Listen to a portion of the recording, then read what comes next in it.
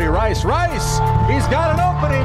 Rice, he could go all the way. He's got one man to beat. Chase Becker spins, hangs, complete. Broughton breaks through. It's a race to the end zone. Touchdown, Sioux. The Sioux strike first. It used to be On the road. Conquers back on top as Region 8 champions. That's Ben Heenick. Heenick with a load of steam, and he bowls over. One as Blake Bergstrom looks to go. Blake Bergstrom floating in midair for two. Backdoor cut. Cheryl Hayes off the glass for two. There is Nesham. Wow, look at that shot by Addison Nesham. She's putting on a show. You think her heart is pounding? No way. The Lucid Buffalo Bombers are headed to the state. Corner, 3 seconds. Simiato, no. Putback, no. The Killdeer Cowboys survive.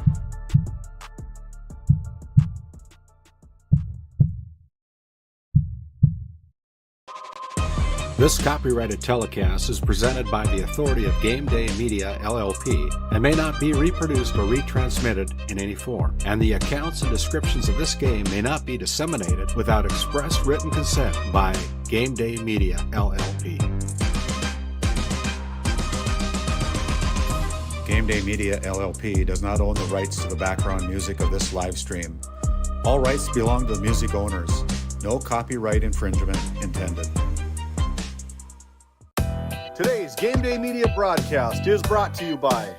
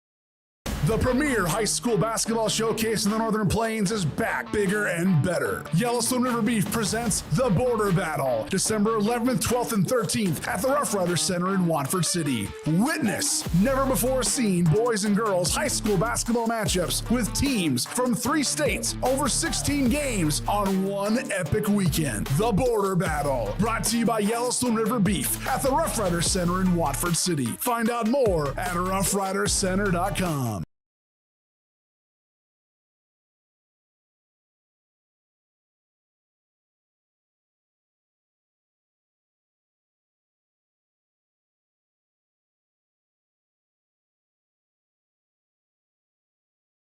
Hello and welcome to the Roughrider Center, presented by Northern States Fishing Tools. It is time for the border battle here in Watford City. Our first 2 teams are already down on the court warming up for our first game, featuring the Alexander Comets and the Mandak Thunder in high school girls basketball action. This is going to be the first game of 16, and we will bring them all to you right here on GameDay Media over the next 3 days. Thankfully, the weather has allowed us to get these games underway, and it looks like the roads are going to be fine. It might just be a little bit cold the next 2 days, so we've got all systems a go as we prepare for an outstanding weekend of basketball here in western North Dakota. We've got teams from 3 different states that are going to be playing here this weekend, and it's going to be a lot of fun. We couldn't be happier to have it right here on GameDay Media. We want to welcome you into your Hagen Equipment pregame show. My name is Titus Stenberg. I'm going to be joined all weekend long by Randy Peterson, David Peterson, and Noah Fredrickson, along with our outstanding production and camera crew. It's going to be a big team effort here to get these 16 games on the air to you here this weekend. Stick around as we continue on with our pregame show. Randy Peterson is down on the floor, and he's going to have some coaches' comments brought to you by Watford. NCC Video is everything you love about cable TV in a portable package. Watch shows live or record them wherever you are, whether you're at home or on the go, even out of state. No more fighting over what's on TV, because everyone can watch what they want, when they want, on their own devices, all for the same price or less than you're paying today. We'll even get you set up at home and show you how to use it. NCC Video. Take your TV with you. Welcome back to the Roughrider Center, and it's time for your Lindsay Grocery Coaches Comments. Lindsay Grocery, where community meets quality every day. Find them on Facebook for daily and weekly deals. Your favorite grocery store. Randy, take it away down on the court. Yeah, thank you, Titus. We've got head coach Dylan McLean of the Mandak Thunder out of Granora-Westby, the co-op there in the North Dakota and Montana school. That's got to be quite a challenge, doesn't it? Yeah, there's a time difference between our schools even, so just getting back and forth and getting everybody in the right time zone is kind of a challenge in itself. So as I take a look at your team that's on the floor warming up here tonight for our first game of the border battle, looks like you got some height, looks like you maybe have some quickness. What kind of team do you have? Yeah, definitely. It's probably one of the bigger teams we've had in a while, and so we're planning to play some zone, play some 1-3-1 to try to use that a bit. And then, yeah, on top of it, we got some kind of scrappy guards who are quick and young and just want to get after it. So this is a good combination of size and speed, I think. I know you've got a record of 1-1 coming into this border battle. Tell me what your strength is, do you feel? I think our strengths right now is, like you said, our size. First couple teams we played a lot of zone against us. We were able to have some success shooting from the outside. So we're just trying to find that balance between outside shooting, getting the ball inside, and just working together and, you know, just taking advantage of teams that plan to play zone against us. Well, thanks for giving us a little bit of time, Coach. Coach Dylan McLean of the Mandak Thunder out of Granora-Westby. We'll send it back to you, Titus, so we continue on with more of our Hagen Equipment pregame show after this timeout. All right, thank you very much, Randy. We'll be back with more on your Hagen Equipment pregame show right after this timeout. You're watching GameDay Media. When the job demands power and precision, turn to Hagen Equipment in Watford City, your proud Case IH and Bobcat dealer. From equipment rentals to a full service department and an extensive parts inventory, Hagen Equipment has what you need to get the job done right. Stop by 805 South Main Street in Watford or visit HagenEquipment.com. Hagen Equipment, Work ready, field proven. Farmers Union Oil Company of Watford City has been serving the customers in and around the surrounding community since 1929. Farmers Union Oil believes in community involvement and has supported numerous activities since the beginning. We take pride in giving back to our patrons through dividends and stock retirements. Our customer service should be our top focus to ensure a pleasurable experience for you, our customer. Whether you're looking for gas, fuel, hardware, or just needing to fuel the body, Farmers Union Oil is your one-stop shop. This Game Day Media broadcast is brought to you by Edward Jones is a proud sponsor of Watford City and Alexander Athletics on Game Day Media. Call financial advisor Doug Rolfson at 701-444-4160 for all your investment needs. Edward Jones, member SIPC. Welcome back to Game Day Media's live coverage of the 2025 Border Battle. We've got Randy Peterson down on the court for some more Lindsay Grocery coach's comments. Randy, take it away. Yeah, thank you, Titus. And head coach Jolynn Duncan of the Alexander Comets give us a few minutes here to talk about her team coming into this Border Battle, the first game of the Border Battle here on this Thursday afternoon. Always nice to get back into a venue like the Roughrider Center, isn't it? Absolutely. These guys put on a good event here, and it gets the girls all excited for the season coming on, so we really enjoy this event. So I know this game with an 0-1 record, having dropped a game to the Trenton Tigers, but what have you learned about your team so far in this early part of the season? Well, like I said, we're still super young, but we did come out with Trenton for the first half, and we learned a lot. We got a little winded there, so we do have a lot more conditioning to do, but these girls are young and they're ready to push, so. So what do you know Mandak Thunder? I don't know if you've had a chance to look at them, but as you look at them warming up here, they're awfully big, and what's it going to take to put your first win on the score side of the things here tonight? Well, like I said, we are coming in blind with these guys. We did see one video, and this wasn't the team that we've seen. But with a little bit of height, yeah, our main goal is we're going to have to box these girls out. That's going to be our number one thing here. Third-year head coach Jolynn Duncan of the Alexander Comets. Thanks for the time, Coach. We'll send it back to you, Titus, at the Tioga Medical Center Sports Desk as we continue on. All right. Thank you very much, Randy. Good job. We are counting down just a few more minutes from the opening tip of our first game of 16 here from the Border Battle. We'll be back right after this timeout. Nesset is here to provide services to the oil and gas industry. We have a fabulous geologic jackpot right here in North Dakota. And what we are doing is providing and developing this resource to be used for years, decades, and generations to come. I look forward to a great future right here in Tioga, North Dakota. For the healthcare services you need and expertise you can trust, it's right here at home with Tioga Medical Center. You're important to us, and so is your well-being.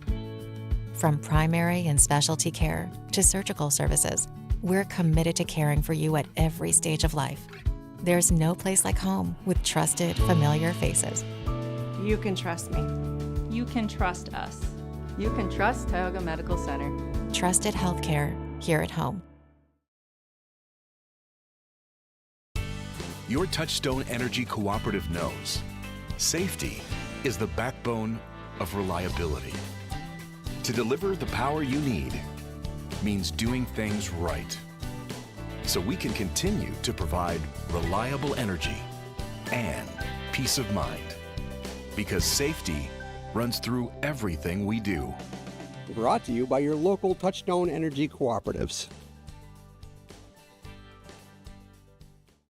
Looking for a powerful new truck at an unbeatable price? Then check out Red Rock Chevrolet GMC in Williston. Right now, get behind the wheel of a 2026 Chevy Silverado 1500 Crew Cab for just $499 a month. $499 a month. Or take home a GMC Sierra 1500 Crew Cab and save a massive $13,000 off MSRP. These trucks are loaded with performance, comfort, and cutting-edge tech, all at rock-bottom prices. Make your way over for a test drive today. Red Rock Chevrolet GMC in Williston. Voted a top 20 critical access hospital in quality, our trauma center is ready to handle all your emergency needs with our acute stroke ready certification and full lab and radiology department. Our physical, occupational, speech therapy providers are available for all your rehab care, and our family practice clinic provides a variety of care including well child and child immunization. Psychiatric care is available by telehealth, and mental health is available in person. Schedule an appointment by calling us at 701-628-2505 and find us on our website at stanleyhealth.org. Montreal County Medical Center, here to help you throughout a lifetime.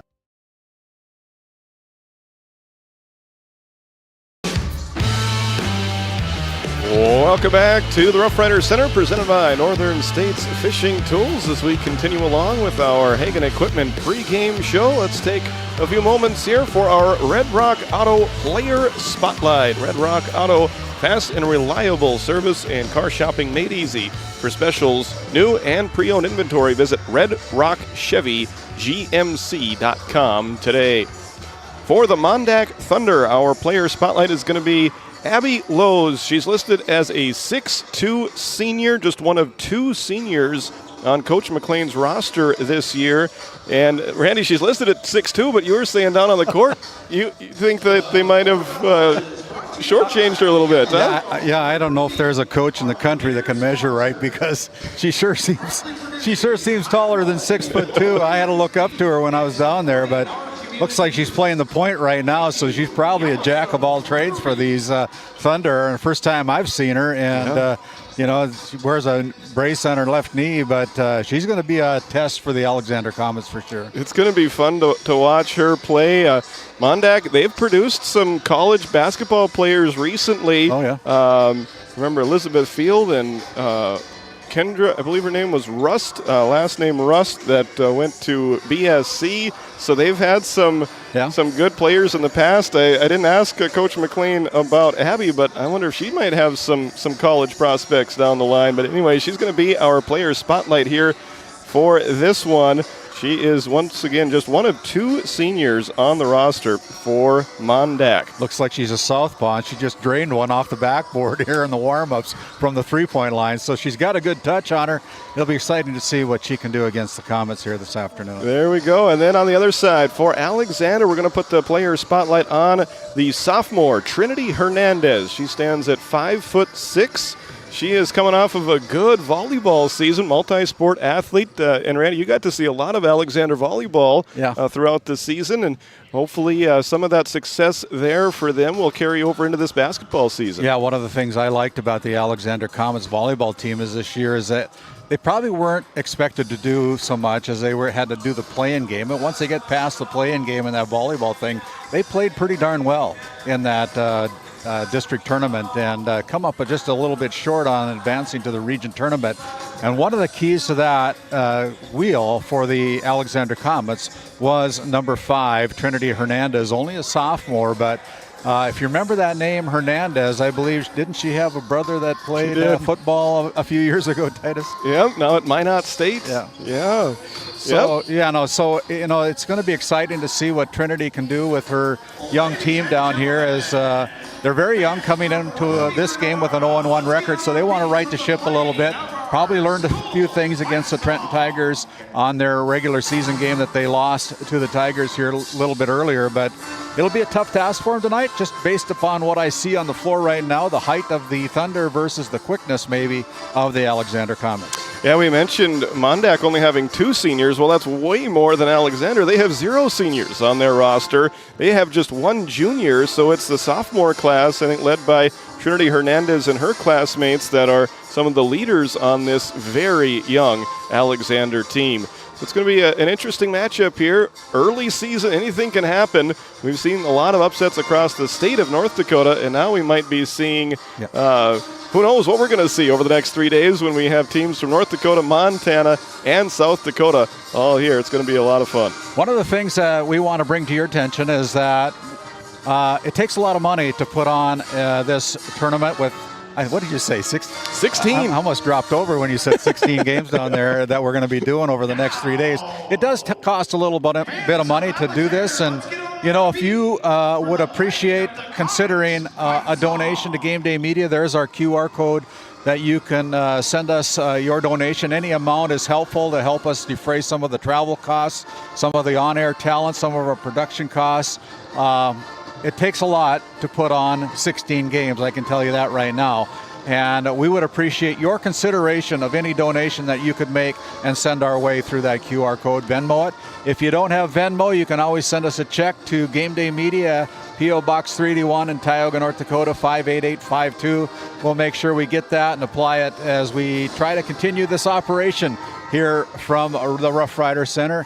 And as we take a look at our Division B girls rankings in the state of North Dakota, it was kind of some upsets last week as number 2 and number 3 got knocked off, and that's reflected in this week's media poll as Benson County still gathering all 17 votes, first place votes to still lead the pack, the defending Division B girls champions from a year ago. Coming up from the number 4 slot this year is Lemoore, Litchfield, and Marion, still perfect on the season with a 1-0 record.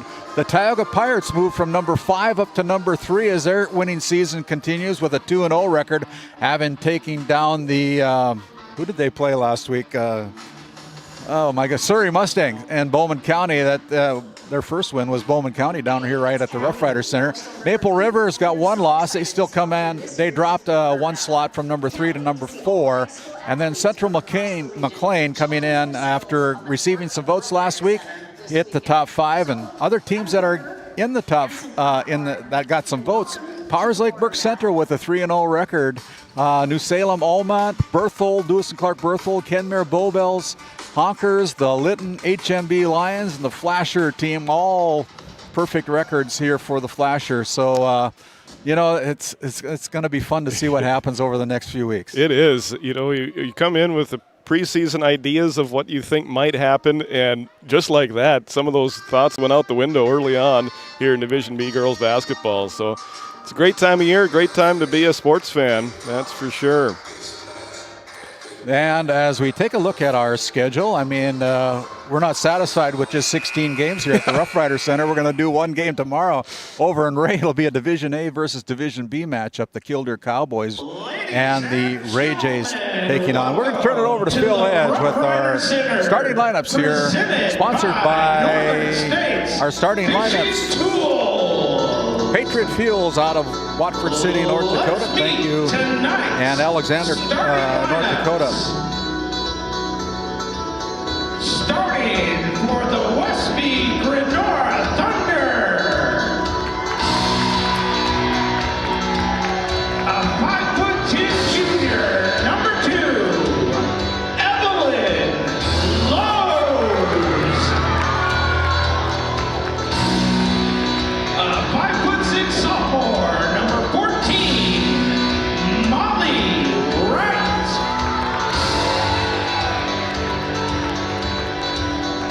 A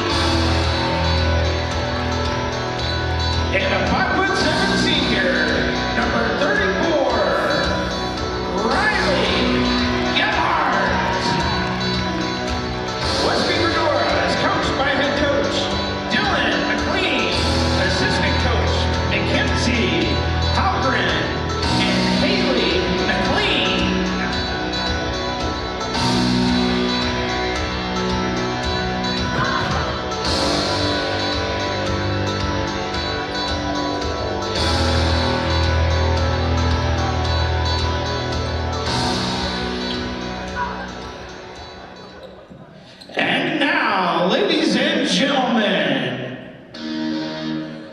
our home team today from Alexander, North Dakota. Let's meet the Comets.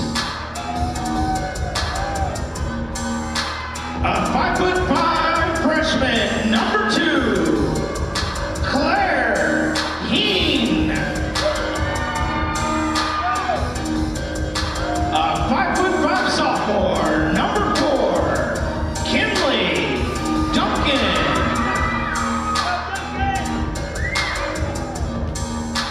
A 5'6" sophomore, number 5, Trinity Hernandez.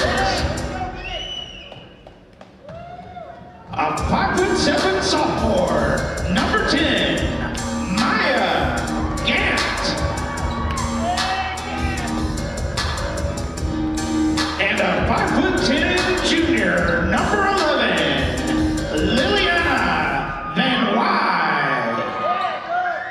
Alexander is coached by head coach Jalen Duncan.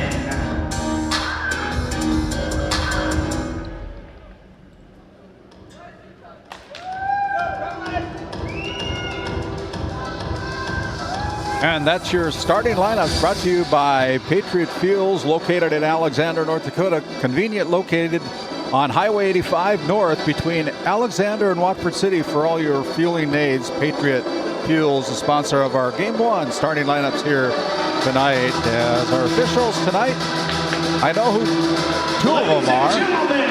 Get on your feet. Kevin Schneider and Drew Flogan. Not sure who their main official is. Do you know? Peter Sikora. Peter Sikora. There we So go. there they are. Between the 2 of us, we got all 3. There we go. Well, 6'2" versus 5'10". 5'10" on the opening jump here tonight. Yeah. So my name's Randy Peters. I'm going to turn it over to our play-by-play voice here in Watford City, Titus Stenberg. Thank you very much. And we are underway with the border battle. The opening tap won by the Mandak Thunder.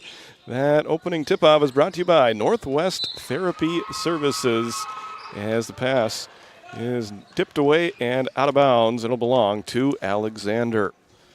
Not the way you want to start out the game, but maybe a little bit of jitters here in the opening game, but they'll get it straightened out. Almost got a turnover back, as it looks like they are playing that 1-3-1 that Coach McLean was talking about, and they do eventually get a steal there. Riley Gebhardt coming the other way. There's Lowe's, our spotlight player, with the basketball. Looks like Alexander playing a 2-3 zone to start things here. They get it inside to Abby Lowe's.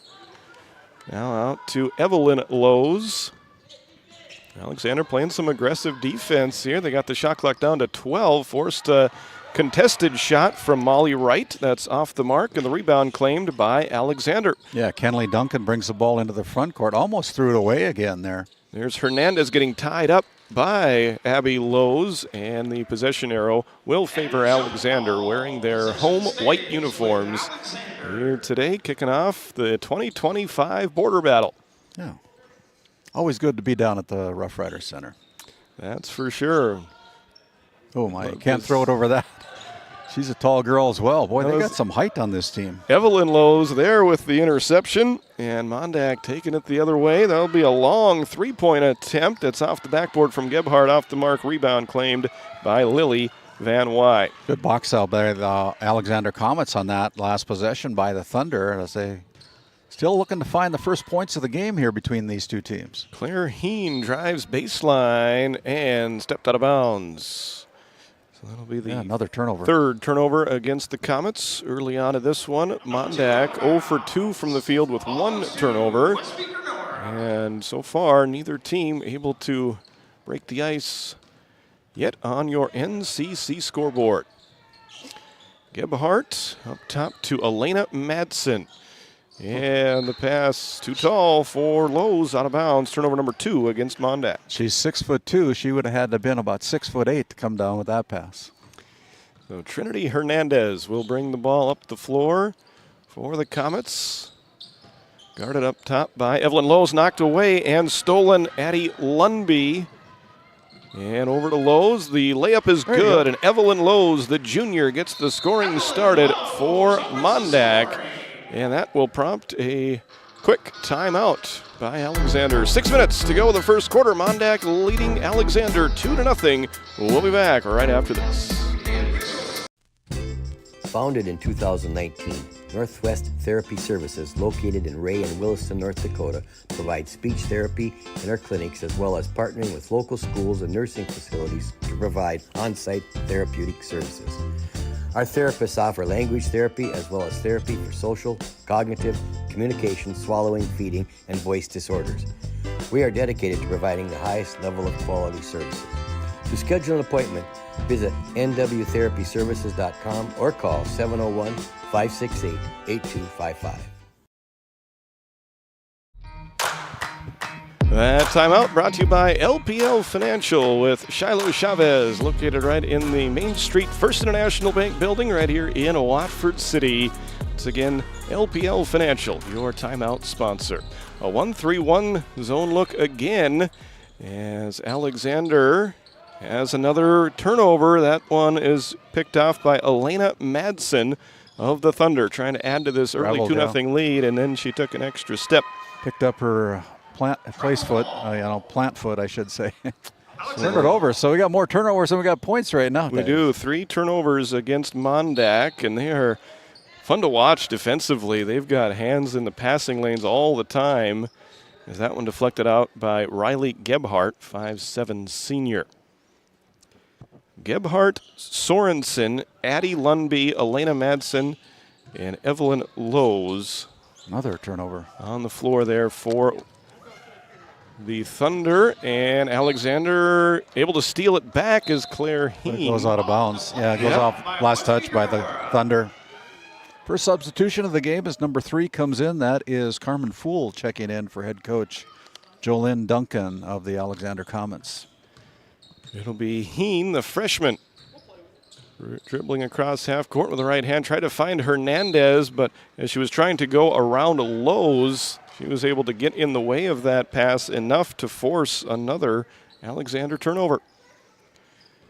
5:08 to go in our opening quarter. Mandak with an early 2-0 lead. There is a short-range jumper by Lundby, too strong. Rebound by Maya Gant, the sophomore for Alexander.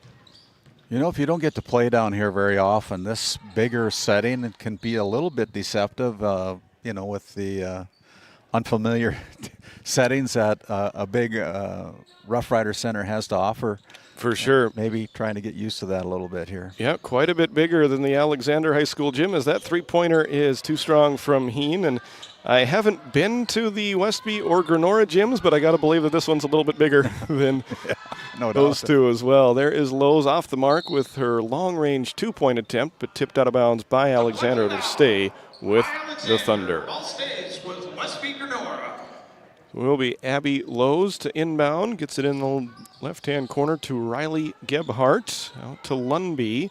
Into Lowe's. Out to Evelyn Lowe's for 3. No. Rebound by Abby, and she puts it in off the glass for 2. That's where it helps to be 6'2" and a southpaw. Kind of cleared herself and was able to put it down for a bucket. The second of the afternoon for the Thunder. That doubles their lead up to 4-0 as Hernandez gets inside, puts the runner up too strong, and the rebound by Addie Lundby. And they want to run. The Thunder do, as Lowe's misses that one with the right hand, and Maya Gant claims another rebound for Alexander. She's rebounding well early on in this one. Hernandez hands it off to Gant, double teamed near the three-point line. Back into the right corner for Hernandez, who drives all the way under the hoop, has her shot blocked by Lowe's. That's not going to come out very good if you're down low there against the 6'2" and 6 foot players for the Thunder. Yeah, giving up a lot of size there as Mandak commits their 5th turnover. Wow. It'll be Kenley Duncan back in for Alexander, and Avni Carnes, a sophomore, up off the bench into the game for the first time for Mandak.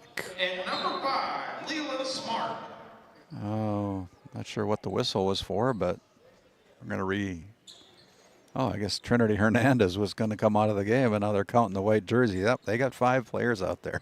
There we go. Julian Cross, freshman, into the game for Alexander. It's Duncan with it. Back outside. That's cross. Pass does find its way to Van Wy, and then it's tipped away by Abby Lowe's and stolen. Turnover number 7 against Alexander. Elena Madsen to Gebhardt. Pass deflected out of bounds. Quick hands by Maya Gant. She's played nicely defensively here to start this game for Coach Duncan. Another Lowe's coming into the game for the Thunder. That is Bella replacing Evelyn. Bella Lowe's in there. She is a freshman. Here's a three-point attempt. The first one of the game, and it rattles in for Riley Gebhardt. From the Tioga Ace Hardware three-point line, you can find them on Main Street in Tioga, North Dakota. A helpful place here this Christmas season. Inviting you to Tioga. So the Thunder make the first 3 of the game, and they are up 7-0, trying for their second victory of the season. They come in at 1-1. Alexander is 0-1. There's a baseline drive and a basket off the glass for Bella Lowe's. Instant offense off the bench for the freshman Bella Lowe's. And Mandak started off the quarter cold, but they're up to 40% field goal shooting right now, making 4 of their first 10. Timeout on Alexander will take another timeout, brought to you by LPL Financial. You're watching GameDay Media's coverage of the border battle. This GameDay Media broadcast is brought to you by Edward Jones is a proud sponsor of Watford City and Alexander Athletics on GameDay Media. Call financial advisor Doug Rolfson at 701-444-4160 for all your investment needs. Edward Jones, member SIPC.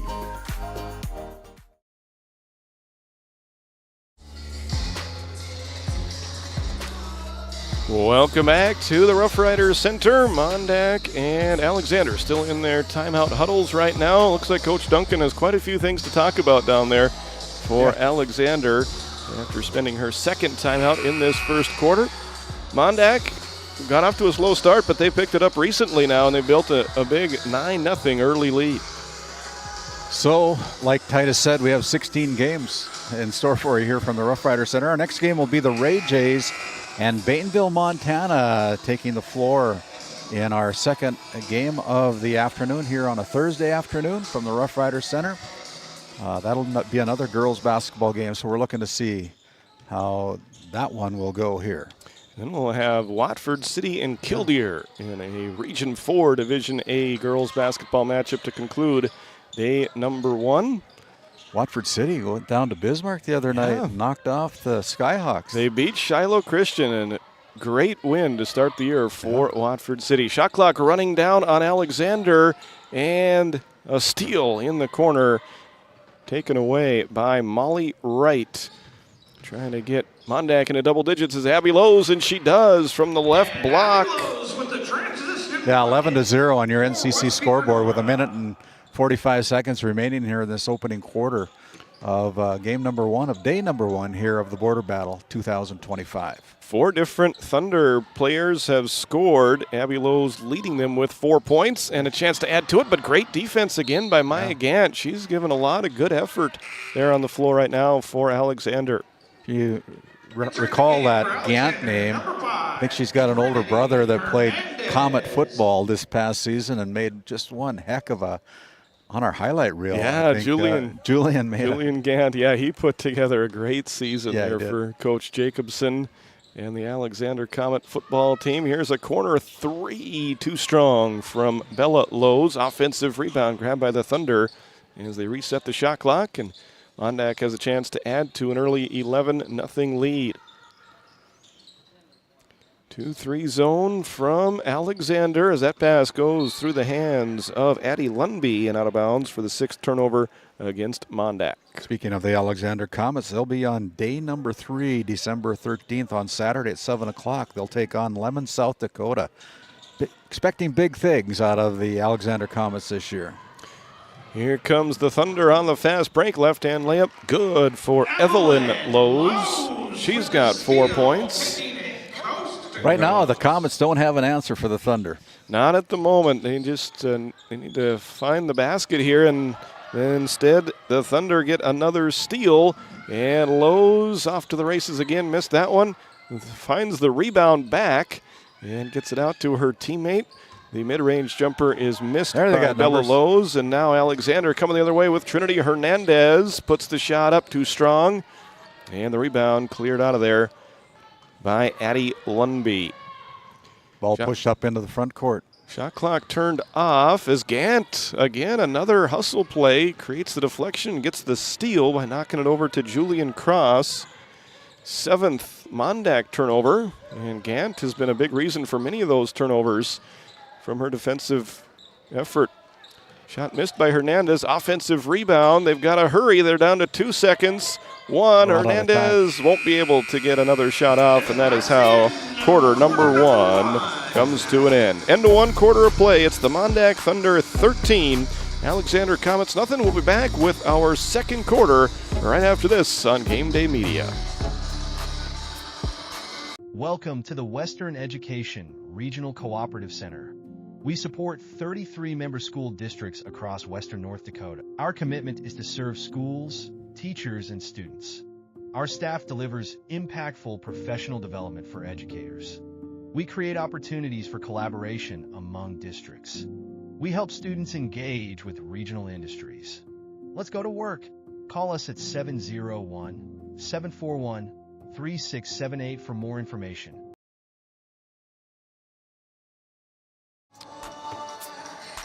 Hey, and as we bring it back here to the Roughrider Center, it gives us a chance to thank some of our library sponsors, including the Tioga Pirates Booster Club. 2-0 on the season for the Lady Pirates. The boys will take the floor on Saturday the 13th in their home opener in their new gym at the Ship in Tioga. We're thankful for their participation with GameDay Media. Also want to thank North Shore Plaza PTO, NSP PTO, proud supporters of the Wildcat girls basketball team, as well as the Longhorns boys basketball team, wishing all teams a safe and successful season. 13-0 on your NCC scoreboard. The first possession of the second quarter will go to the Thunder, as you can take a look at our GameDay Media YouTube channel. Just subscribe at no cost. And the first possession on our Northwest Therapy Services second quarter goes to the Thunder. Speaking of number 13, it's Misha Sargent in there for the Thunder, playing with a 13-point lead. She's got the basketball right now, as the Thunder shot 6 for 15 in that first quarter to build opening quarter lead of 13. Sargent drives, and good defense, and the held ball called as Kenley Duncan forces that turnover late in the shot clock. 8th turnover against Mandak. I think if you're Coach Dylan McLean, I think one of the things you're going to be talking about in future huddles and at halftime, we've got to clean things up a little bit. I mean, they're giving everything to the Alexander Comets. That Comets still struggling to find the bucket. But and why with that shot attempt off the mark. Rebound claimed by the Thunder. And Gebhardt left open for 3, doesn't take it, instead gives it down to Lowe's, who misses, gets her own rebound, puts it back up, and scores. Good use of the glass there by Abby Lowe's, getting another bucket. She's up to 6 points right now, 6 of her team's 15, and she's got to be nearing 5 rebounds if she hasn't grabbed a 5th one yet. As Alexander's looking for their first points, and we're going to have our first foul of the game there, called at the 6:41 mark of the second quarter, as we take a look at our RTC Network's instant replay. Yeah, number 4, Kenley Duncan got bumped there. It's a non-shooting foul, so fresh 35 goes on the shot clock for the Comets. Misha Sargent called for that foul, the first of the quarter, first of the game. Hernandez drives, flips it up there and in. Trinity Hernandez for 2. Our Red Rock Auto Chevrolet player spotlight with the first bucket for the Comets. So that is the icebreaker for Alexander, as they have on the scoreboard. And now, not too much later, it's Abby Lowe's answering right back as she makes it 17-2 Mandak. Abby Lowe's now with 8 points. Comets just turned it over again. And the Thunder give it right back with a travel in the backcourt. 17-2 on your NCC scoreboard. Well, early season basketball. Both teams still trying to find their footing here early on in this season. And, in an event like this, it is a little bit difficult to go first, I think. Yeah. There isn't a lot of people in the stands. I think a lot of people who may have wanted to come out were scared away by the inclement weather. Roads are better than I was thinking out there today, but still not perfect, and so we certainly understand people watching instead of coming out, but we'd love to see you here at the Roughrider Center. If you can't make it today, we've got 2 more days full of action on Friday and Saturday. That foul was called against Molly Wright, another non-shooting foul, so Trinity Hernandez will inbound with a fresh shot clock. She gets it in to Carmen Fool, mid-range jumper too strong, offensive rebound by Kenley Duncan. And there's a steal. That one taken away by Addie Lundby. Pass over to Lowe's. Leaps, makes the catch. Does not get the bounce. And picks up the foul on the ensuing rebound. Good job by Van Wy to grab that rebound and draw the foul. Third team foul, first personal against the 6'2 senior Abby Lowe's. Now Alexander just 2 fouls away from getting into the bonus. Here we've not seen a free throw attempted yet. Here's Claire Heen for 3, just short. Offensive rebound taken by Alexander, and they maintain possession. Yeah. Good for them. Yeah, they're hustling out there for sure as Hernandez gets the tough angled pass to Fool. It looked good from here, but it rims out. Another offensive rebound for Alexander. Coach McLean standing with his arms crossed right now. Probably isn't too pleased with the rebounding that's currently going on. And right on cue, there's another offensive rebound. Hernandez hoists off the glass. And finally, Mandak able to grab a defensive rebound. That's Addie Lundby who pulls that one away for the Thunder. Madsen quickly into the front court. Van Wy is going to get whistled. Yeah, first foul of the game against Alexander. Lily just stuck her left hip out there and bowled over the Thunder and picks up her foul. First one. So Lily Van Wy picks up her first foul as Maya Gant, 5'7" sophomore, will replace her. Maya Gant has been fun to watch on the defensive side of the ball here in this first half. And there she is. She's contesting Lowe's on that jumper and did just enough to throw Lowe's off, and her teammates grabbed the rebound, and here comes Alexander. Seeing if defense can lead to offense, but instead it's a turnover, and Lowe's taking it the distance. She scores, and the foul. Take a look at that RTC Network's instant replay.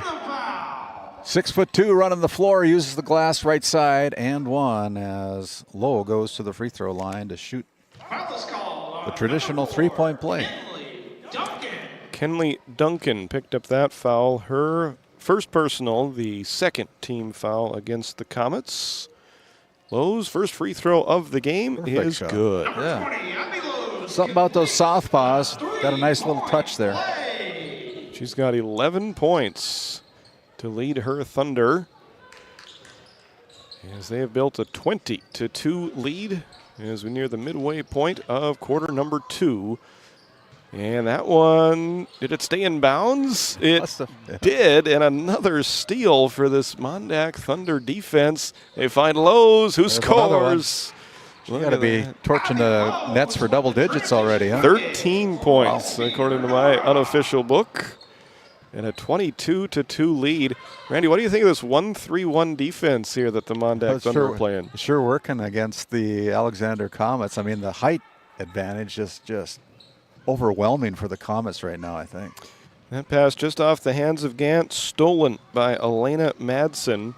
16 turnovers against Alexander. Most of them have been steals as Addie Lundby runs the floor. Yeah, runs the floor, gets the little bounce here at the Roughrider Center for an easy bucket. That's Lundby's first points of the game. And now we're going to have a dead ball turnover as the ball finds the far sideline. As Bella Lowe's and Misha Sargent come back into the lineup for the Thunder.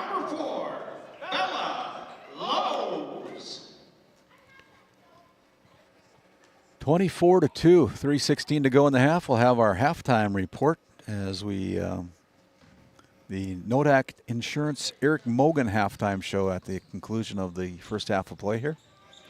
Sargent up top, they get it in the middle, and that will be a foul called against Alexander. That will send Addie Lundby, the 5'8" junior, to the free throw line. Foul is called on Alexander's number 10, Maya Gant. Maya Gant picking up her first personal foul, the third team foul of this second quarter. And the first free throw is good for Lundby. 23, Addie Lundby at the line. Julian Cross checks in for Alexander, replacing Kenley Duncan. 15, Julian Cross.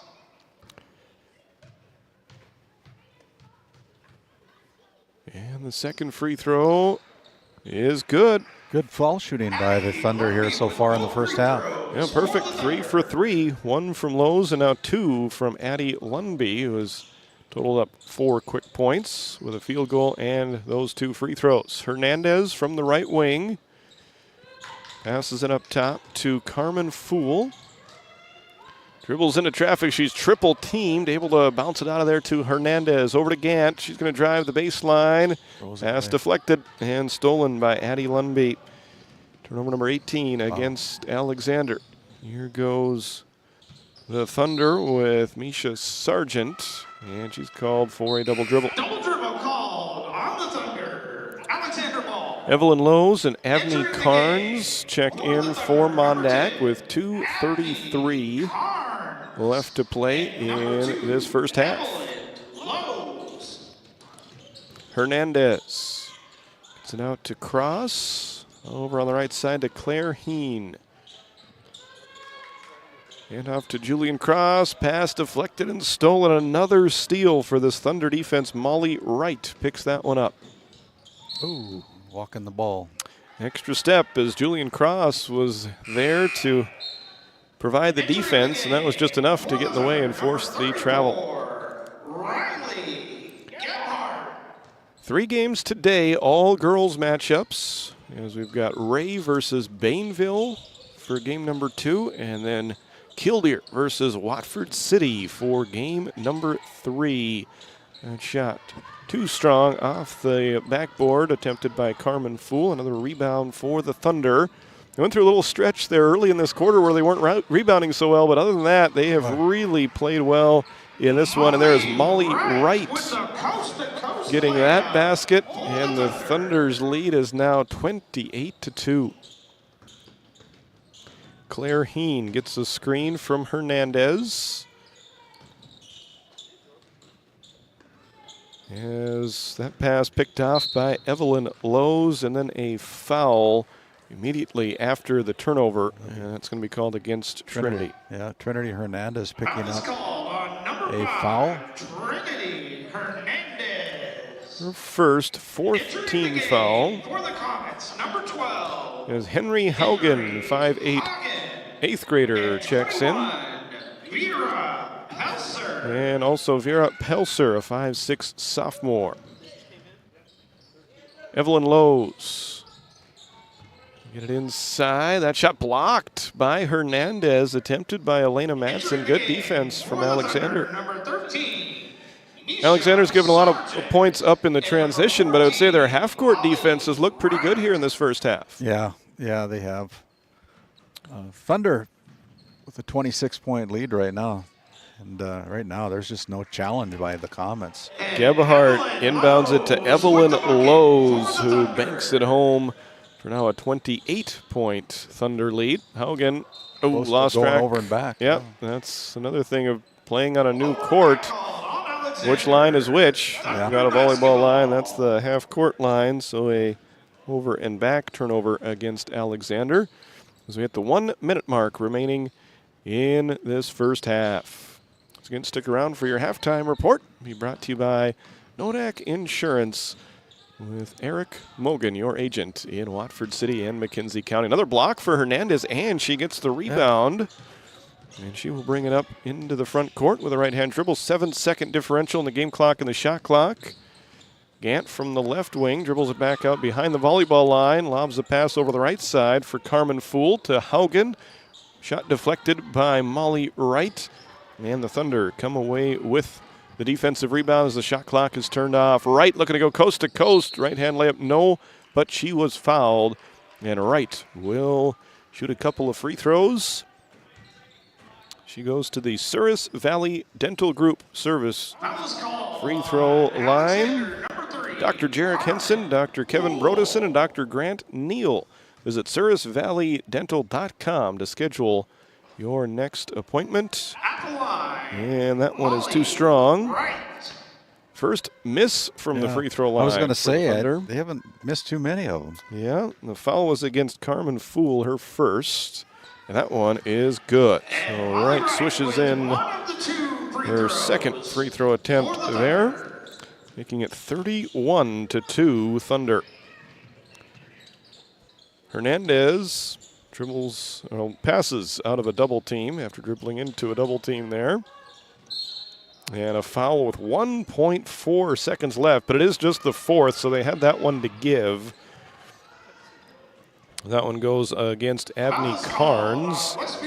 And now the Comets will have 1.4 seconds to try to dial up a baseline out-of-bounds play. Gant into Hernandez. She catches and shoots. It's a little bit short, and that's the end of one half of play. All Thunder in the first half. Here, this one. After 2 quarters of play, it's the Mandak Thunder 31, the Alexander Comets 2. Stick around for your halftime report from the border battle after this timeout.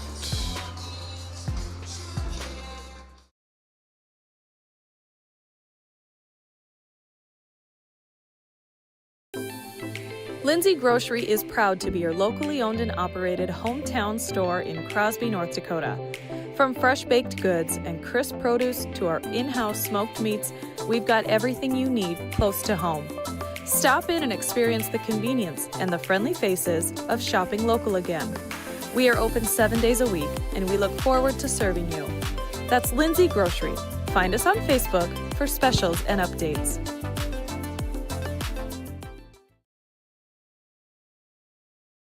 Since Nodak Insurance Company started, we've gone from paying by mail to paying online. Your proof of insurance is found in an app, and as farming technologies advance, our coverage protects. The way we live and work has changed, but our service and commitment remain. We're evolving to meet your insurance needs, with answers where and when you need them most. Nodak Insurance Company. Stop by our office in Watford City and visit with Eric Mogan and Brady Monroe to see how we can help. When you have financial questions or ideas, you need someone to listen and provide insight about your options.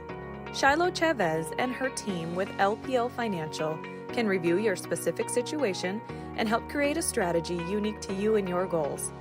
Give her a call at 701-842-4244 or email at shiloh.chavez@lpl.com. You could put your dog in charge of deliveries. But maybe don't. You could plant your field by hand. But maybe don't? You could point in any direction and randomly choose a bank. But maybe don't? Cornerstone Bank offers high-tech, high-touch options when you want efficiency or need advice. Get the best of both, banking the way you want it. Come to Cornerstone and let us prove the difference.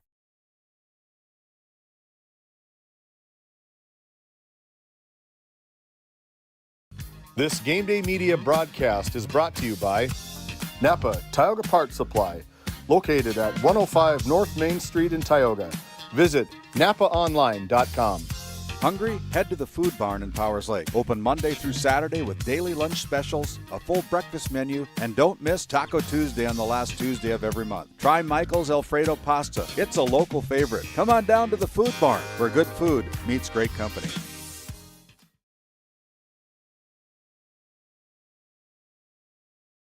This GameDay Media broadcast is brought to you by Brandy Larson Insurance of Stanley offers home, auto, business, and farm insurance. For a quote, call 628-1414. Your local Farmers Union Insurance agent. Located in Tioga, North Dakota, Wham LLC and Dry Fork Supply are companies that specialize in gas flow measurement and equipment, along with a fully stocked oil field parts and supply warehouse in the Bakken. Give them a call at 701-664-9425 or stop by today. Bourgault is a premier implement manufacturer, and Green Ag, a division of Farmers Union Oil Company of Kenmare, is a premier Bourgault dealer, receiving top dealer by territory and top service by territory the last several years. Sean Rapp, recognized as top salesman by territory the last 3 years. It's the result of a dedicated staff working hard to ensure customers receive the finest in Bourgault drill sales, parts, and service. Green Ag, a division of Farmers Union Oil Company in Kenmare, located in Mohall.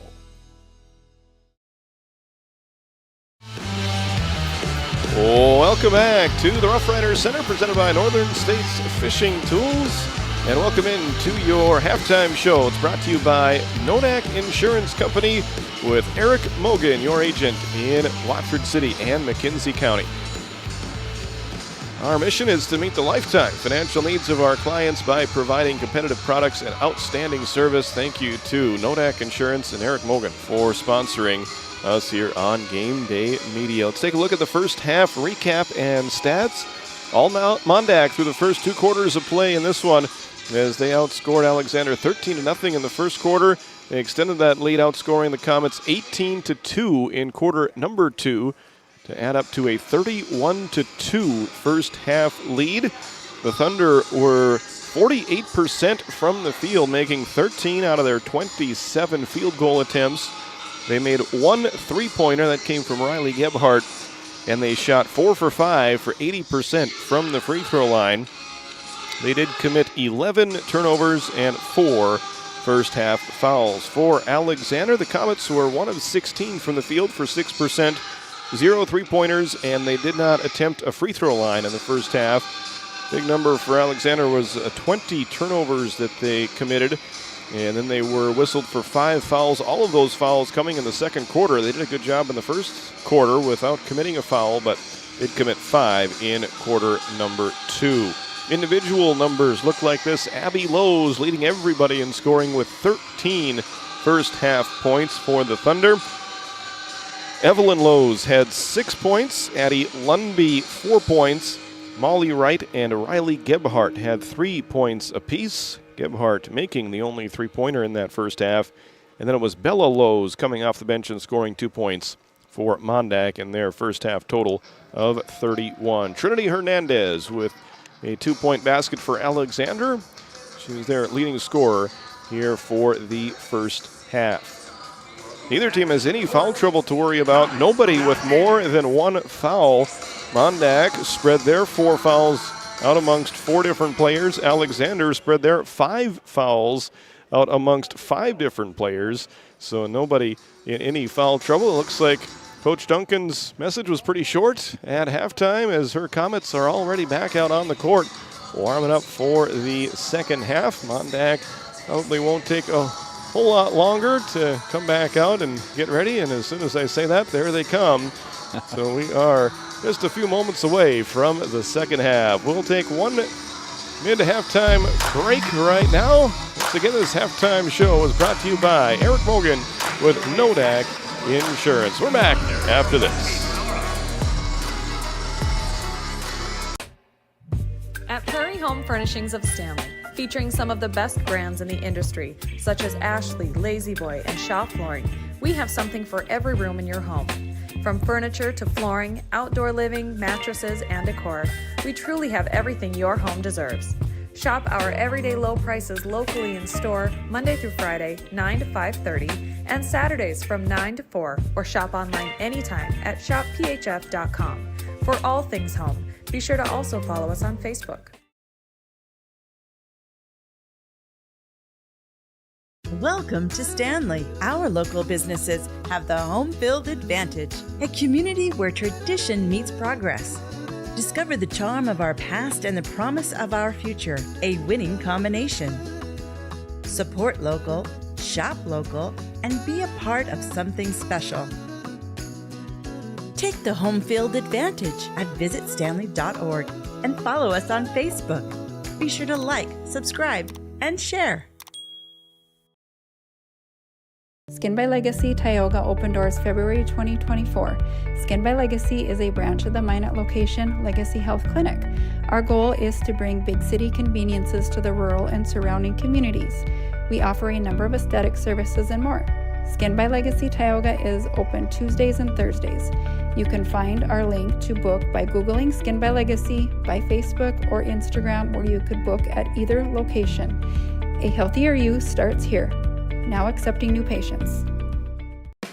At Border Plains Equipment of Stanley, your local Case IH dealer, our vision is to be the respected and recognized leader in agricultural and equipment and the employer of choice by helping people succeed.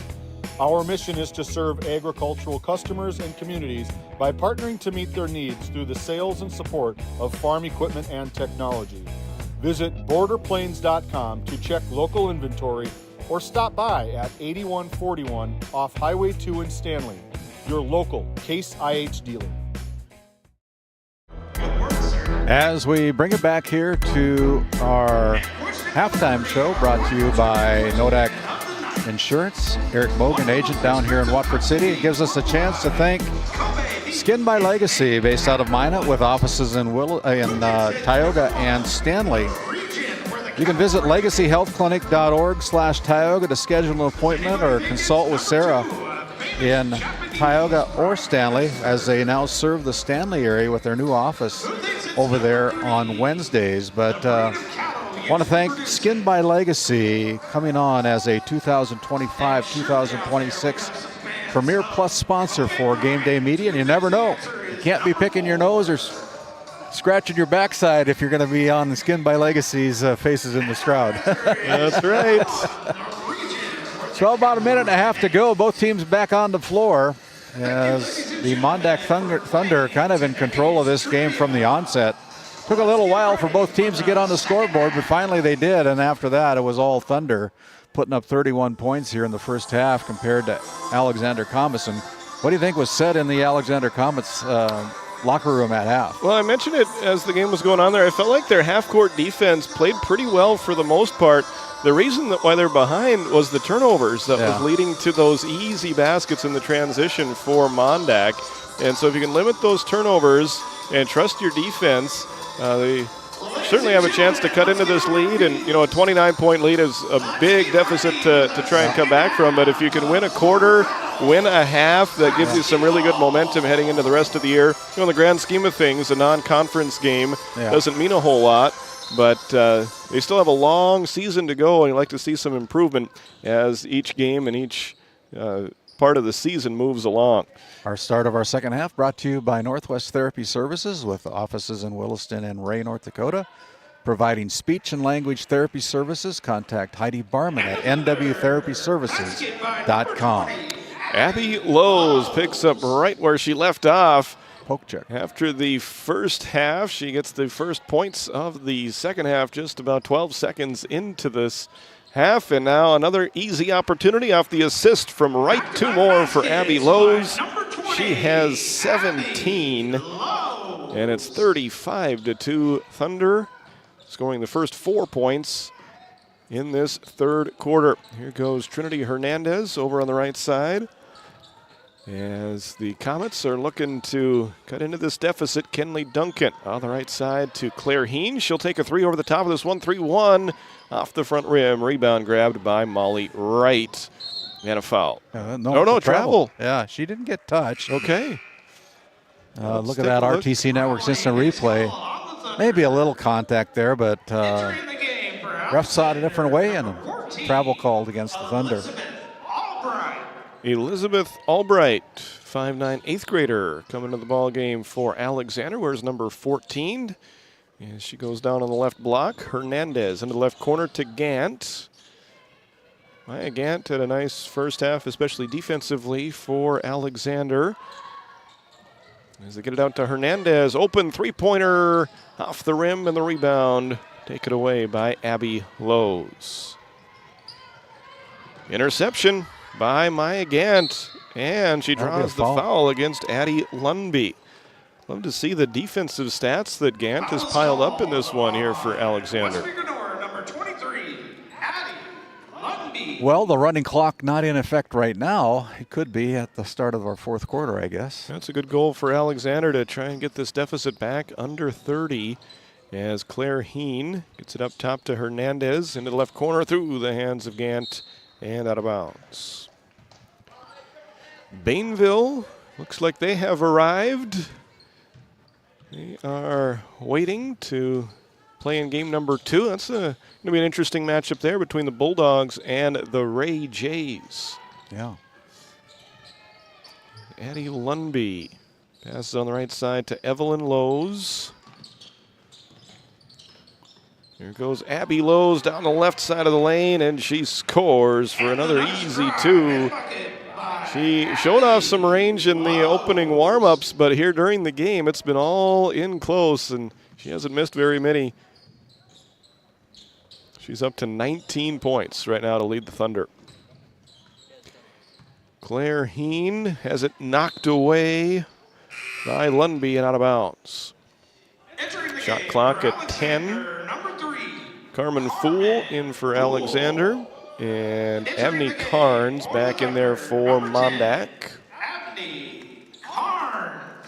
As Heen bounces it in to Fool. Picks up her dribble, long pass over to the right side for Maya Gant. Back to Hernandez, who is bumped. And a foul will be called against Riley Gebhardt. It'll be Gebhardt's first personal. Number 34. Second team foul of this third quarter. Yeah, this Mandak Thunder team, they're a good-looking team. They're big, they're lanky. They got about a 4-person substitution rotation coming off the bench. They look like they could play deep into the playoffs for the Montana side. Yeah, they've had some success over the years. There was some contact on that play, but no foul called as both players get back up and are okay. They did reset the shot clock as Alexander goes to work. Yeah, they only play now in Montana in the postseason. Shortly after this co-op was formed, they did play in North Dakota every other year back in the 2-class days when it was District 16 in Class B. But lately they've played only in Montana. They play in District 2C over there. And boy, could they put some teams together. That Grenora Gophers, they were pretty good back in my day. Jen Seminow, there was another girl, I can't remember her name, but they were such good basketball players for the Gophers. Good defense by Carmen Fool, getting the block there and forcing the held ball as she blocked the shot of Abney Carnes. Rayanne Hagan just came to me. Her brother was Lane Hagan, I think. He was a stud, too. He's about 6'5", play all over the court. Cameron Antos, bless his memory, for the Grenora Gophers. Good teams back in the day. And right now, their girls team leading at 37-2, trying to get over 500 on the season to make it a 2-1 start to their year. Talking to Coach McLean, they have 6 non-conference games here this year, as there is another steal, and Evelyn Lowe's misses. The follow was blocked, but a foul. That'll send Bella Lowe's to the free throw line. Take a look at that RTC Network's instant replay. Thought a little bit of a contact there, no call, but it looked to me like she maybe got undercut a little bit, not much room to land. So Bella Lowe's goes to the line, misses her first free throw as Kenley Duncan picked up her second personal. For West Grenora, number 4, Bella Lowe's. Roughrider Center starting to fill in here a little bit this early game. People are still in school right now. Yeah. Not quite the Christmas break here in North Dakota yet. Nope. Got a ways to go yet. And foul called on that rebounding attempt. We'll give the ball back to Alexander, looking for their second field goal of this game as we see Coach Matt Heyer entering the arena that he has coached a lot of games in. He was the Watford City boys basketball coach for a few years in this building. Now the head coach of the Ray girls. Foul or travel call. A very good coach indeed too. You know, he's got a lot of talent coming up. They got a good one. I'm not going to say any names right now, but they do have a good one that they're going to probably showcase a lot here tonight. It rhymes with Schmarman. Okay. There is a basket that is good for Evelyn Lowe's. She's got 8. And right now, Mandak is 4 for 6 from the field in this third quarter. They've built a 37-point lead as they force the 25th turnover of the game from Alexander. Another easy opportunity on the other end. That one is banked in by Bella Lowe's. She's got 4, and it's now 41-2. 10-0 in this third quarter for Mandak. Yeah, good start for the Grenora Westby Mandak Thunder coming out of the second half. These are some of those games where, do we put the pedal to the metal? Obviously there's some class in winning and losing, and you try to adapt to that. But at the end of the day, you want to win the basketball game. It's not they want to get up and down the floor, a little bit of conditioning. Look to see a lot of maybe reserves get some action here in quarter number 3 and 4 as we continue on. Van Wyk in for Alexander, Gebhardt in for Mandak as that pass goes off of Gebhardt and out of bounds. Yeah, still a lot to learn if you're both teams here in this situation, even though the score is pretty lopsided. The situational basketball that you can work on in game is always better than working on things in practice. As here the three-pointer is off the mark from Carmen Fool. Rebound goes out of bounds in the corner as Maya Gant unable to run it down inbound. And then you start looking about, injuries. Obviously it's the early season yet, but you don't want anybody to get banged up in one of these air quote meaningless games right now early in the season. It's a good opportunity. That's part of the marketing thing here down at the Roughrider Center. It's games you probably never see and would never see again other than down here. A big, deep three-pointer. Look at that. Riley Gebhardt makes her second 3 of the game, and that was a great-looking shot from the left wing. That was deep. That was a deep 3, and the net just perfect shot. 44-2 now on your NCC scoreboard.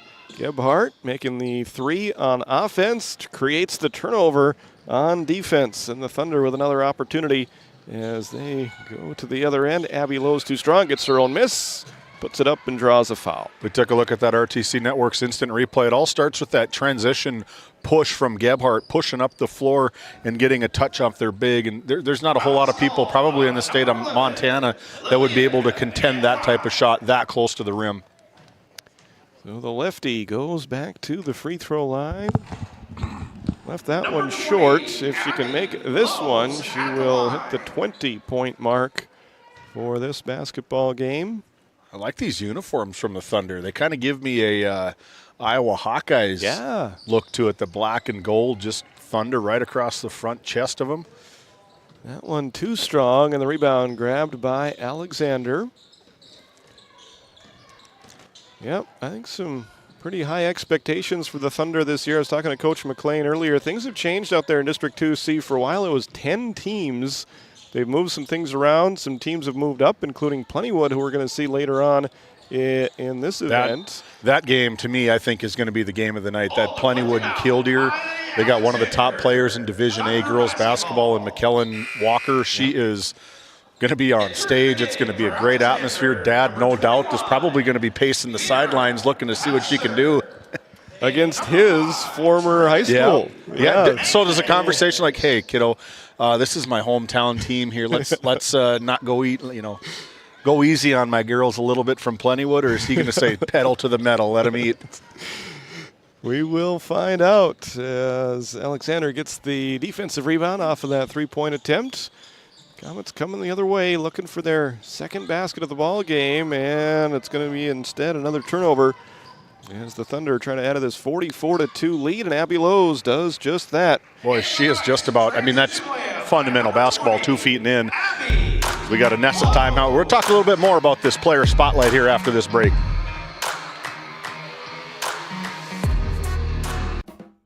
Looking for top quality groceries and ready to go meals? Visit The Depot, owned by Julie and Josh Bummer in Crosby, North Dakota. This specialty grocery store offers a wide selection of premium meats, including 100% ranch-sourced beef from the Nelson Livestock Company, essential grocery items, and delicious pre-made meals perfect for any occasion. If you're planning family dinner, need something fast, or need a special order for an upcoming event, The Depot has you covered. Support local and shop The Depot in Crosby today. Find us on Facebook at The Depot LLC. Welcome back to our coverage of the Border Battle. I want to thank the Wolfpack Booster Club for coming on board with us here on GameDay Media as a sponsor this year. They're doing a great job in their first year down here in Watford City, supporting Watford City activities and athletes. You can check them out on Facebook. They've got a great Facebook page there. Keeps you up to date. That is the Wolfpack Booster Club. Doing a lot of big things, a lot of high expectations. You know, we talked about it earlier. You got the girls maybe putting on a little bit of a stunning showcase against those Shiloh Christian Skyhawks earlier this week. Took them down. The Watford City football team had a tremendous season. I mean, everybody lost to Kindred except for Devil's Lake towards the end of the year, but the Watford City Booster Club, they got a golf tournament that I think that they put on earlier this fall. It's something that I would like to be a part of. Is, hey, we get a threesome here. We got the left-handed sharpshooter and Randy Peterson back from fueling up here from the concession stand. I was getting a little shaky there. Needed to get something food in there, but thank you, David. Yeah, they do a fantastic job, does that Watford City Wolfpack Booster Club. Yeah, we've got 3 Wolves games coming up here at the Border Battle. Girls tonight, boys on Friday night, and then the girls again on Saturday night. Yeah, Watford City and Sidney, Montana. They travel here from the Thunder, but you talk about another matchup, start from scratch all over again and get this rivalry back up here between Watford City and Sidney, Montana, the showcase night at 8:45 tomorrow night. That is going to be one heck of a ball game. And the very last game of this entire event will be Watford City girls taking on Lemon in the final game of the event. 46-2, Mandak with the lead as we end the third quarter. Stick around, we'll have quarter number 4 for you right after this on GameDay Media. Looking to save on fuel and fuel up fast? Patriot Fuels of Alexander, North Dakota is your partner in profit. We're proud to support the trucking industry with high-speed fueling systems, top-quality products, and vendor relationships that put your success first.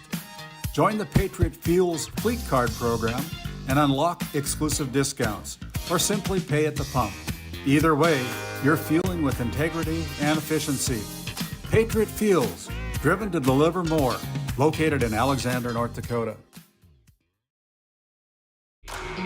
Be sure to check out our concession stand. Welcome back to the Border Battle here at the Roughrider Center. Lots of great seats here. We've had, it's only been around this is the 10th year now of the Roughrider Center, and we've been able to have some outstanding events, and I think this Border Battle is really growing into one of those marquee events that people are going to look forward to from year to year. And yeah, come on out and check out what the Roughrider Center has to offer.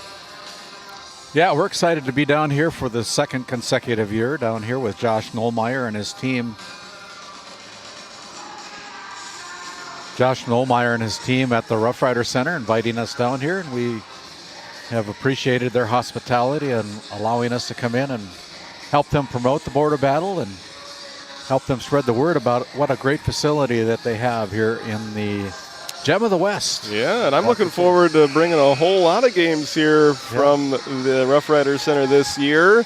We've got 30 Watford City basketball games ready to go on the GameDay Media schedule. So 15 girls games, 15 boys games. And speaking of that, if you want to become a sponsor, here in the Watford City market, we've got a lot of opportunities for you to promote your business as we promote athletes in Watford City and the area.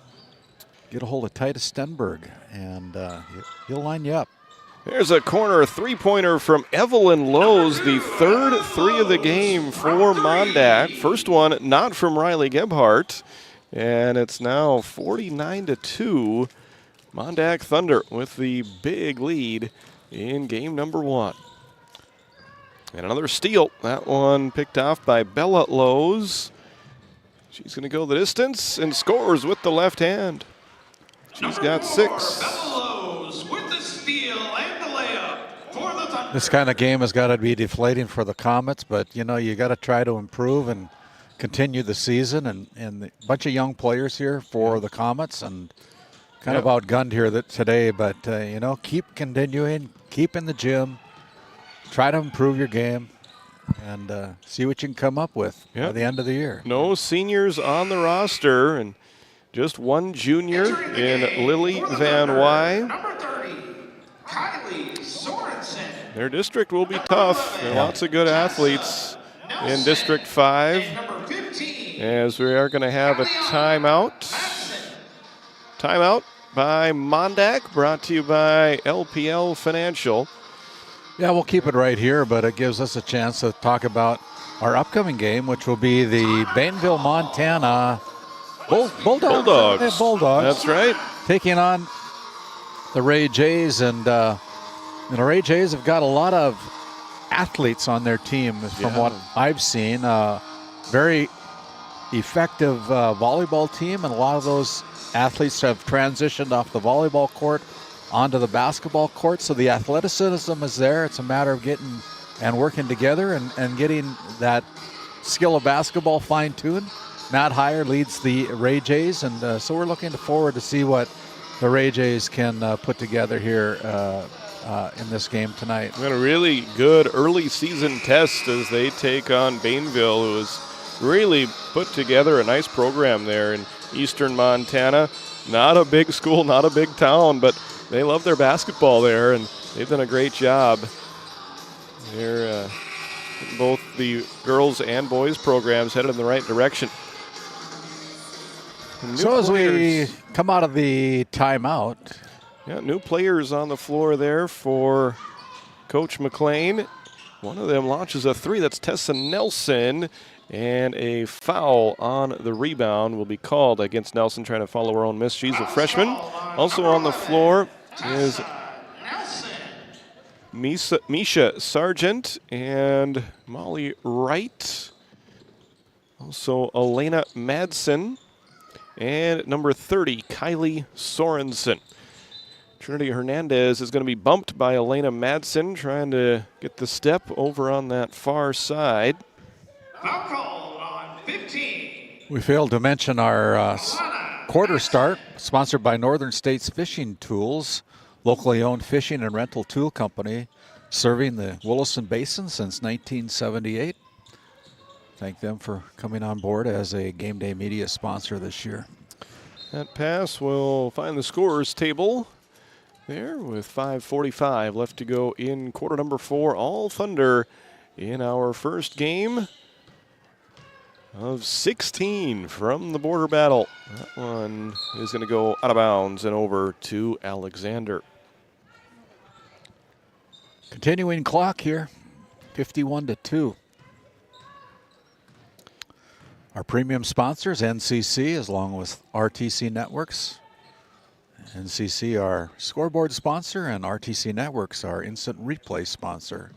Great couple of telecommunication companies that have really invested in GameDay Media, and we thank them for their support. Good hustle play by Hernandez, but it does result in a turnover. Mandak unable to turn that turnover into immediate points as Elena Madsen missed the shot attempt.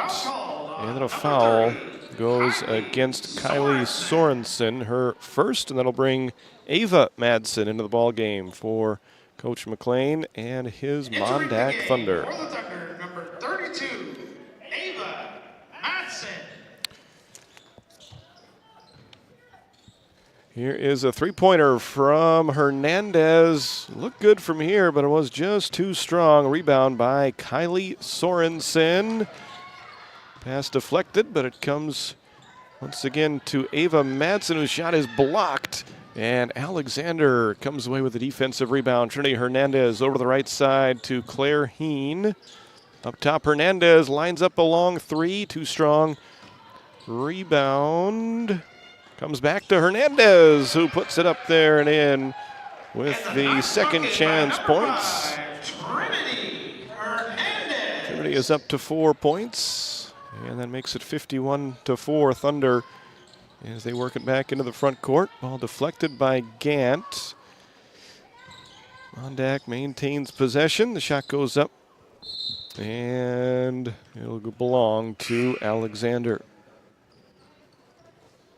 Entering the game, Vera Pelser. Tessa Nelson. And Lily Van Wy come in for Alexander. Bella Lowe's checking in for Mandak.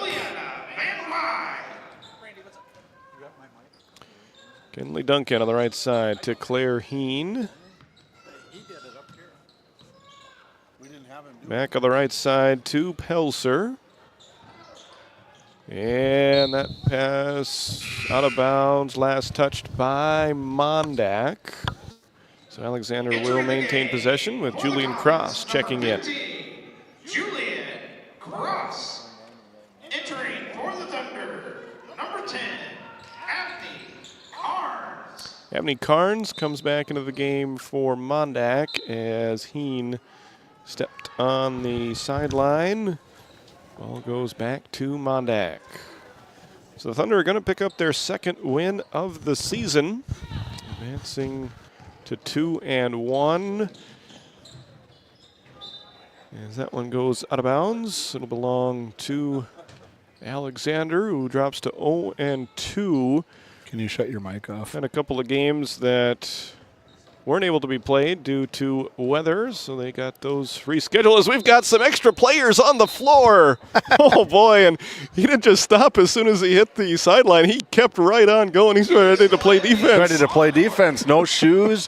Looks like Mac Hollins out there with no shoes on. Good athletic move from Mom, jumping out there trying to get him. Get the little... I didn't see boy girl get the little one off the court. I saw him coming down the stairs, and you don't see that too often when they keep right on coming. He had the look in his eyes of, I'm going for it, Mom. You never know what you're going to see at a high school basketball game. That's true. There's a steal for the Thunder, and the shot put up and in for Bella Lowe's, the freshman, up to 8 points. She has put in a nice game coming off the bench for the Thunder. Yeah, some of this depth for the Thunder. Very long, lanky, finishes well at the rim. She's got a good, spring in her step, can able to get up quite a bit. Turnover, and then a held ball that'll keep it right here for Alexander. As we see Amelia Klein out there for the Comets, and Elena Madsen on the floor for the Thunder. Under 1 minute remaining in the ball game. And Henry Haugen will also check back into the ball game, awaiting the inbounds pass from Amelia Klein. That's picked off, intercepted by Bella Lowe's. Sent Randy Peterson down to the floor. He's going to catch up with our First International Bank and Trust player of the game as Bella Lowe's gets another basket to go. She's got 10. Second Mandak Thunder player into double figures. Yeah, they really share the ball around and just transition. That's every coach's dream, is just to get up and down where basketball is at these days, is transition baskets. Henry Haugen tries a long three. That misses off the mark. That is the Bainville head coach almost getting his hands on the basketball there, but the officials a little bit faster on that one, and that will do it. There is your final buzzer as Mandak picks up their second victory of the season as the Thunder knock off Alexander by a final score of 55-4. Stick around. We'll be back with your post-game show and your player of the game right after this. This GameDay Media broadcast is brought to you by... Located in Tioga, North Dakota, Patriot Oilfield Service Incorporated is a proud supporter of the Tioga Pirates, supporting the Bakken with hot oil and water hauling services. For your service needs, call our dispatch office at 701-664-2016 today. Modern Dental, with offices in Tioga, is here for all your dental care needs. Doctors Amber Wentz, Eric Melland, and Christian Melland provide trusted care for the whole family. We're open Monday through Thursday, 8 to 4, and accepting new patients now. Modern Dental, your smile, our priority. For the healthcare services you need, an expertise you can trust. It's right here at home with Tioga Medical Center. You're important to us, and so is your well-being. From primary and specialty care to surgical services, we're committed to caring for you at every stage of life. There's no place like home with trusted, familiar faces. You can trust me. You can trust us. You can trust Tioga Medical Center. Trusted healthcare here at home.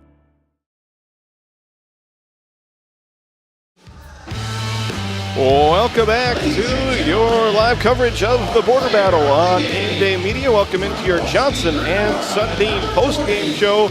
Randy Peterson is down on the floor. He is caught up with the victorious head coach and our first International Bank and Trust player of the game, Abby Lowe's. Randy, take it away. Yeah, thanks a lot, Titus. Coach, come in, open up the Border Battle with a pretty impressive victory tonight. Probably wanted a little bit more competitive game, but you get what you get. Very nice game tonight. What was your thoughts on the game tonight? Yeah, the girls played well and they played hard and they were pretty disciplined in our 1-3-1, and that's just we want to continue to work on that so it's effective. And once we get into conference play, starting next week.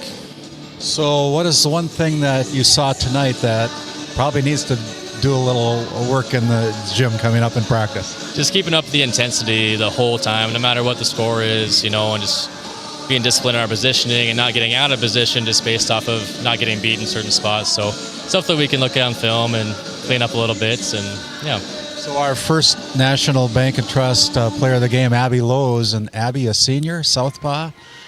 Sometimes I had a daughter that was a southpaw, and sometimes those southpaws have a little bit of advantage because girls don't tend to guard southpaws very well, but you had a very good game here tonight. Well, thank you. Well, I couldn't do it myself. It was a team effort. I'm very proud of my team. I couldn't do it without them. Yeah, and so as you improved to 2-1 on the season now, right? And what's up next? You said you go into district play next week. Yeah, we start out district next week with a tough Bainville team.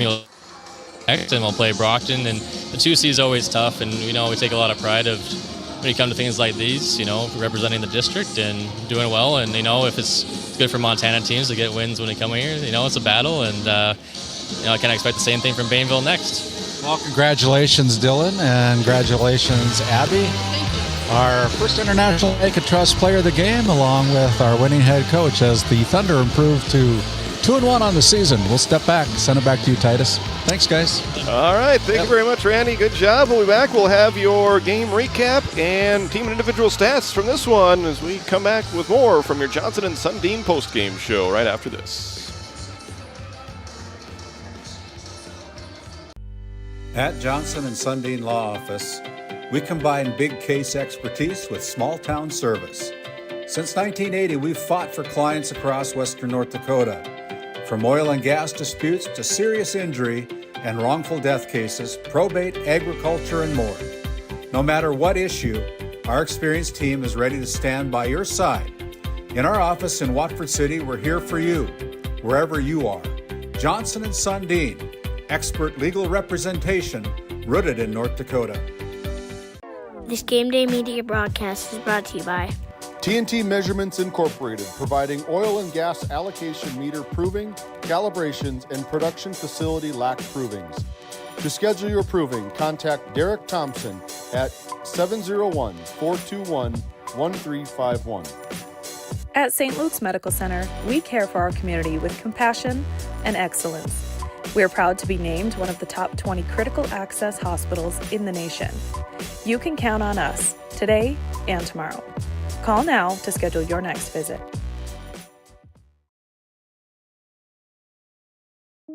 This GameDay Media broadcast is brought to you by... Since 1952, Liberty State Bank of Powers Lake serves Burt County and the surrounding areas with a full suite of financial services. We are committed to being your bank of friendly service. Liberty State Bank, FDIC insured. Tioga Drug and Soda Shop, located at 106 North Main Street in Tioga. Visit tiogadrug.com.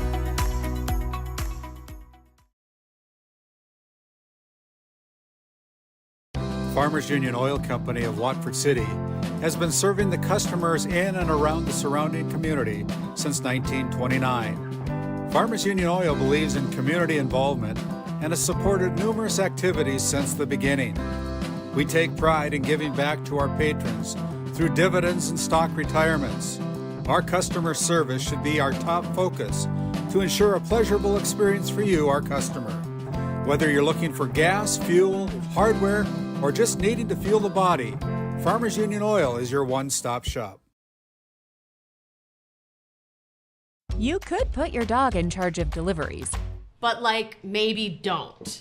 You could plant your field by hand, But maybe don't? You could point in any direction and randomly choose a bank, But maybe don't? Cornerstone Bank offers high-tech, high-touch options when you want efficiency or need advice. Get the best of both, banking the way you want it. Come to Cornerstone and let us prove the difference.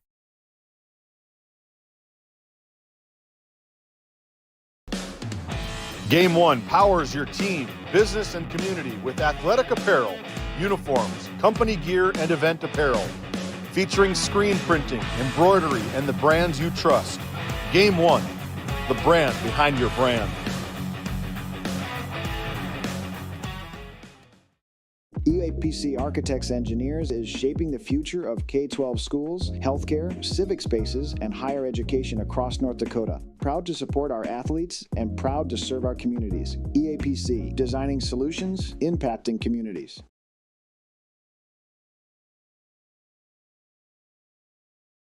This GameDay Media broadcast is brought to you in part by Brian and Eric Johnson with Investors Advisor Group at LPL Financial are here to ensure the success of our clients. We can help you meet your financial goals. Give us a call at 572-3246 to arrange an appointment today. This GameDay Media broadcast is brought to you by TNT Measurements Incorporated, providing oil and gas allocation meter proving, calibrations, and production facility lac provings. To schedule your proving, contact Derek Thompson at 701-421-1351. At St. Luke's Medical Center, we care for our community with compassion and excellence. We are proud to be named one of the top 20 critical access hospitals in the nation. You can count on us today and tomorrow. Call now to schedule your next visit. Welcome back to your Johnson and Sundin post-game show from game number 1 of date number 1 of the 2025 Border Battle. Mandak getting a big win over Alexander on the girls' side of things. They led it 31-2 at halftime, and the Thunder go on for a 51-point win, 55-4.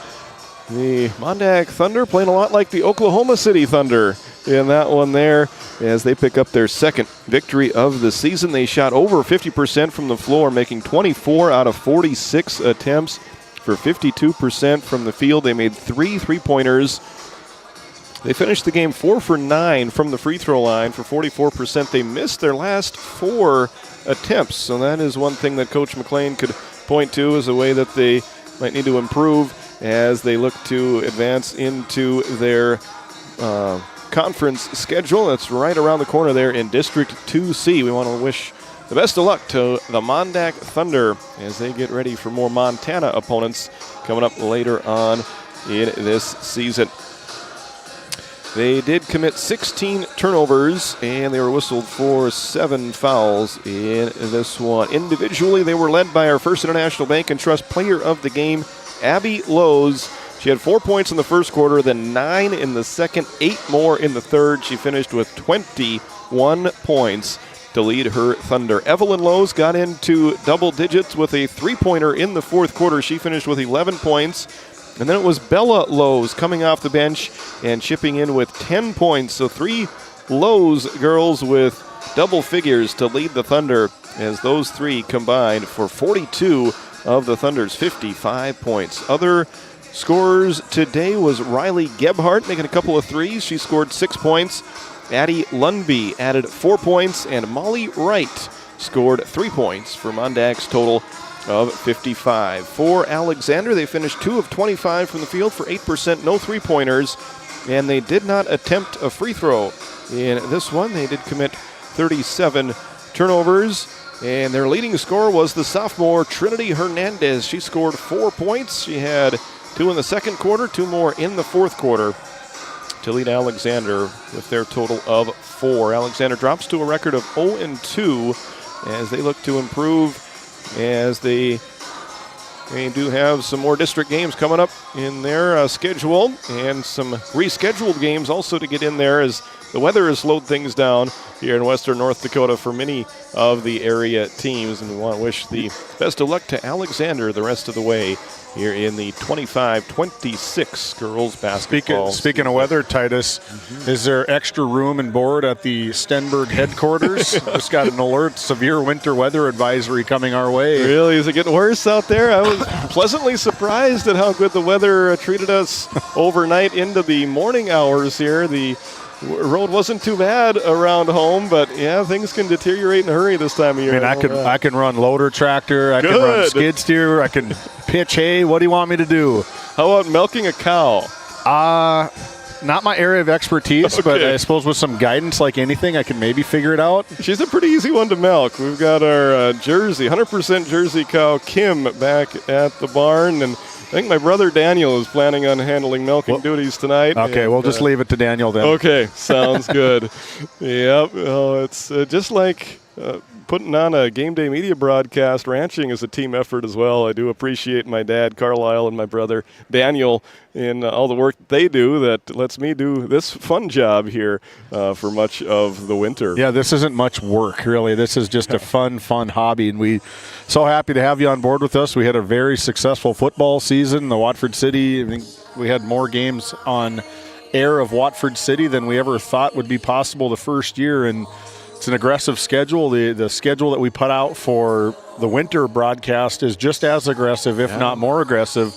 Going to be covering games down in Killdeer potentially. We got a big one on the docket between Watford City, Killdeer, potentially Watford City, Dickinson, Trinity. It's going to be very, very good winter season for us here on Game Day Media. If you haven't done so already, make sure you subscribe to our YouTube channel. You can find us on YouTube at Game Day Media ND, along with Facebook and now Instagram. We put a lot of highlights, a lot of reels. Got a social media director in my back pocket that can do a lot of this stuff for us. It's so fun putting stuff like this and highlighting a lot of the kids and get the attention that they deserve. The polls just came out. We're a big contributor to the polls as we take a look at the boys basketball polls just released on there you go. Yesterday afternoon at 4 o'clock. Any surprises to you, Titus, on 1 through 5? I like it. Our Redeemers, they got a lot of talent coming back. I think they're a deserving number one team. And then from the Northeast, their North Border receiving 5 first-place votes. Not too far behind them, just 10 voting points behind them right there. So they're getting some preseason love there. And then Central McLean ranked in both girls and boys. And then Hankinson, who I thought we might get to see on the football field the way the bracket turned out, but Alexander ended up losing to Napoleon Gackle-Streeter in that first-round game, so it was Napoleon Gackle-Streeter that got to take on Hankinson in football, and they got a lot of good athletes there in the southeast corner of the state. And then look at number 5, one team from our very own backyard, and the Ray Jays cracking the preseason top 5. And, yeah, a lot of exciting teams to look at there and the individuals that those teams represent. Yeah, it's so exciting, for the school of Ray. They had a really good football season between Ray and Powers Lake, and now they go their separate ways, and the Ray Jays, in my opinion, possibly 3 of the top 10 players in the state of North Dakota on one roster between Ty Barman, Blake Bergstrom, Jace Becker. They put in Brody Signer. They got a new addition to the Ray Jays boys basketball team in Cooper Hayes, a very talented freshman. Grady Parizek got his starting role still on the defensive juggernaut for Grady Parizek. Colton Grove's going to see a lot of action. It's just going to be a very, very fun season for these boys Ray Jays team. New Rockford, Cheyenne, Oaks, Linton, HMB, Bishop Ryan, and Midway Minto rounding out the received votes. Every week there are going to be new ones, and see if we can hit the nail on the head. We missed it with Berthold and Powers Lake, and the opening Powers Lake put on a stunner and upset the Berthold Bombers at home by 2. And that just goes to show you it doesn't really matter what's on paper. Yes. What matters is when the kids play and who's there at the end of the season. That's right. It seems like the time that I spend around coaches, they would rather not be ranked, especially at this point in the season. As you go further into the season, you are what your record says you are, and if you put together a really nice record, you are going to get some statewide attention. But it's kind of nice flying under the radar to start the year without that target on your back. But when you bring back a lot of talent like those Ray J boys have done, I think it's a top 5 ranking that is earned. And now it's time to prove it once they get on the court. And boy, what a game to start their schedule. Oh boy, Randy's making the commute back home tomorrow night. We're going to have the border battle, and it's full night of games, but we're also going to steal James Myers from Tioga and bring him over to Ray, and Randy's going to go back and cover that one, and that will be all eyes as a very talented, didn't quite crack the top 5 or receive votes in Division A, but again, Coach Pruitt probably is just fine with that. Like, I'm perfectly fine not being rated. And again, another one of those games that at the end of the day, it doesn't matter if you win or, I mean, obviously it matters if you win, but if you win or lose, you can really gauge. And you talk about being able to gauge yourself right off of the tip on team game number 1 for the Ray Jays and the Killdeer Cowboys. So it is going to be a fantastic night tomorrow if they play, if the weather holds out. Come on, Mother Nature. Does. Yes. Yeah, when you look at Killdeer, to me, as a media member, they are one of the hardest teams to try and predict, especially early on in the season. When they graduate 10 seniors, you know, they do still have some good talent coming back, but replacing 10 seniors, it's hard to do no matter what the sport is. In basketball, when you only have 5 players on the court at a time, replacing 10 guys is just an immense challenge. But I think Coach Pruitt is up for that challenge. I think the matchup for tomorrow night is probably going to be the phenom freshman, 6'4" Ty Barman, potentially a first-team All-Stater matching up. I see it with Jackson Reese, the 6'4" senior from Killdeer. I think it's going to be freshman on senior.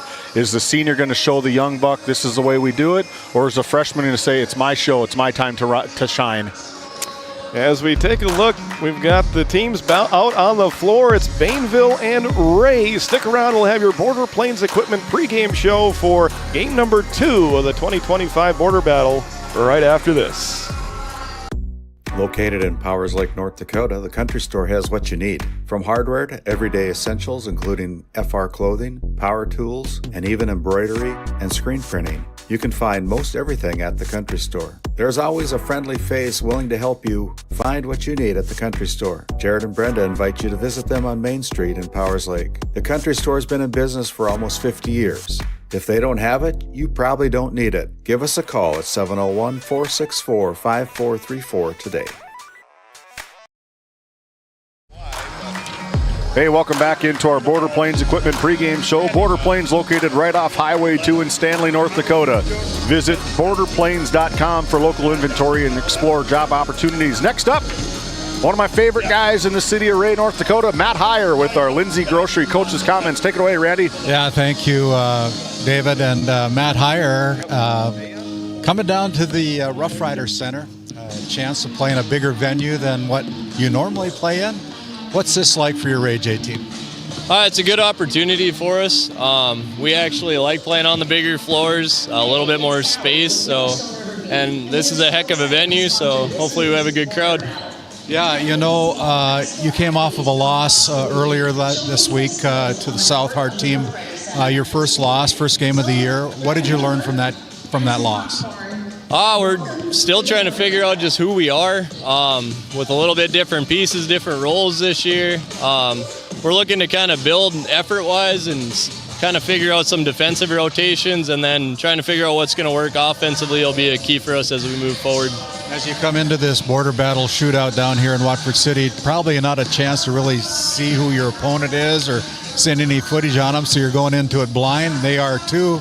What are you expecting tonight? What's going to be the game plan for the Ray Jays tonight?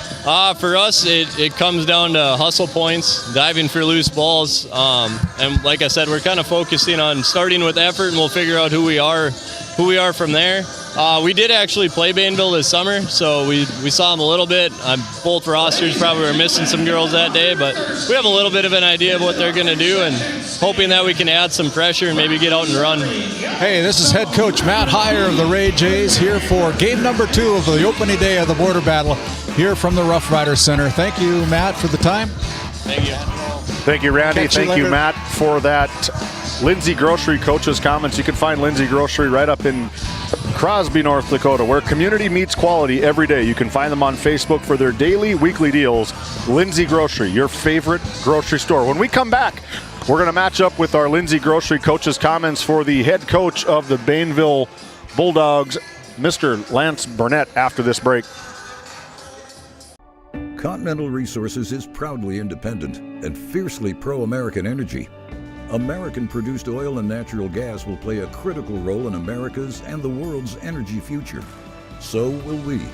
We're deeply invested in our communities in North and South Dakota, Montana, Oklahoma, Wyoming, and Texas. Visit CLR.com for job opportunities. We are Continental Resources, America's energy champion.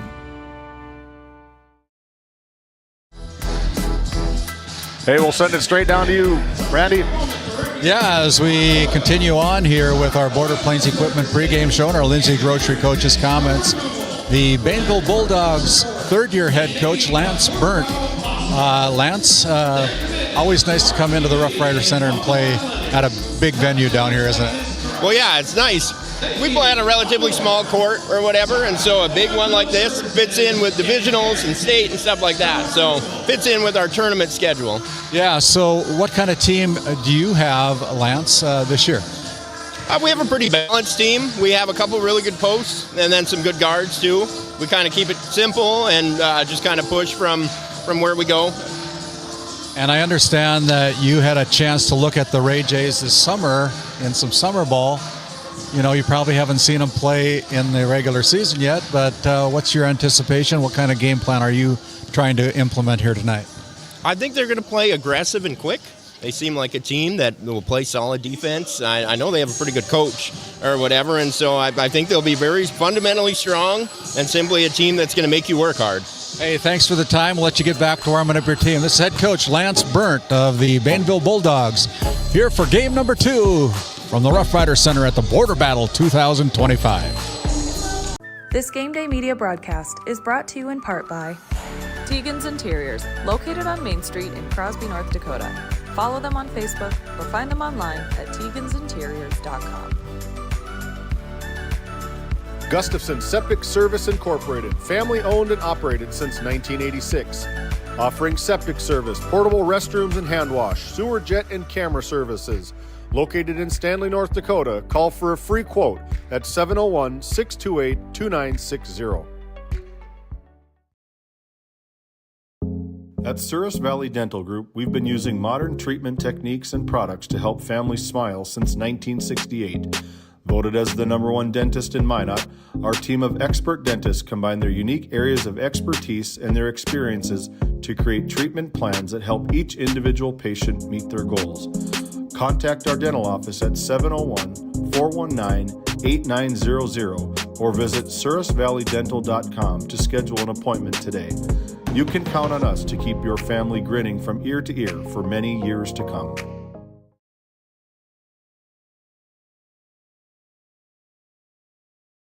Have you ever wondered how your internet works? It starts with fiber in the ground. And local employees who connect that fiber to your home or business. Our 9,000 miles of fiber keep you connected To your neighbors and the world, while keeping your data safe from intrusions, viruses, and malware. At RTC Networks, we're proud to offer our community the fastest, most reliable fiber optic internet available. Our goal is to keep you connected seamlessly and securely.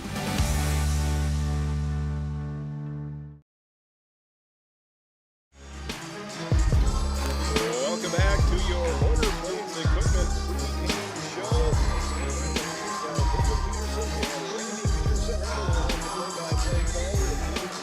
Between the Bainville Bulldogs against the Ray Jays from North Dakota. We finish up game number 1 with a Division A Region 4 matchup between the Watford City Rollers and the Killdeer Cowboys. And not only an interesting matchup, but an important matchup, as that game will count in the region standings for both the Wolves and the Cowboys. So 2 more exciting games for you here from the Border Battle.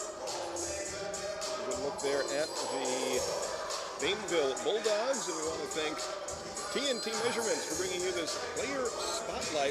The Haley Verwick for the Bainville Bulldogs. We got to see her play last year. Bainville came down and was a part of this event last season, and she is a player that Coach Burnt and the Bulldogs rely on to be one of their main players.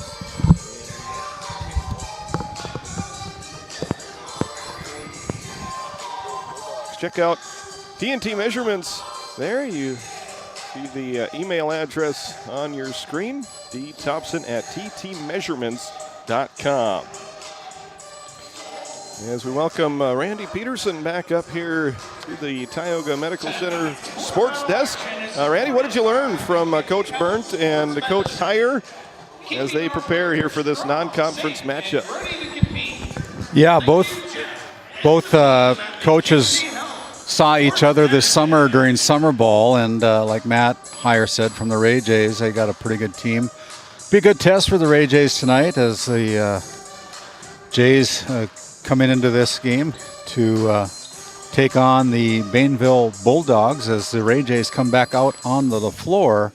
And we're looking for our player spotlight here on our Border Plains Equipment pregame show. That'll be Andy Barman of the Ray Jays, only an 8th grader.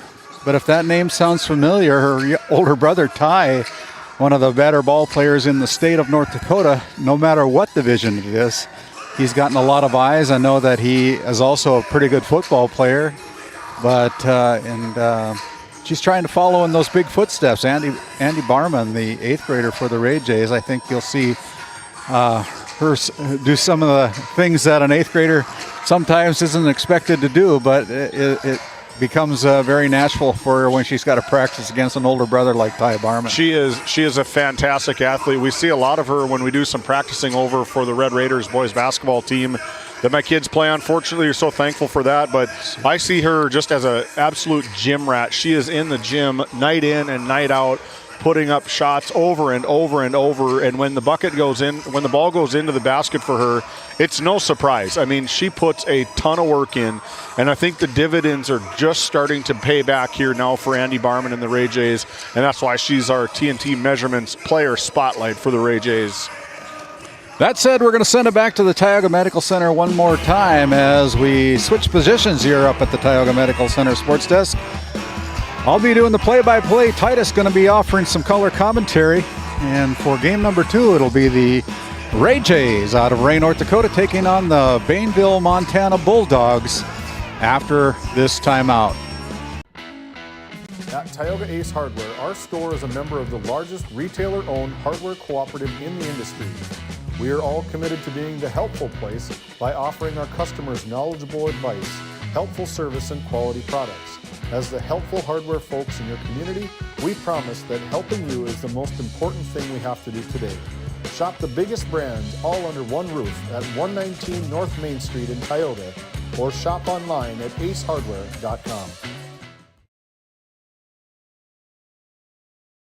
Do you find yourself driving to the bank each week, writing too many checks each month, paying too many fees? As a business owner, you have a lot to worry about. Don't let banking be one of them. Contact the Bank of Tioga to explore how we can simplify your banking experience and empower your business to reach its full potential. Our team is committed to providing you with seamless banking experience tailored to your business needs. From digital banking solution to personalized support, we are here to help you thrive. The Bank of Tioga banks businesses, and we are here for you. Imagine if you had more time for what really matters. Do more with your money at the Bank of Tioga, member FDIC. At Tioga Ace Hardware, our store is a member of the largest retailer-owned hardware cooperative in the industry. We are all committed to being the helpful place by offering our customers knowledgeable advice, helpful service, and quality products. As the helpful hardware folks in your community, we promise that helping you is the most important thing we have to do today. Shop the biggest brands all under one roof at 119 North Main Street in Tioga, or shop online at acehardware.com. We often think of frontiers as pages in a history book, a time gone by. But even in this modern world, there are new frontiers to conquer. Whether you're tending the land to grow a better tomorrow or growing a business for new opportunities, the work you do powers the world. Exploring the frontier means stepping forward, shaping the future for yourself and for those around you. First International Bank and Trust, helping you live first, one step at a time.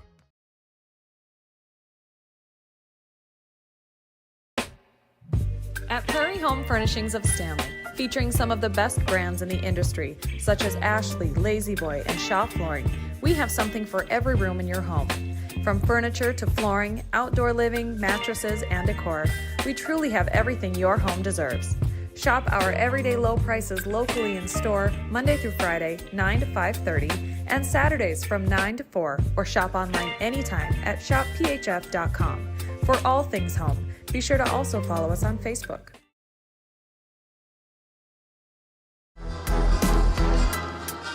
And welcome back in here to our Border Plains Equipment pregame show located right off of Highway 2 in Stanley, North Dakota.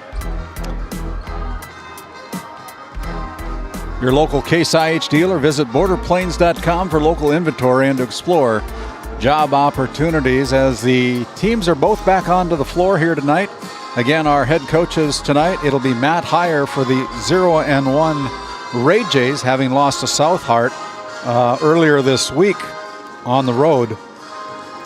And Lance Burnt, the Bainville Bulldogs head coach.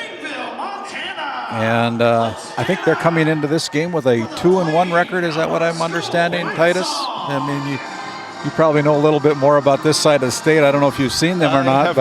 I am not sure on their record here to start this year. Okay. But I know they're good. They put together a great season last year and are looking to do the same once again here. They're going to be a fun team to watch and a really good early season test for the Ray Jays here this afternoon. I know that the Ray Jays are still waiting for Addison Donnelly to recover from a knee injury. So she's not dressed tonight, but they're hoping to get her back into the roster here later on this season as her knee progresses. And she's looking forward to it, too. I talked to her a little bit after talking with head coach Matt Heyer, and she's just not ready to go yet, hasn't got cleared yet. But she's anxiously waiting to be able to get back out on the floor. Kind of missed the volleyball season because of that knee injury.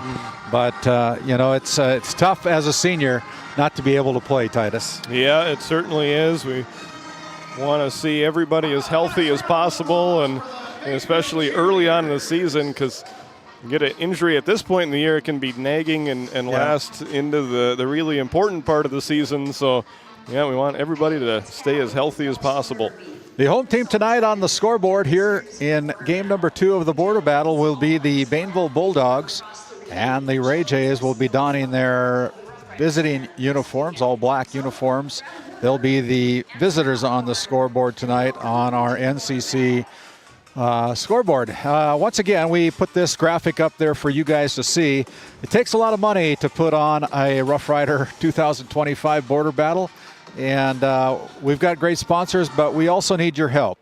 If you'd be so kind to consider a donation in whatever capacity that you want to give, we would appreciate any and all donations coming our way to help us offset costs for travel, offset costs for production, offset costs for on-air talent, and that sort of thing. We might even have to be put up in a hotel here tonight. Yep. You never know, but hopefully the weather will allow us to get back home tonight, come back down in the morning for day number 2. But we're only about 40 seconds away from turning this over to our public address announcer, the Honorable Chaz Neff, for our starting lineups here tonight between the Ray Jays and the Bainville Bulldogs. And when he decides he wants to talk, everybody else goes quiet. That's right. Because he's the judge.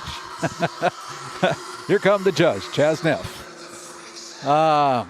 What else can we talk about? Next game up will be Watford City. Yeah. Here on the opening day of the border battle, Roughrider Center. It'll be Watford City taking on Killdeer Cowboys. So a region matchup there, Region 4. Now, things have changed a little bit as everybody's going to play everybody twice. Oh, yeah. For the most part of that region. We'll talk a little bit more about that one once we get to that ball game. But first things first, we're going to have fun calling this Bainville versus Ray matchup coming up right now. Good evening, ladies and gentlemen. Welcome to Watford City and the Roughrider Center, presented by Northern States Fishing Tools, and Game 2 of the 2025 Border Battle, brought to you by Yellowstone River Beef. This game pits the visiting team on the scoreboard, the Ray Jays, versus the home team on the scoreboard, the Bainville Bulldogs. Now now let's meet the starting lineups. First, for the visiting Ray Jays. At a guard, a 5'5" junior, number 5, Brindley Kincaid.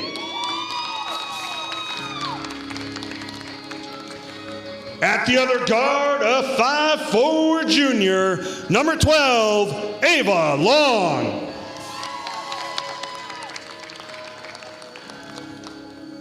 At a forward, a 5'9" sophomore, number 2, Brooklyn Edwards.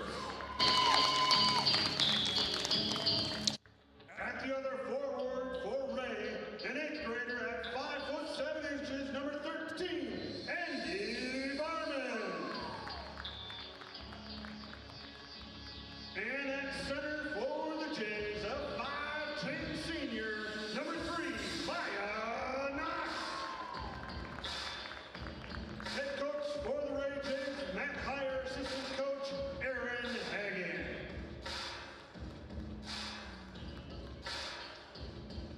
And now let's meet these starting lineups for the home team on the scoreboard, the Bainville Bulldogs.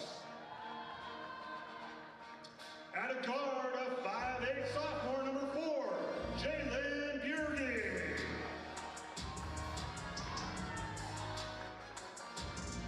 At the other guard, a 5'7" senior, number 15, Lila Beauticafor.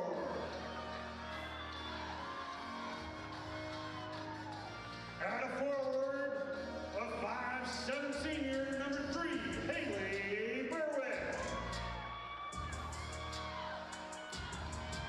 At the other forward, a 5'9" sophomore, number 14, Jody Ellis. And at center for the Bulldogs, a 5'9" senior, number 22, Addison Hanson. Head coach for the Bulldogs, Lance Burns. Assistant coach, Abby Teckar. Now, ladies and gentlemen, if you can please rise, remove any headgear as we honor America with the playing of our national anthem.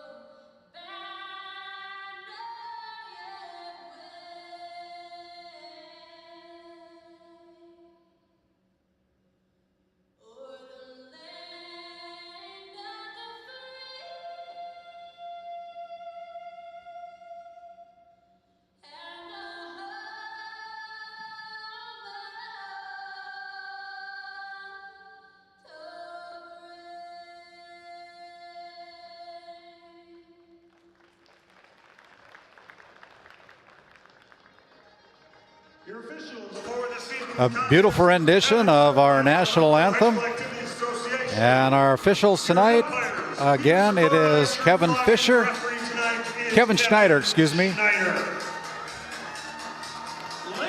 Drew Flogan and Peter Sikora. Peter Sikora. So, game number 2 set to begin here. That's been your Country Store starting lineups. The Country Store located up in Powers Lake, North Dakota, right there on Main Street. Brenda and Jarrett Van Berken invite you to the Country Store. If they don't have it, you probably don't need it. And we're looking forward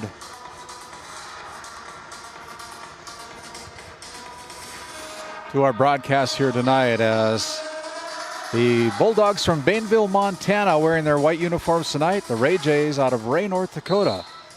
And welcome into the broadcast. Our Northwest Therapy Services opening tip is controlled by the Bulldogs, and they put it off of the Ray Jays. That's a good call by Drew Floggen down there. Interesting opening tip-off. It was unbalanced. There was only one more Bulldog on the left side there. Everybody else was in the front court for Bainville.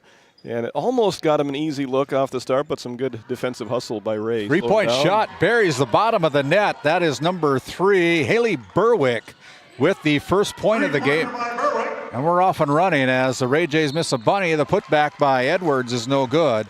She's going to go to the Souris Valley Dental Group free throw line on the foul that's going to be called against number 12. 22, Addison Hanson, her first. 22, Addison Hanson. Addison Hanson, the 5'9" senior, picks up the first team foul for the Bulldogs as Edwards knocks down the first of 2 free throws. Yeah, Kincaid had a pretty decent look at the first opportunity. Ended up being a blessing in disguise for Ray as they draw a foul and make both free throws. And just like that, it's 3-2. Both teams scoring on the first possession of the ball game. Bulldogs come into the front court at the top of the key.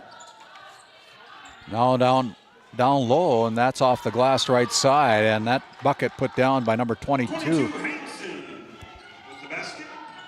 Addison Hanson with the 2-point field goal. It's 5-2 on your NCC scoreboard.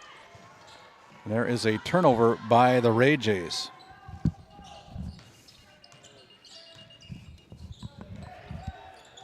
Just underway here in this opening quarter of game number 2. Here's a drive, a bounce pass down low. It's stolen away. Turnover against Bainville. Pushed up front as the ball is going to land out of bounds and stay out of bounds. Last touch by the Bulldogs. So the Ray Jays with 29 seconds on the shot clock, 6:51 to go on the game clock, have an out of bounds play. It'll be Brindley and Kincaid triggering the inbounds pass. Good hustle from Jalen Bjork. He just couldn't quite keep it in bounds. Kicked, and it'll stay with the Ray Jays on the out of bounds pass. I'm not sure if they're going to go to the other side, but they're going to keep it on the right side of the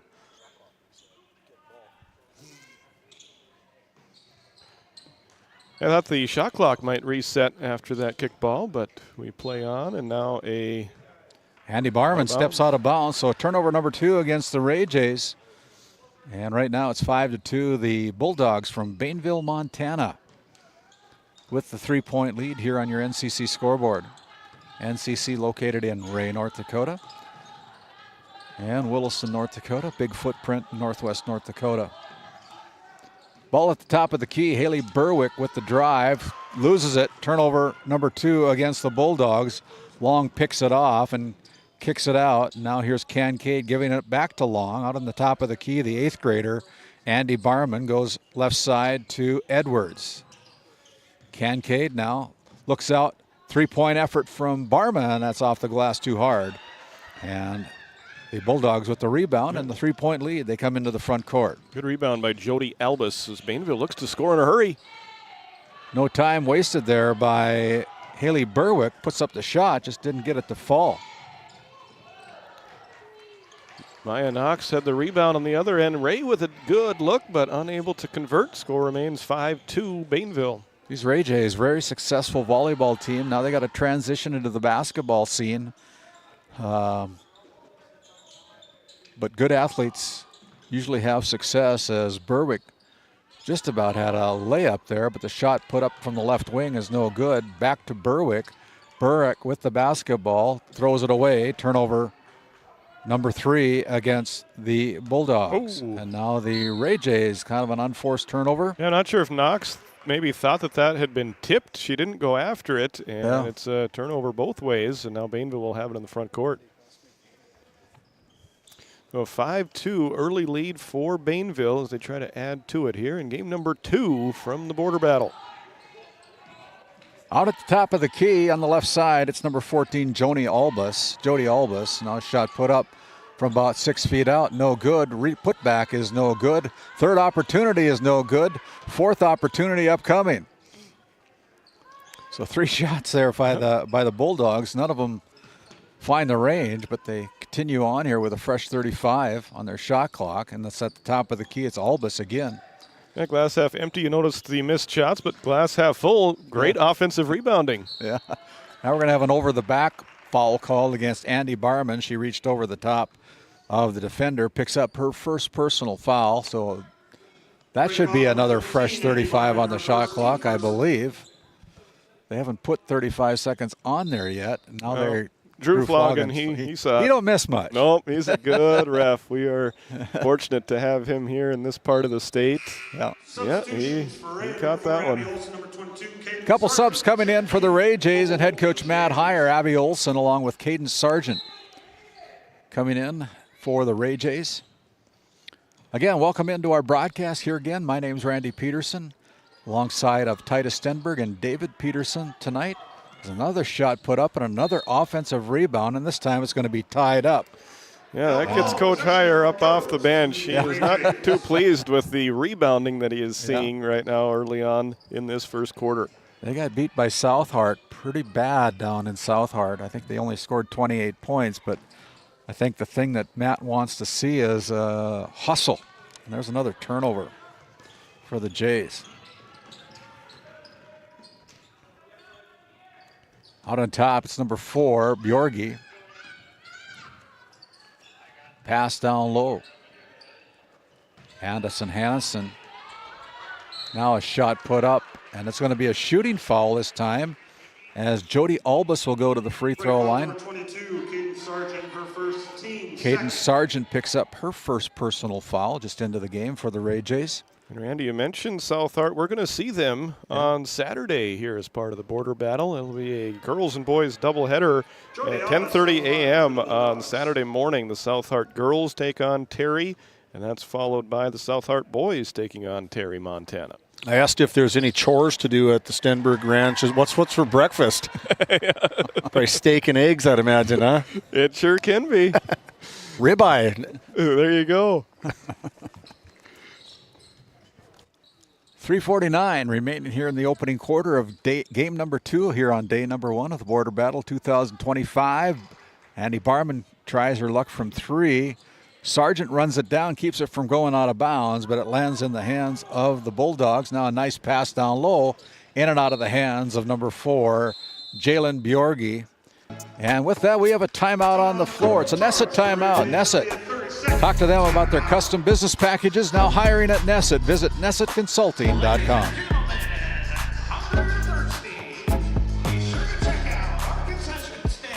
Since 1978, Northern States Fishing Tools of Watford City has been your trusted partner. Serving the Wollaston Basin, we offer top quality fishing and rental tools, including packers, plugs, and through tubing equipment. With expert knowledge and decades of experience, we deliver results tailored to your needs, all at competitive prices. Give us a call, 701-842-3350, or visit northernstatesfishingtools.com. Northern States Fishing Tools, quality tools, proven service. As we come out of the Nesset timeout, my name's Randy Peterson alongside Titus Stenberg. It's 6-2 on your NCC scoreboard. The Jays with the basketball, trailing by 4 as Brinley Kincaid goes to the top of the key, finds Edwards. Now she throws it away. Another turnover, the 5th of the game here for the Ray Jays, and 1 for Haley Berwick. What a good play going coast to coast there. We see the steal by Berwick and the finish there through contact. And that is not what Coach Heyer talked about during that timeout. But Bainville playing well here in defense, leading the offense. That foul whistle against Abby Olson as Berwick converts a traditional three-point play. She's got a total of 6 points tonight now, and it's 9-2. Maya Knox and Ava Long check back in there for Ray after a short break. A couple of volleyball players there, and they're trying to get Ray heading in the right direction, Yeah, but instead another turnover. Another turnover for the Ray Jays. The ball goes in and out of the hands of Maya Knox. And so right now the Ray Jays struggle a little bit to try to find some rhythm as they're down by 7. An entry pass down low off the glass, high off the glass by Addison with her 4th point. Catch. Watch this on our RTC Network's instant replay. Look at this catch in traffic and the finish. And a 3-pointer on the other end. Ava Long finding the range just down outside the line for the Tioga Ace Hardware 3-pointer for Ava Long. Important basket there for Ray after falling behind by 9. We'll see if that can get their offense jump-started.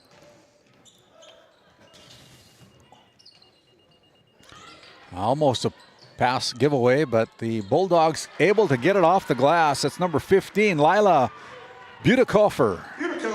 Butekofer. Say that one 3 times real fast, Titus. Yep, Lila Butekofer. I was talking to her mom and dad trying to get some pronunciations on some of these teams. You just remember, it's beautiful Butekofer. There you go. And those are the right people to ask. Yeah. People that have a little bit of a difficult last name, they know how to pronounce everybody's name, it seems like.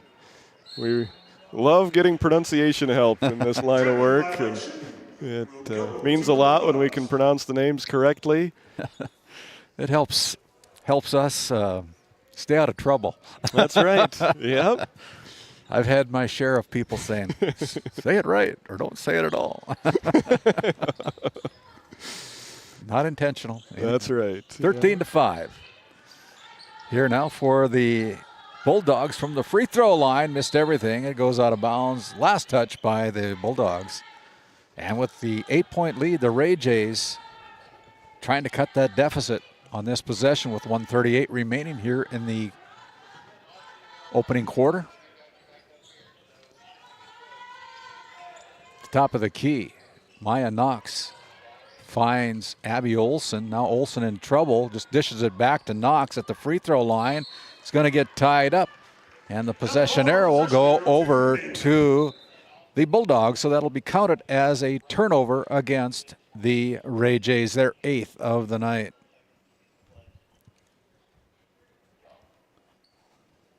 (13-5) with 1:22 to go as the Bulldogs will come into the front court. No pressure put on by the Ray Jays.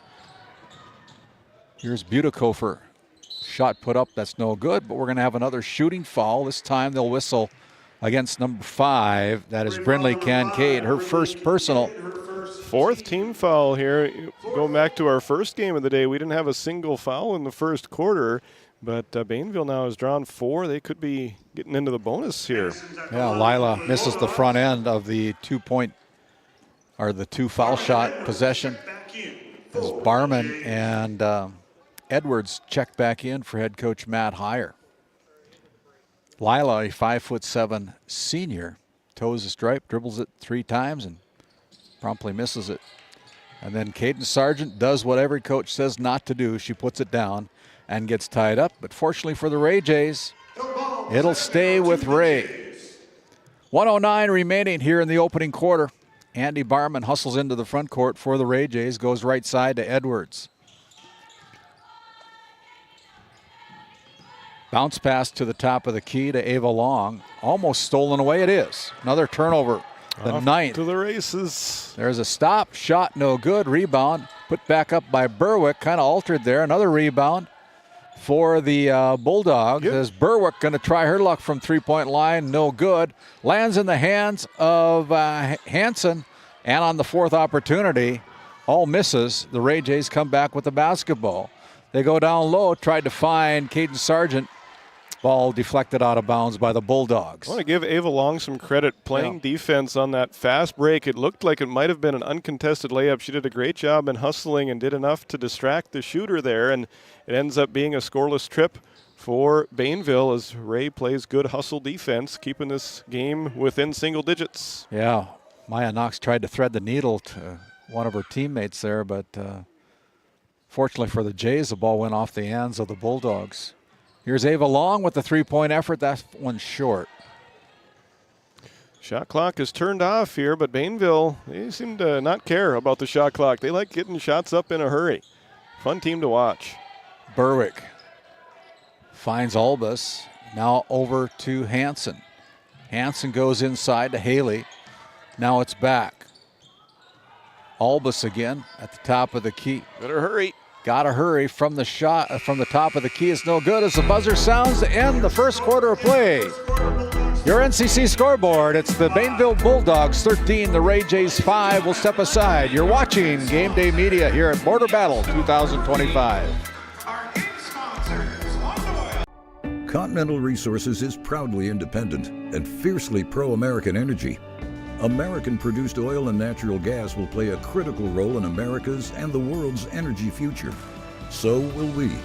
We're deeply invested in our communities in North and South Dakota, Montana, Oklahoma, Wyoming, and Texas.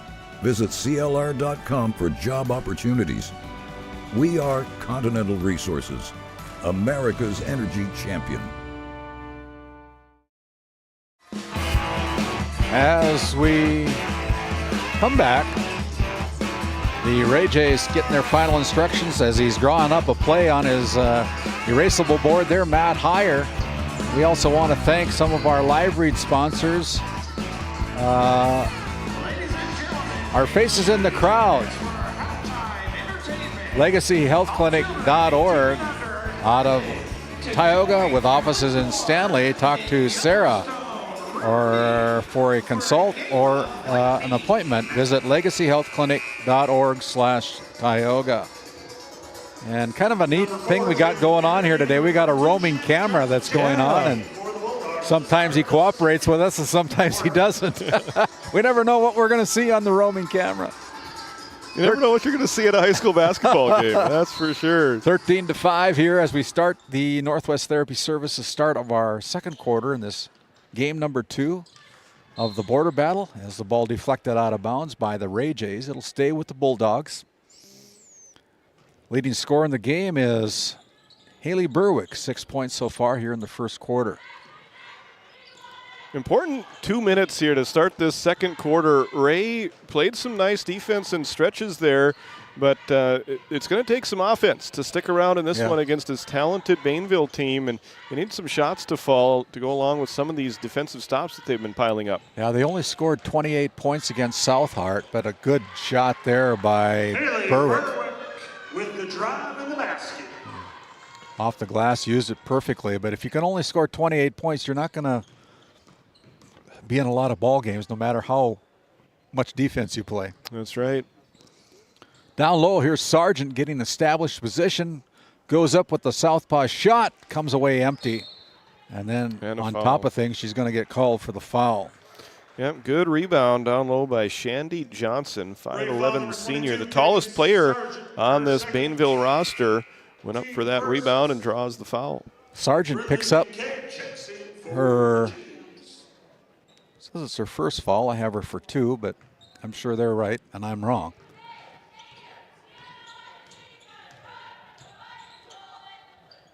Out on top, it's number 15, Butekofer.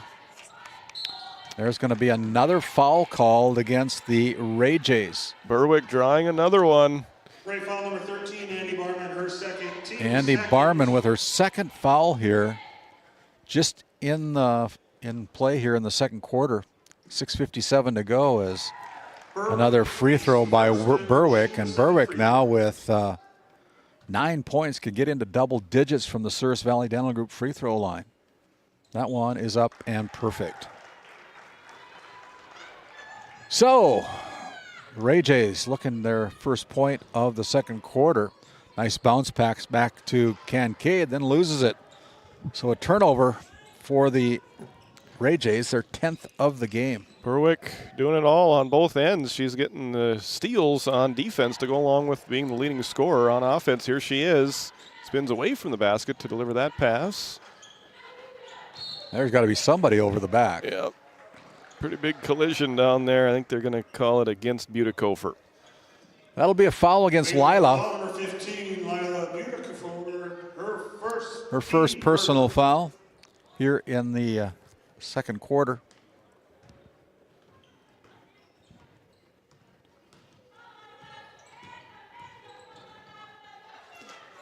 And a steal, another steal for this Bainville defense. That one's Jody Albus picking that one up. Ray just not getting shots up right now. And there's a turnover, the first of the quarter, as the Ray Jays have a breakaway. Ava Long, if she hurries. And the Bulldogs' good defense on getting back and knocking that ball out of Ava's hands. Looked like it might have been even a 1-on-0 or a 2-on-0 break, but the Bainville Bulldogs showing off their speed. They're closing in and knocking that one out of bounds. Brindley gets it out. Now on top of the key is Andy Barman, goes left side to Long and promptly leads her too far. And that's another turnover for the Ray Jays. Right idea, just not quite the right execution as that pass had a little too much on it. Hey, there's an and one for Haley Berwick. If we take a look at that RTC Networks instant replay, Berwick from the paint puts it up off the glass, gets harm. And she'll go to the free throw line as we have a timeout on the floor. The Ray Jays need a full timeout. We'll be back. You're watching Game Day Media. Tioga has a lot to experience. From food to fun to fun food. There's so much to take in. Brush up on your history.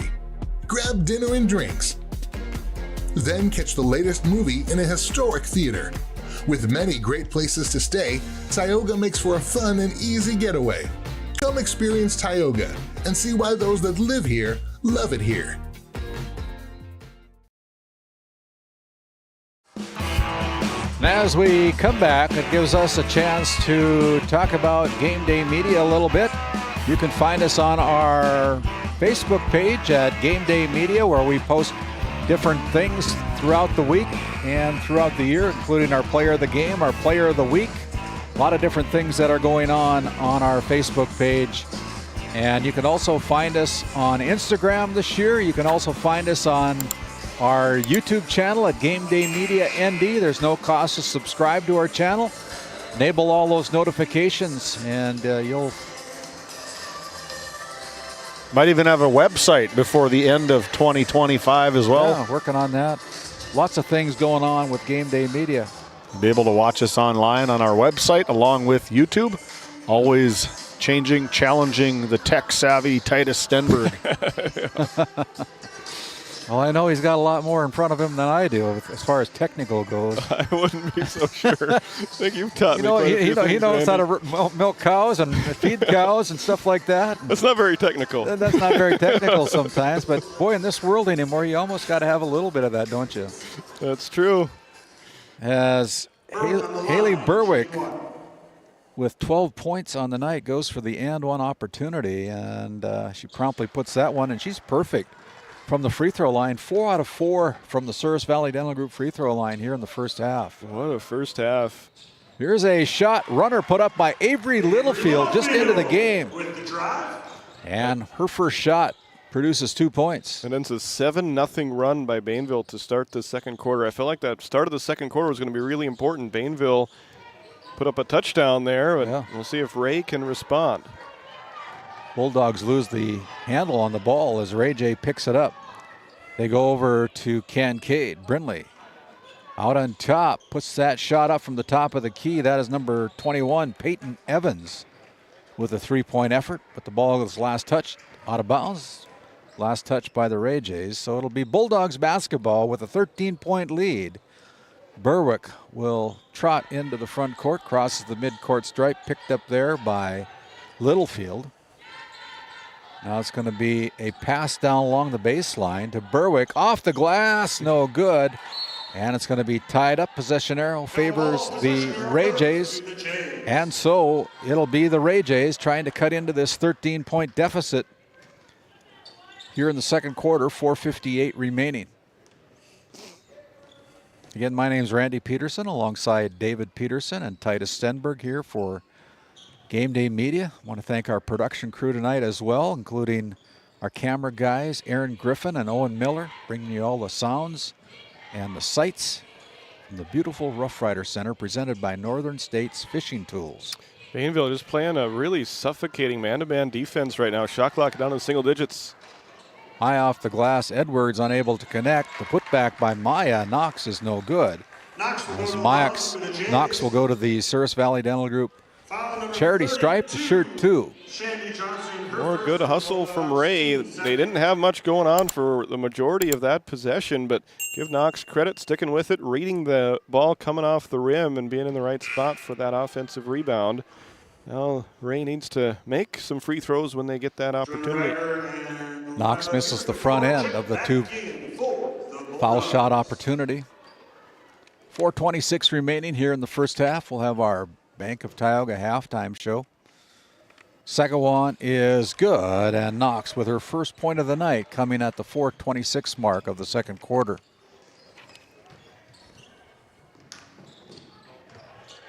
Budakofer gives it up to Albus. Albus with the shot from the free throw line. That's no good. It's finally Brooklyn Edwards able to garner the rebound. And here come the Ray Jays. Shout out to Edwards from 3. That's way off. And it's going to go out of bounds. Last touch by Ray. Halfway through the second quarter right now, Bainville outscoring Ray 7-3 with 4 minutes gone in the second quarter. We'll see which team can play better in the second half of the second quarter and have some momentum going into the halftime locker room. I feel like it's really important for the Ray Jays at this juncture of the game to make some stops on defense and also make some points. Yep. And now that's not going to help, as it'll be Jody Albus going to the free throw line as the Ray Jays get whistled for a shooting foul. Albus just a sophomore. You can tell she's a good ball player there, and she's going to be an important key for Coach Burnt and these Bainville Bulldogs as they try to put together a nice season there in eastern Montana, and she hits that first free throw, nothing but net. Albus 2 out of 3 here in the first half from the charity stripe. Toes it, puts up another one, and gets the roll here at the friendly Roughrider Center. So 22-8 on your NCC scoreboard. Caden Sargent checking back in for Ray. Yeah, I think there we go. Okay, and now it's Kincaid hustling into the front court for the Ray Jays. Looking to go right side, there is Evans into the game, seeing some action here tonight. She gets it at the top of the key. Peyton with the dribble, gives it up to Brooklyn Edwards with the drive, and a steal taken right out of the hands of Brooklyn Edwards. There's going to be a foul called against Avery Littlefield. Again, it'll be a shooting foul. That's her second personal foul. That's a fifth team foul. So with 3:21 remaining here in the second quarter, from here on out, the Bulldogs will shoot 2 from the free throw line if Ray Jays foul. And the first one's up and in by Lila Budakofer. Yeah, important foul there, as Bainville has proven they can shoot well from the free throw line. So yeah, things getting a little bit dangerous here towards the end of the second quarter right now for Ray. Then we jinx them with the announcer's jinx from the free throw line. It happens pretty often. Here's Edwards with the drive and can't finish, as Sargent with the rebound. And that shot put up. That was Brindley Kincaid with the Tioga Ace Hardware three-pointer. Brindley finds the scorebook. It's just under 3 minutes remaining here in the half. And Shandy Johnson unable to connect. So it's the Ray Jays trailing by 12 with 2:35 remaining here in the first half. Edwards is going to throw it at the hoop and gets the roll. There you go. Brooklyn Edwards, the three-pointer, now with 5 points. Brooklyn, one of the leading scorers for the Ray Jays. In fact, she is the leading scorer for the Ray Jays with 5 points here now, and it's a 9-point lead as the Ray Jays have cut it to single digits. The dribble at the top of the key. They find Haley Berwick. Berwick with the drive, with a kick out to number 11. That shot's put up no good. The rebound put back is no good on the floor. And this time they're going to whistle the foul as Addie Hansen will go to the Souris Valley Dental Group charity stripe. Got the first offensive rebound, and Hansen able to grab that one in and draw another foul against Ray. Evans called for that one. That it probably will end a 6-0 run. We'll see if Bainville can make the free throws. Now they've missed 2 in a row, so as of right now, it's still a 6-0 run from Ray on the strength of those 2 3-pointers. We'll see what these final 2 minutes have in store for us in this second quarter. Jalen Bjorgi checks back into the game for the Bulldogs as the second free throw is up, and that one is no good as well. And then we'll have a tie-up, and the possession arrow will favor the Bainville Bulldogs. But before anything else happens, we have a full timeout. We'll be back. You're watching Border Battle 2025 right here on GameDay Media. This GameDay Media broadcast is brought to you by... Established in 1938, Ray Farmers Union Elevator is now your full-service grain and agronomy service facility in northwest North Dakota. Based in Ray, North Dakota, we can assist you with everything from buying the seed in the spring to burn down in the fall. Get more done in a day with Ray Farmers Union Elevator. Our paths are rarely clear-cut. You may step out of bounds or even out on your own. No matter what it looks like, your path is personal, and that's what makes it powerful. Bravera Bank, Insurance and Wealth.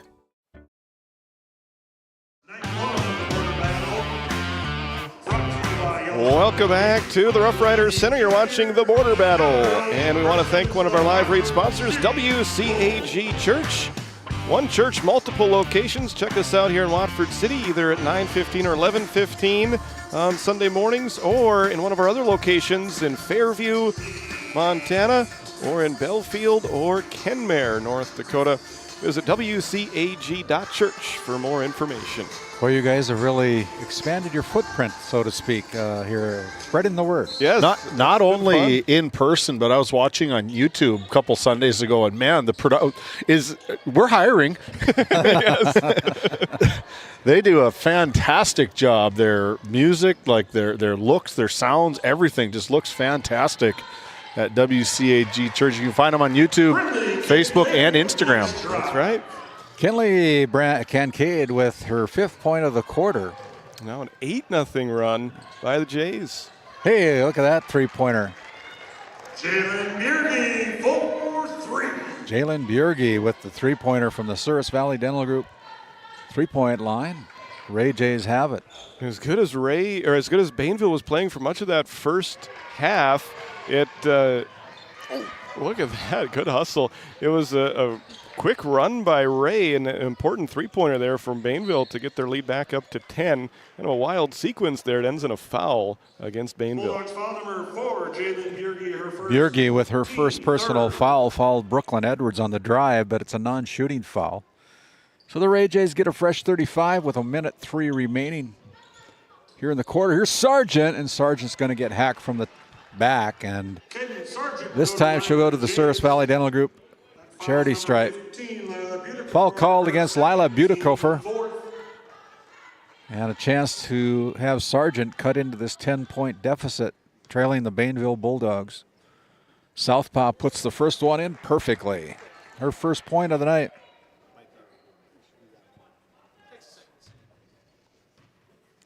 (26-17). Missed the second one. Rebound is off the fingers of the Bulldogs. So the Ray Jays, another chance here to cut this 9-point deficit down to 7, possibly 6 if they can ring up a big one. Ray Jays will trigger the inbounds pass. They go to Edwards. She's going to try it from, I think that got tipped. So good defense there by the Bulldogs. Now in a hurry, Berwick goes up off the glass, but she is unsuccessful. And there'll be another foul called. It'll be Avery Littlefield picking up her 3rd personal foul as Haley Berwick will go to the Souris Valley Dental Group charity stripe with 11 points so far. Yeah, that was the right call. A little too much contact from behind there, and foul trouble becoming an issue now for Ray late in this second quarter. Yeah, Littlefield with 3 personal fouls. Second one by Berwick is in. And it's 27-17. 48 and a half ticks left to go here in the first half. No pressure put in the backcourt by the Bulldogs as Kincaid comes into the front court, goes right side to Evans. 12-second differential in the game clock and the shot clock. Edwards has a good look, goes off the side of the glass, but here is Sargent again with the putback, and Caden Sargent able to ring the bell from the offensive rebound. Back to 8. A 15-point game not too long ago. As Sargent taps the ball out of bounds. Could have been whistled for an over the back probably, but no call. As the shot clock is off with 16.8 seconds remaining. Here's Hansen on the drive. It is number 4, Bjorgi, missing the left-handed shot. Now the Ray Jays. Nice bounce pass. Caden Sargent off the glass for 2 more. As the buzzer sounds, good last couple of possessions by the Ray Jays get the Jays to within 6 at the end of our first half. Your NCC scoreboard, the Bainville Bulldogs 27, the Ray Jays 21. You're watching the Border Battle 2025 right here on GameDay Media. We'll start our Bank of Tioga halftime show after this timeout. How it's always been done isn't good enough. When it comes to your farm, your family, and your future, you deserve better. At Howland Insurance Services, we specialize in how insurance should be done. We creatively customize farm and ranch insurance to meet your marketing goals and minimize risk, providing the protection that you need. We help lessen your dependence on the bank and set you up for long-term success. Contact us today to build a brighter, more secure tomorrow.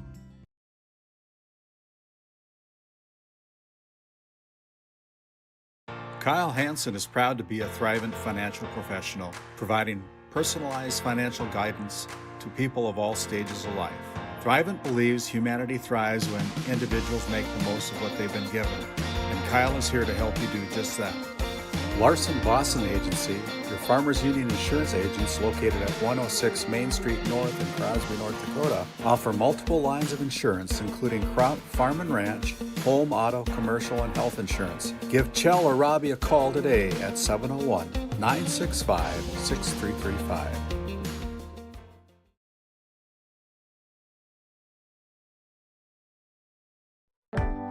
Located in Crosby, North Dakota, Brad Johnson Insurance has been helping clients find insurance coverage since 1986.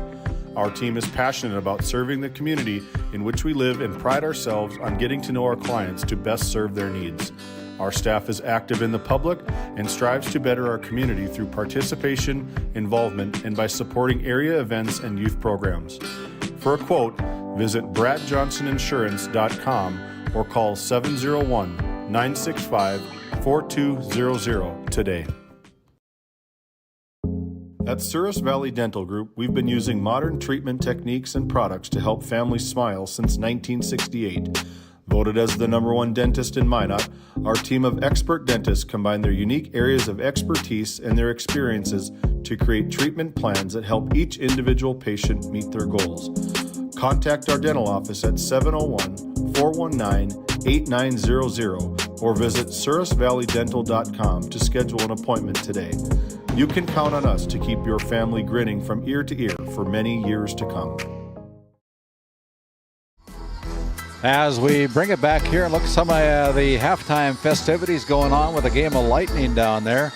2 games of lightning. Titus, you think you should put your shoes on? You got your tennis shoes on? Why don't you go down there and play a little lightning? I took my muck boots off and put my tennis shoes on, but that's a little more comfortable up here. As we take a look at the Bank of Tioga halftime show, the Bainville Bulldogs with the 6-point lead at the end of the first half, 27-21. They held an 8-point lead at the end of the first quarter, 13-5. Ray outscored them 16-14 in the second quarter, and it's a 6-point lead right now for the Bulldogs as they go to the locker room, 27-21 lead. And the leading scorer of the game is Haley Berwick with 14 points. 4 points for Addison Hansen. 3 points each for Jalen Bjorgi, Jody Albus, and Lila Butikofer for a total of 27 first half points as the Bulldogs were 8 out of 30 from the field goal range. 9 out of 16 from the Souris Valley Dental Group free throw line. They knocked down 1 at Tioga Ace Hardware three-pointer. And they've only committed 5 turnovers, so a pretty clean game for the Bulldogs here in the first half. And as we take a look at the other side of the scorebook, 6 players getting into the scorebook for the Ray Jays. Brooklyn Edwards, Brindley Kincaid, and Caden Sargent, all with 5 points to take the leading scorer title through the first 2 quarters.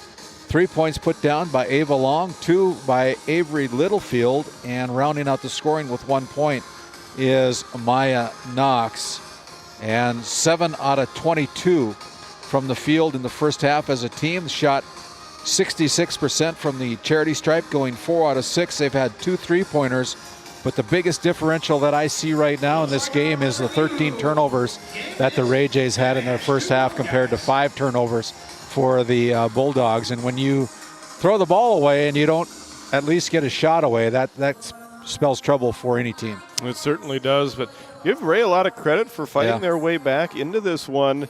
You mentioned an 8-point lead at the end of the first, and then through the first few minutes of the second quarter, it was all Bainville. They outscored Ray 10-3 to build a 23-8 lead, but thanks to some good outside shooting and then some good defense and then a great play to end the half, Ray ended the second quarter on a 13-4 run to get back to within 6.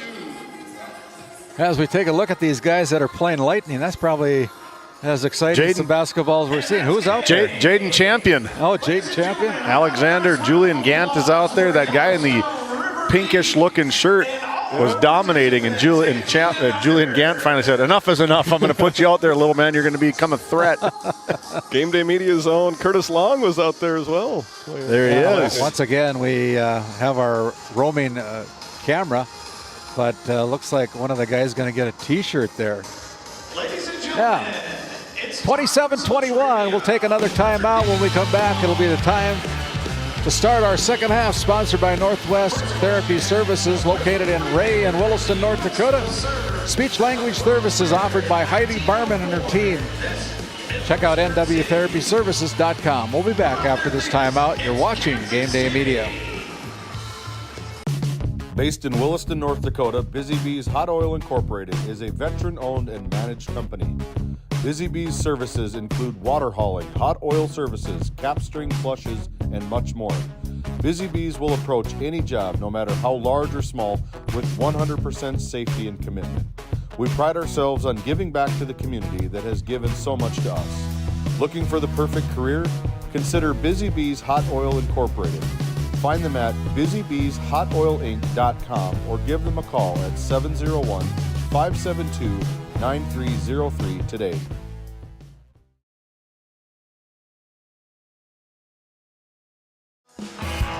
Yeah, and as we continue on here and come back, we would like you to consider a possible donation to GameDay Media. It takes a lot of money to be able to put these on the screen for you, and if you consider an admission fee, so to speak, to GameDay Media, we would appreciate that. I know that the weather is kind of prohibiting some of you from probably coming out, but if you'd be so kind as to consider a donation to GameDay Media, we would certainly appreciate that. I got a lot of costs again going into the production of these games and all season long, and it helps us to get ready for the postseason, so to speak, with region tournaments down the road, and we're looking forward to all that. And we are looking forward to that Region 3, potentially Region 4, that Division A, Division B. The NDHSAA put on some big big fees to be able to produce exclusive rights, and we want to be at the end. We've covered these teams all season long. We want to make sure that we are in Newtown and that we are in Minot and that we are in Dickinson potentially for the Region 4A boys, the Region 3 Division B boys and girls basketball tournaments. And with your help, I'm 100% confident is that we can be at these events. Yeah, so consider a donation there to GameDay Media. All the money that we bring in helps to defer our costs and make these games available to you. I mean, we're not down on our hands and knees by any means, but if you'd be so kind as to consider a donation to Game Day Media, we would certainly appreciate that as well. Once again, your halftime score. It is the Bainville Bulldogs 27, the Ray Jays 21. We'll start our second half after this quick timeout. Ladies and gentlemen. Located in Crosby, North Dakota, Brad Johnson Insurance has been helping clients find insurance coverage since 1986. Our team is passionate about serving the community in which we live and pride ourselves on getting to know our clients to best serve their needs. Our staff is active in the public and strives to better our community through participation, involvement, and by supporting area events and youth programs. For a quote, visit bradjohnsoninsurance.com or call 701-965-4200 today. Continental Resources is proudly independent and fiercely pro-American energy. American-produced oil and natural gas will play a critical role in America's and the world's energy future. So will we. We are deeply invested in our communities in North and South Dakota, Montana, Oklahoma, Wyoming, and Texas. Visit CLR.com for job opportunities. We are Continental Resources, America's energy champion.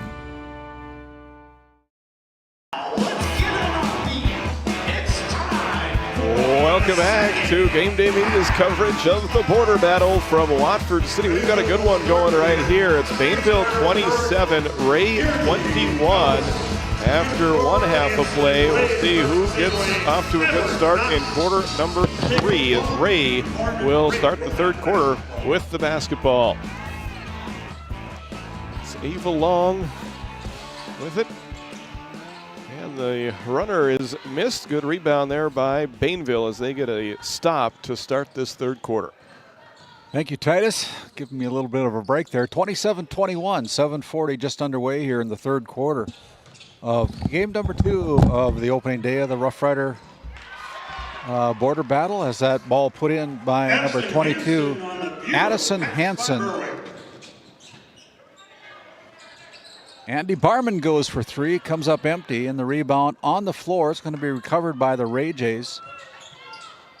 Another shot attempt by Brooklyn Edwards from 3. That's no good. The rebound is going to be run down by Maya Knox. Now a pass down low goes off the hands of the Bulldogs. It'll stay with Ray. 29-21, 7:09 to go in the third quarter. Brindley Kincaid triggers the inbounds pass, goes out on top to Barman. Barman from the free throw line in the paint now. Dribbles out of trouble, gives it up. Here is Edwards with the bounce pass to Barman. She drives along the paint, gets blocked from behind. Good defense by the Bulldogs. Yeah, that is Haley Berwick. She's really filling up the box score here tonight. There's a good pass to Bjergi with the 2-point field goal and 5 points now for Bjergi. As Ava Long gets sent to the deck, and she'll go to the free throw line to shoot 2. A little bit of a late whistle there, but I think that was the right call against Addison Hansen. Picks up her second personal as Ava. Need a little bit more Wheaties on that one, Ava. Yeah, somebody missed everything. must opened one of the doors here at the Roughrider Center. Ava Long from the Souris Valley Dental Group free throw line misses both of them, and probably that's where the bigness of the Roughrider Center comes into play. I don't know. Yeah, it certainly can. It's a different backdrop than most of these players are used to for playing the majority of their games, but it's good to play in a lot of different gyms. Yeah. You never know where you might end up towards the end of the season. 10-point lead for the Bulldogs. Going along the baseline, the southpaw shot is no good. Rebound by Berwick. She puts the shot up. That's no good. Puts it back, and that one is good. Berwick with the third offensive shot. And she's got 16 points. Here's Ava Long giving it out to Kincaid from 3, and Brindley Kincaid rings the bell again from 3. Her second three-pointer of the game. Those threes have been so key and pivotal for these Ray Jays, just coming at the right time when it looks like Bainville is going to put it out of reach. They get a three-pointer that ends a 6-0 run. Now they get a steal and a chance to chip away some more. Andy Barman will go to the free throw line as a foul is going to be whistled against Jalen Bjorgi. For the Ray Jays. Bjorgi. So Ray picks was up her foul. Yeah, was committing a lot of fouls in the first half. Now they're drawing some fouls and earning some trips to the free throw line. Now if they can convert a few of these, they'll be within striking distance. Yeah, Andy Barman still looking for her first point of the game. 9-point lead for the Bainville Bulldogs. There you go, Andy. Her first point coming at the 5:36 mark of the third quarter. There's a nice defensive effort there by Maya Knox, sending the ball out of bounds on the block. It'll stay with the Bulldogs with 29 seconds remaining on the shot clock. Berwick will trigger the inbounds pass. Goes out on top to Budekofer. Lila gives it back to Albus. Albus with the dribble, picks it up, now goes to Berwick. Now here is Budekofer again. Stays with the Bulldogs on the drive. Haley Berwick with the left hand gets her own rebound, gets tied up, and the possession arrow will stay with the Bulldogs. 5:06 remaining here in the third quarter.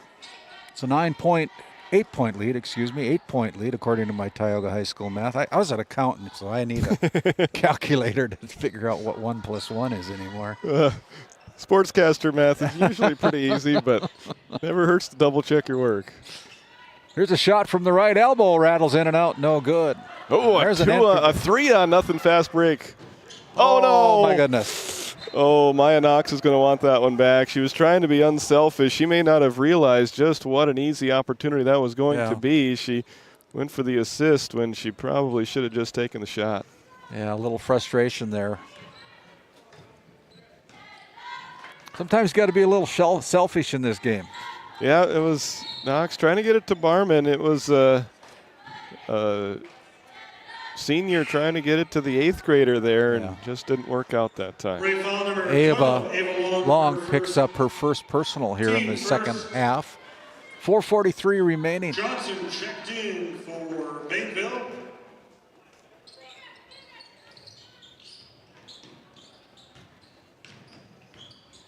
Bounce pass out to Budekofer. Now Berwick, guarded there by Kincaid on the left wing. Almost stolen away there by Barman. Ball's on the deck. Now picked up again by the Bulldogs as they reset, go to Hansen.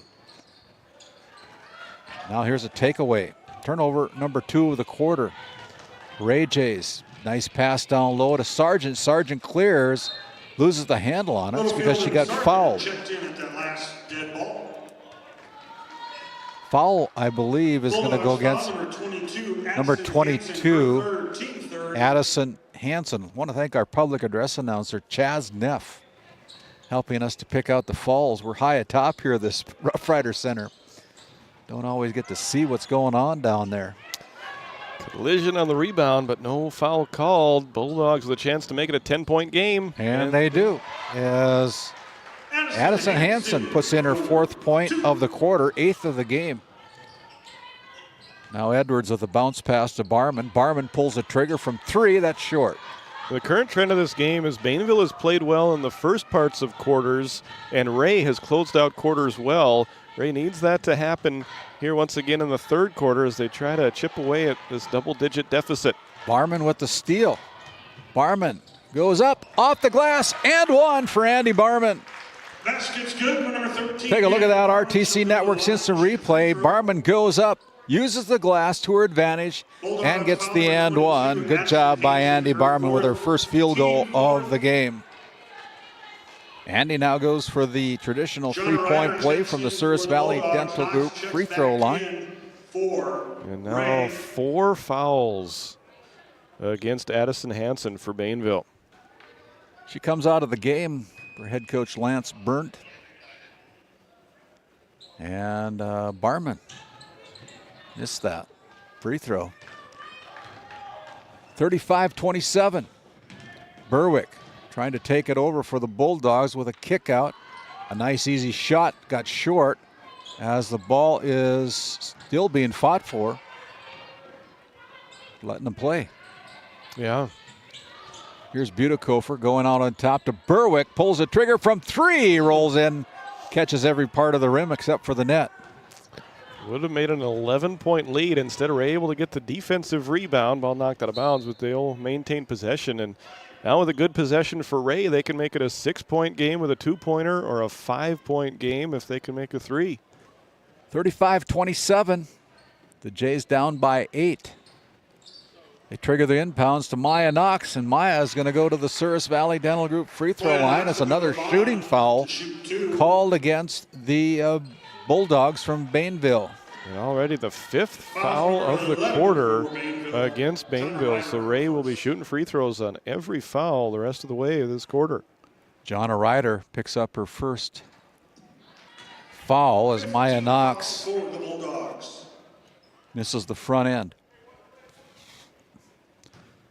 Just under 3 minutes to go here in the third quarter. Second one by Maya is also no good. Left some points at the free throw line here as they try to make this comeback. Ball is last touch by the Ray Jays. So it'll stay with the Bulldogs. Be Haley Berwick triggering the inbounds pass, the 5'7" senior. David Peterson down there getting the loose ball. Oh, is that right? That one shot is no good. The rebound taken away here.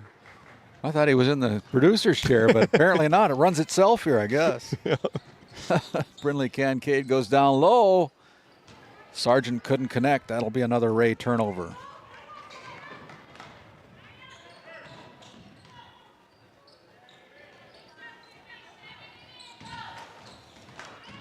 Kick out to Berwick. Berwick got nice rotation. Drains it from 3. Haley Berwick, assist Butekofer. Yeah, Butekofer found her there. Nice assist for her. Back to an 11-point game. Ray Jays try to match it, but I think we're going to have a pushing foul against Caden Sargent. Yeah, she's going to get whistled for her third foul. She got found guilty of a push. Third team second. And it'll be back in for Bainville. Jolynn Bjerge checking back in for Bainville. 11-point lead now for the Bulldogs, and we mentioned it earlier. Ray has been closing out quarters well, and they're really going to need to do that here to try and stay close in this one. Shot from the right elbow is no good. And they're going to say that ball went off of the Bulldogs.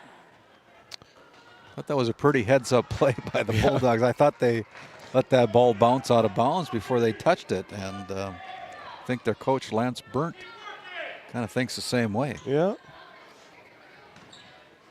Barman again from three-point line. That's no good. There's a rebound by Littlefield. Avery gets tied up. It'll stay with the Ray Jays. Possession arrow stays with the Ray Jays. And it'll be Brindley Kincaid triggering the inbounds pass. And now we're going to have a discussion between Kevin Schneider and Drew Flogan. Everything's squared away. With Brindley triggering the inbounds pass, they go out to Barman. Long pass to the left wing. Barman gets it back.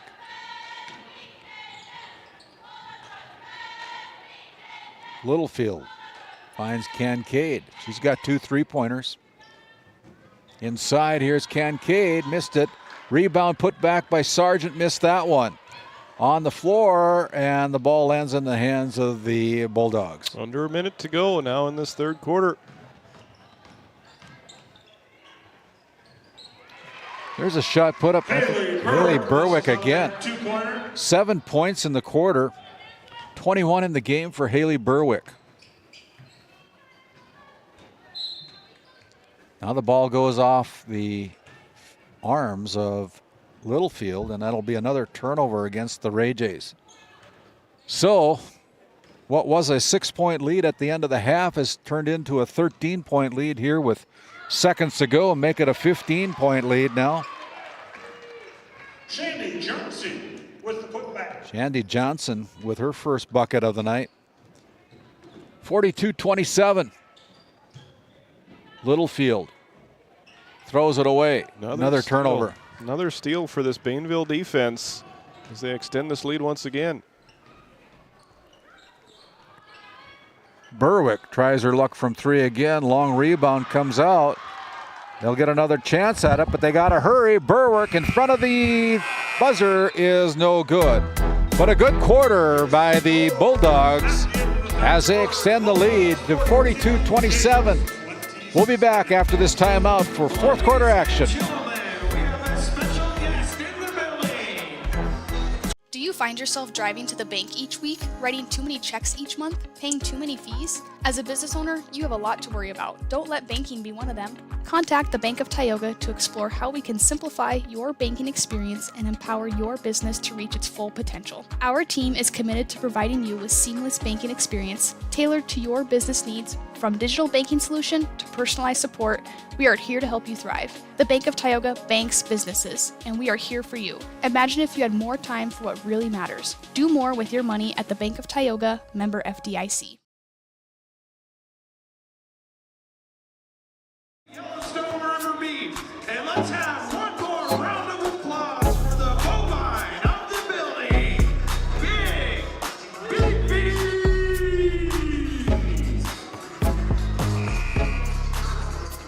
Big Beefy showing off here in between quarters. Great to have him as part of the Border Battle 2025. My name is Titus Tenberg alongside Randy Peterson and David Peterson. We are in game 2. Stick around for game number 3. Immediately following the conclusion of this game, it'll be Killdeer versus Watford City in another girls basketball matchup. Good quarter by the Bulldogs, putting up 15 points, only allowing 6 for the Ray Jays, and the lead is 15 points as we head into the fourth quarter and our Northwest Therapy Services start of our fourth quarter.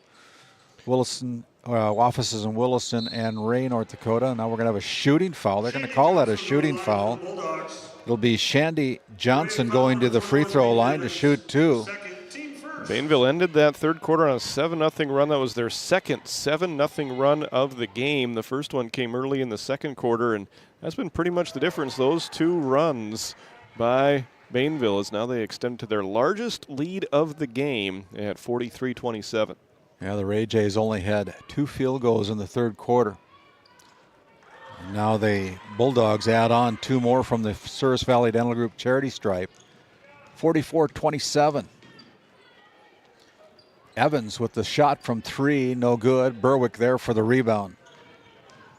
In a hurry, crosses the midcourt stripe. Goes left side. Now out on top. Yorgi. They go inside to Berwick again. A little jump stop move. Gets the friendly glass here. And Berwick with another 2-pointer. She's got 23 points so far here tonight to lead all scorers as Barman throws it up from 3. Off the back iron, no good. Sargent, no, they're going to call a travel against the Ray Jays. And 19-point lead now for the Bulldogs, trying to spread this thing out and kind of close it out here. Sienna Martinez, a senior, checking into the game for Coach Burnt and Bainville. Here's a turnover by the Bulldogs, their first of the quarter. Only the 10th turnover of the game. So a very clean game for the Bulldogs, coached up by Lance Burnt. That'll win you a lot of games if you're committing single-digit turnovers into the fourth quarter. Good sign for Bainville early on in this season. Hey, there's a 3-pointer off the arms of Peyton Evans from the Tioga Ace Hardware 3-point line. The helpful place, you can find them on Main Street in Tioga. Order online, pick it up at the store, download that Ace Hardware mobile app. Ball turned over, goes to the Ray Jays. Jays down by 16 as they hustle into the front court. Evans gives it up to Barman. She'll cast from 3 as well, and That one's no good.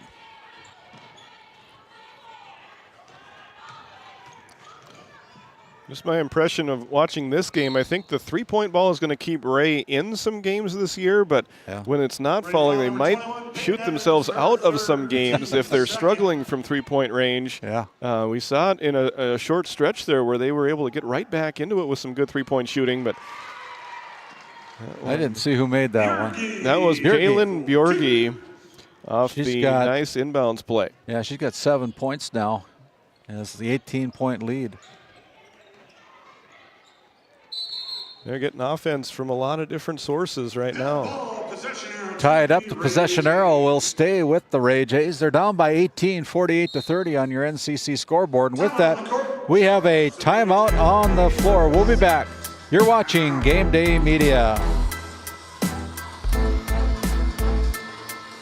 This Game Day Media broadcast is brought to you in part by At DA Land LLC, our vision is to provide for the community in which we live and operate, providing a full line of skid steer attachments, farm and ranch, equine equipment, and much more.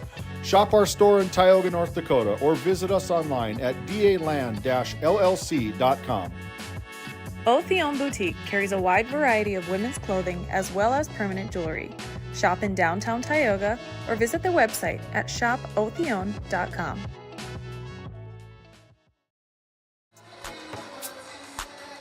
Out of that Nesset timeout, Nesset located in Tioga, North Dakota. You can talk to them about their custom oil field business packages. Now hiring. Visit NessetConsulting.com, and the Ray Jays will have the basketball underneath their own basket. They go out high, tried to, and turned it over. There's a shot put up by the Bulldogs, another one by the Bulldogs, and finally the Ray Jays come away with the basketball. Up front, and there's another mishandle by the Ray Jays. It's off the arms of Brooklyn Edwards. Yeah, I think she was thinking about the shot before she gathered in the pass, and that's been the second time we've seen a turnover on a fast break opportunity. Ray will get better at that as the season goes along. It's some early season mistakes right now. And there is a tie-up. It'll stay with the Bulldogs. 5:31 remaining here in the fourth quarter. An 18-point lead for the Bainville Bulldogs out of Montana. Hope you're enjoying the broadcast over there, as we enjoy bringing it to you. Down low, shot block there. Another one for Knox. Yeah, a couple blocks. Here's a Now, fast break opportunity. Here comes Barman. Barman gets the roll and the bucket. Andy now with 5 points. All of them here in the second half. Shot put up from three. That's no good. It's going to be last touch by the Bulldogs. No. Oh, it's going to stay with the Bulldogs. Oh, my. I think they need to go look at the RTC Network's instant replay on that one, Titus. Of course, they're a little bit closer to the play than we are. Yeah. I mean, we're not complaining about the vantage point that we have, but we love being here at the Roughrider Center. Josh Nolmeyer and his gang at the Roughrider Center, and Phil Edge and Chaz Neff and all those guys, Matt Gonzalez, making us feel pretty important down here. Hey, there's a good tie-up there by Andy Barman. This time, the Ray Jays have the basketball. See if they can cut into the 16-point deficit. They need to get a few buckets in a hurry here. Kind of a sense of urgency for the Ray Jays. Evans with the drive, puts up the shot high off the glass. She'll go to the free throw line. As Evans was fouled in the act of shooting, it's going to go against number 5, Sienna Martinez. And so Peyton Evans now with 3 points goes to the Souris Valley Dental Group free throw line and comes off the back iron with the first one. Up next here on Game Day Media, it'll be a Division A matchup between the Watford City Wolves and the Killdeer Cowboys. Looking forward to that brand of basketball as well, as Evans is able to put down the second of 2 free throws. Now she comes out of the game as Kincaid will come in. Watford City, fresh off of a victory over the Shiloh Christian Skyhawks earlier this week. Back on the 8th of December. A little bit more intensity as the Bulldogs get behind the defense, and Bjorgi puts it down for 2. And Killdeer also coming in off a win, defeating Stanley in their first game of the year. Yeah, be an exciting matchup there between two 1-0 teams looking for an important early season win inside the region. There's a turnover. Chance for the Ray Jays to cut into the 17-point lead now with 4:08 to go. Didn't take long for Haley Berwick to check back in for the Bulldogs. What's she up to now for points? Haley's got 23 points. Wow. Yeah, good effort. Got 23 of the 50. Here's Knox with the shot, no good.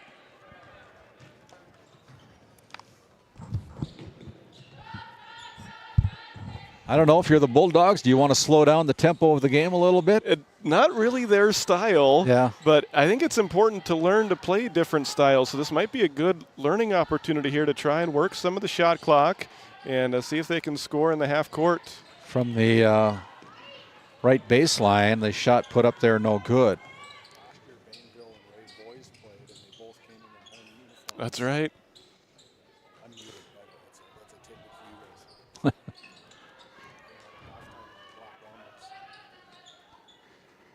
Here is the Ray Jays. Shot put up there, and that's Edwards ringing the bell from 3. The Tioga Ace Hardware three-pointer by Brooklyn Edwards. It's 50-36. Here's a kick out. And that one is put in by Jalen Bjorgi. Bjorgi having a nice quarter. He's got 6 points in the quarter, 11 in the game now. Kind of quiet throughout this game. Now has exploded for 6 in the fourth quarter. There's a shot put up there by Abby Olson, falls away, no good.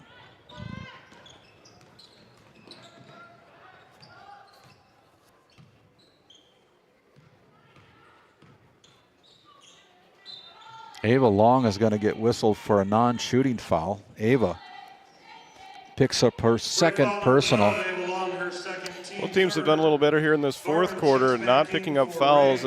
They got used to that foul rule now where they reset after the end of each quarter. I kind of like that. Yeah. It can give teams a chance to regroup if they get into a foul trouble early on in the first or third quarter. Is that something new for the Montana teams maybe coming over here and that not being a pace of play in Montana? Is that a rule that we know maybe in Montana? I believe it was an NFHS rule change, if I'm thinking back on it correctly. So I think they changed the same time that we did over here. It's been a few years since I've done any District 2C tournament games or Sydney Eagle games over there in Montana, so I can't say that for sure, but I believe it was a nationwide rule change, if I'm remembering correctly. Under 2 minutes to play. There's a shot off the glass. That is put down. Butikofer with the 2-point field goal, and it's back up to an 18-point lead. Titus will head down to the floor, catch up with our winning head coach here tonight.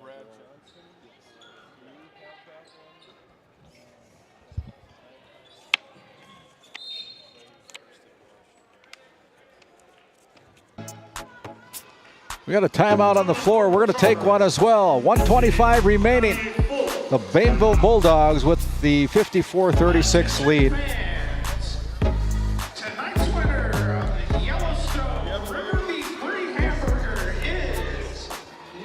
This Game Day Media broadcast is brought to you by...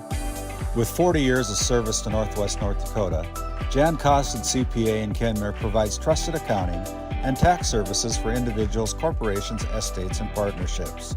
Call 385-4263 today. Your numbers are in good hands with Costin CPA. The Northwest Sportsmen's Association of Tioga, a proud supporter of youth and outdoor recreation in our local community. We're aiming high, keeping it local, and building the future for outdoor events. Join us in making a difference. The Northwest Sportsman Association, where the outdoors brings us together. Hey, as we come back here and wrap it up with about 1:25 to go in the fourth quarter of game number 2 of the Border Battle 2025 opening day. The Bainville Bulldogs lead by 18, 54-36. Been a pretty good game for the Bulldogs here tonight, as they're going to improve to 3-1 on the season with this victory over the Ray Jays. The Jays will fall to 0-2. Ava Long goes out. Top of the key, Barman goes over to Abby Olson. And there's a shot clock violation. And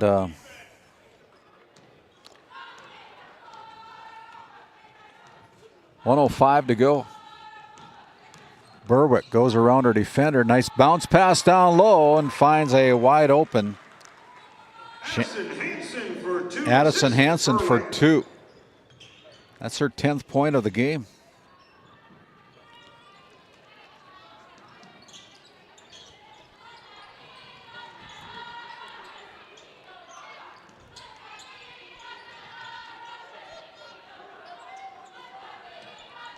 Andy Barman pulls a trigger from 3. Barman with the Tioga Ace Hardware 3-pointer. Barman now with 8 points. Under 20 seconds to go here in the game. 56-39. Here's Barman with a steal.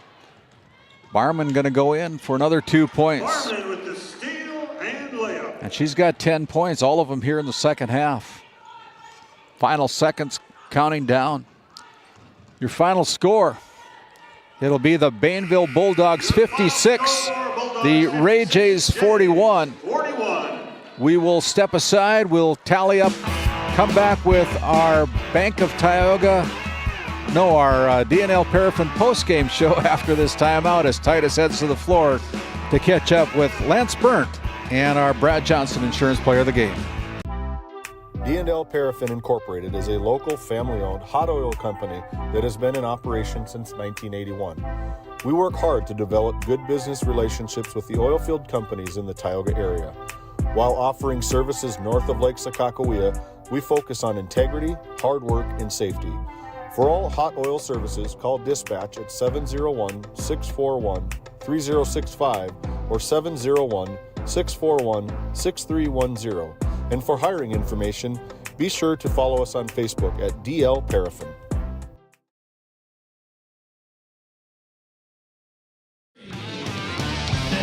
As we conclude this second game, Titus Stenberg has made his way down to the floor. He's been able to catch up with our Brad Johnson Insurance Player of the Game. Take it away, Titus. All right, congratulations. Nice work out there. Feel like playing on this court here and getting a nice early season win. It was really awesome. It's a super nice complex here, so it's really nice to get out and play different teams that aren't from our conference, kind of get some of the stuff figured out early on in the season, and just get the bugs out, really. It was good. We had you for 23 points, I believe. What was working for you here today offensively? I feel like all season so far, our offense has been super effective, just moving the ball, reading each other, and I think it was really a team effort, honestly, moving and making sure that it wasn't just a single-person effort, it was a whole team thing. So. Well, good job. Congratulations today. Here, go celebrate with your team, and good luck the rest of the season. Thank you. And we're going to bring in head coach Lance Burt here. Good job out there, getting a nice early season win. What did you feel like was the key to your early success here in this game? We had good ball movement right away. We were getting the ball in the post, getting it down low, taking advantage of our strong post offense. That worked out well. And then just kind of sticking with rebounding, getting good passes or whatever, playing good defense. Ray shot the ball well. That was impressive. I was just going to mention that. Ray made it interesting there as you're shooting some good three-pointers that kept him in it for a while, but ultimately your defense was able to create some separation. What was the key to your defensive success here tonight? Just staying with our fundamentals. We rely on help side, closing out on the shooters, boxing out. We want to be a good rebounding team, and I think we did well with that. I know you're a coach. You're going to take the win, but you probably saw a few things that you could work on. What's one thing maybe you'll look to improve on as the season goes along here? We got to get back on defense. We got to hustle back because we're going to be playing quick teams all year, so that's going to be one key. You're a fun team to watch. Congratulations here today, and best of luck in the rest of your season. Okay, thank you. All right, there we go. Back upstairs to you guys. And thank you, Titus, as we wrap up here with our DNL Paraffin postgame shows. We take a look at the numbers. The Bainville Bulldogs were 21 out of 51 from field goals, 11 out of 18 from the Service Valley Denver Group charity stripe. They knocked down 2 3-pointers from the Tioga Ace Hardware three-point line. Only committed 14 turnovers in this contest here tonight. And for the Ray Jays, they were 14 out of 48 from the field tonight. 6 out of 15 from the free throw line. They had 6 3-pointers tonight, but they committed 20 first half turnover or total game turnovers here tonight in the loss to the Bulldogs. Individually, the numbers go this way. Haley Berwick, the leading scorer of the game tonight with 23 points. 11 points knocked down by Jalen Bjorgi. 10 points for Addison Hansen. 5 points for Lila Butikofer. 4 points for Shandy Johnson. And 3 points for Jody Albus for a total of 56 points here tonight in the win over the Ray Jays. And for the Jays, they got their leading scorer, the 8th grader Andy Barman, with 10 points tonight.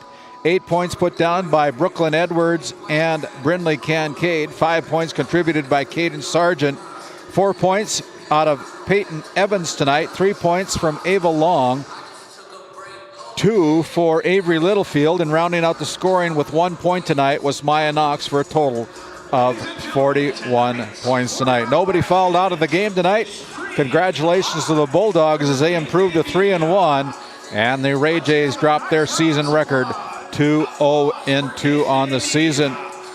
That is our DNL Paraffin post-game show. As we take a little break, we're going to head back down to the floor and have some coaches' comments, pregame comments with Titus Stenberg on our coaches here tonight for the Killdeer Cowboys as well as the Watford City Wolves. We'll be back after this timeout as we continue on. This GameDay Media broadcast is brought to you by Edward Jones is a proud sponsor of Watford City and Alexander Athletics on GameDay Media. Call financial advisor Doug Rolfson at 701-444-4160 for all your investment needs. Edward Jones, member SIPC.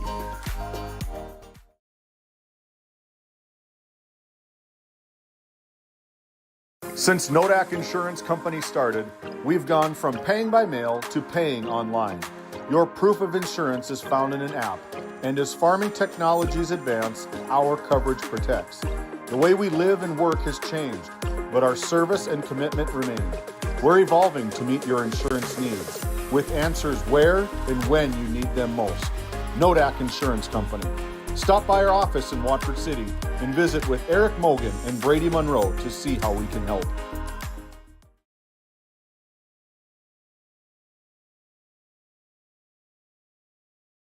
You could put your dog in charge of deliveries, but maybe don't.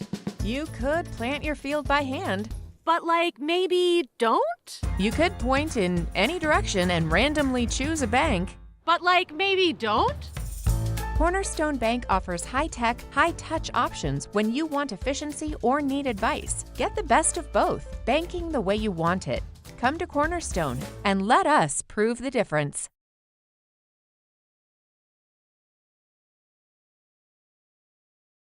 How it's always been done isn't good enough. When it comes to your farm, your family, and your future, you deserve better. At Howland Insurance Services, we specialize in how insurance should be done. We creatively customize farm and ranch insurance to meet your marketing goals and minimize risk, providing the protection that you need. We help lessen your dependence on the bank and set you up for long-term success. Contact us today to build a brighter, more secure tomorrow. All right. righty. Hey, welcome back to Game Day Media. My name is David Peterson. We got Titus Stenberg down courtside as part of our Watford City Farmers Union coaches comments with head coach. Take it away, Titus. All right, thank you very much, David. I'm here with Watford City head coach Tom Dwyer. Coach, a victorious start to your season there. Went down to Shiloh and defeated them by 10. What did you like from your effort there in that ball game? Yeah, I mean, super fun to get a win at Shiloh.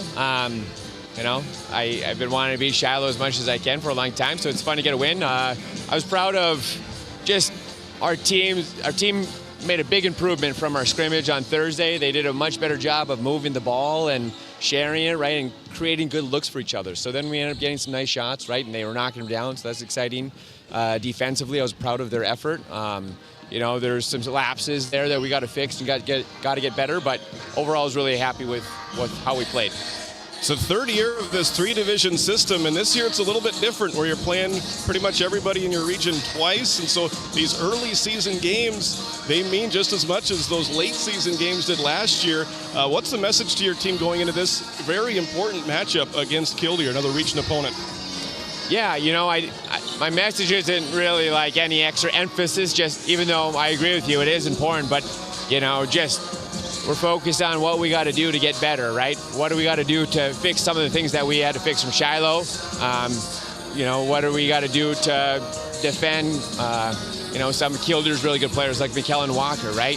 And just being aware of what we're trying to do. So, yeah, hopefully we're ready for the challenge. One last question. I want to ask about Logan Hanna's effort on Monday night there. Looks like she scored 30 points. What was she doing well in that one? Making shots. She made some tough shots, but then, you know, I think we got ahead a little bit. Shiloh was being aggressive. One thing I was happy about, you know, that Shiloh game is they did a good job of handling Shiloh's press to the point where we were coming down and finding Logan for wide open looks. She was knocking him down, right? And then we kept finding Logan, right? And the team like seemed to understand, hey, let's feed the hot hand. So I was proud of their like recognition to see that, and good for Logan, right? All right, sounds good. Well, thanks for joining us here, Coach. Best of luck tonight and all season long. Thank you. Back upstairs to you, David. Thank you, Titus. Excellent job. Thank you to these head coaches as they give a big hug to the kiddos before this game starts. When we come back, the head coach for Killdeer is up next on our Farmers Union Oil coaches' comments. We'll be back after this quick timeout.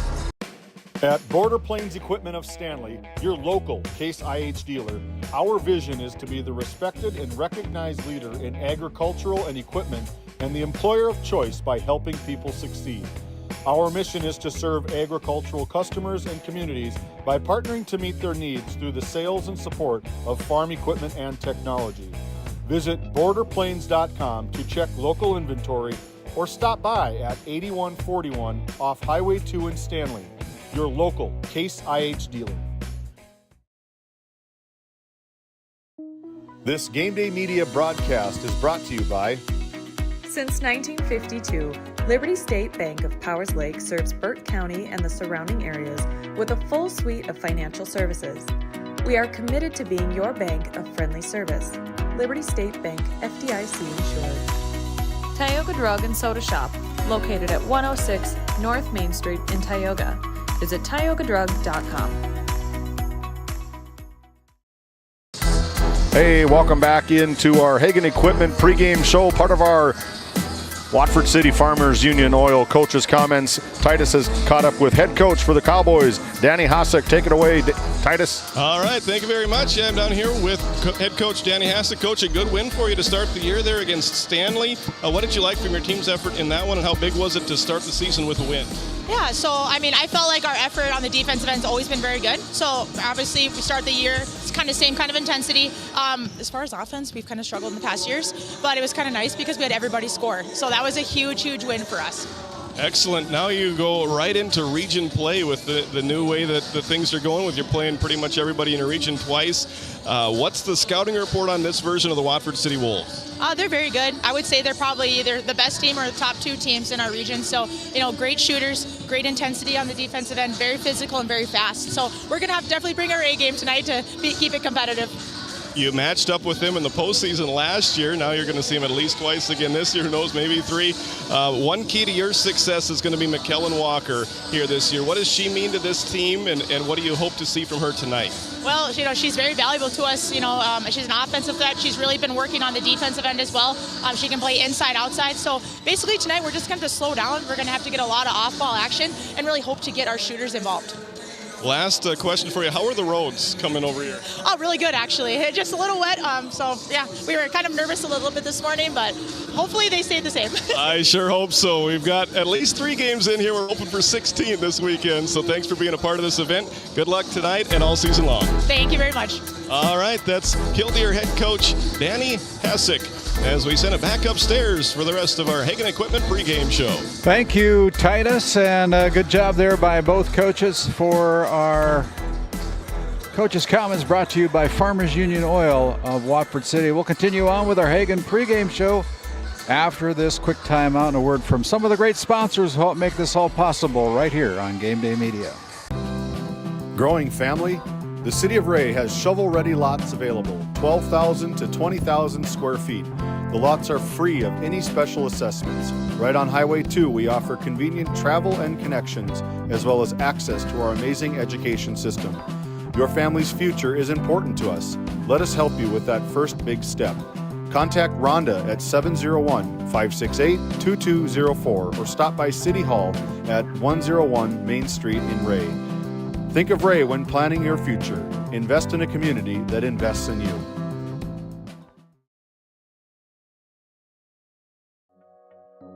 Nesset is here to provide services to the oil and gas industry. We have a fabulous, fabulous geologic jackpot right here in North Dakota. And what we are doing is providing and developing this resource to be used for years, decades, and generations to come. I look forward to a great future right here in Tioga, North Dakota.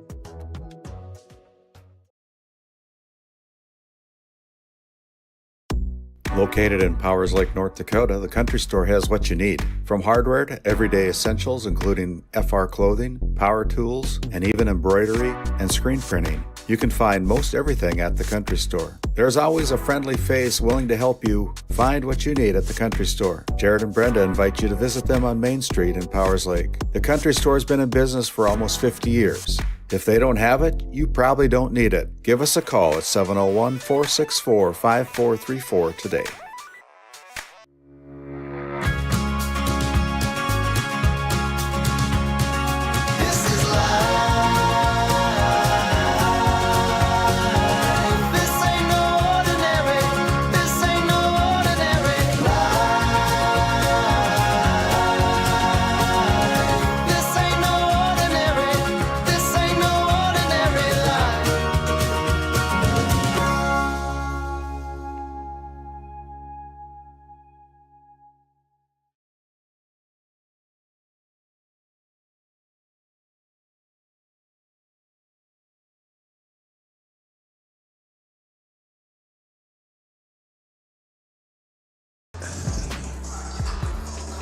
Hey, welcome back into GameDay Media. Titus is back up here at the Tioga Medical Center sports desk, and we are just about ready to go. 7 minutes, 30 seconds to go here. Titus is getting papers shuffled around. Looks like a library up here with that many books that we have. But as we take a peek at our TNT Measurements player spotlight here tonight, number 5 for the Watford City Wolves. She's a good one. You said she had 30-plus points. 30 points. In the season opener against probably a big rival, and you could tell head coach was all about putting it to Shiloh. Yep, he graduated from Shiloh. He took them, the boys team, to state as a player, and he likes beating them. It was the first time that he was able to do that as head coach of these Watford City Wolves girls team. So that was an important win, and it came down to a lot of what Logan Hanna was able to do offensively. And Logan had 30 points in that game. She's a 5'5" senior. And, getting a close look at these Wolves throughout the years. Last year, Logan played a really good game on the road at Belcourt to beat Turtle Mountain. And it just seems like Logan has the ability to put a team on her back when she's shooting well. And I think that was a really good sign for Watford City to have her start the year off with such a good showing there from the offensive side of the ball, and she's going to be important. The Wolves lost 2 seniors from last year's team, and so they bring back a lot of experience from last year's team that finished 4th in the region. Killdeer finished 5th in the region, and so these teams were matched up in the quarterfinal round of the Region 4 Division A tournament last year in Hazen. Watford City did get the win in that one, but it's going to be, who knows, they might see each other again in the postseason. I hope so. This is maybe a preview of the region championship game, potentially. It could be, as we switch sides over there to McKellen Walker. This Killdeer team, they rely a lot on her. And I think, looking at the roster, this is the most experienced team we're going to see all weekend here. Killdeer, just like their boys team last year, had a lot of seniors. This year, their girls team has 7 seniors on their roster. And McKellen Walker is no doubt one of those leading seniors, comes in at 5'11". She was an All-Stater last year, 2nd team All-State, and she crossed the 1,000 career point mark during the season last year. And you heard Coach Hasek talking about her defense here, that it's been improving as her career has gone on. So we know what she can do offensively. And yeah, she's a good two-way player. Look out. Killdeer will not be an easy out for anybody. Yeah, Killdeer's had a good run of talent here in the last couple of seasons between the boys basketball, football, the girls basketball. McKellen Walker, I mean, her dad, everybody in Plentywood knows about what he could do, and now his time is to pass the torch to now McKellen. Taught her probably everything that she knows, very instrumental in the way she plays. I remember Nick Walker coming to Tioga and putting it to the Tioga Pirates back in the early 90s. Really? And he was a fantastic basketball player, assistant coach for these Killdeer Cowboy girls basketball team. But I think this is going to be the game of the night between the two teams. A lot of rivalry, maybe a rivalry in the making between these two teams, not separated by a whole lot of distance. Oh, just an hour. They know each other very well, and I think at the end of the game, you're just going to have to scrap the game plan and just win, baby. In the words of Al Davis, just got to win, baby. That's right. It's going to be a fun one here, and the first of at least 2 matchups. These teams will match up in Killdeer later on during this regular season, but really important. One of these teams is going to be 2-0 at the end of this one. And, of course, we'll see Watford City also on Saturday in a non-conference game against Lemon, South Dakota.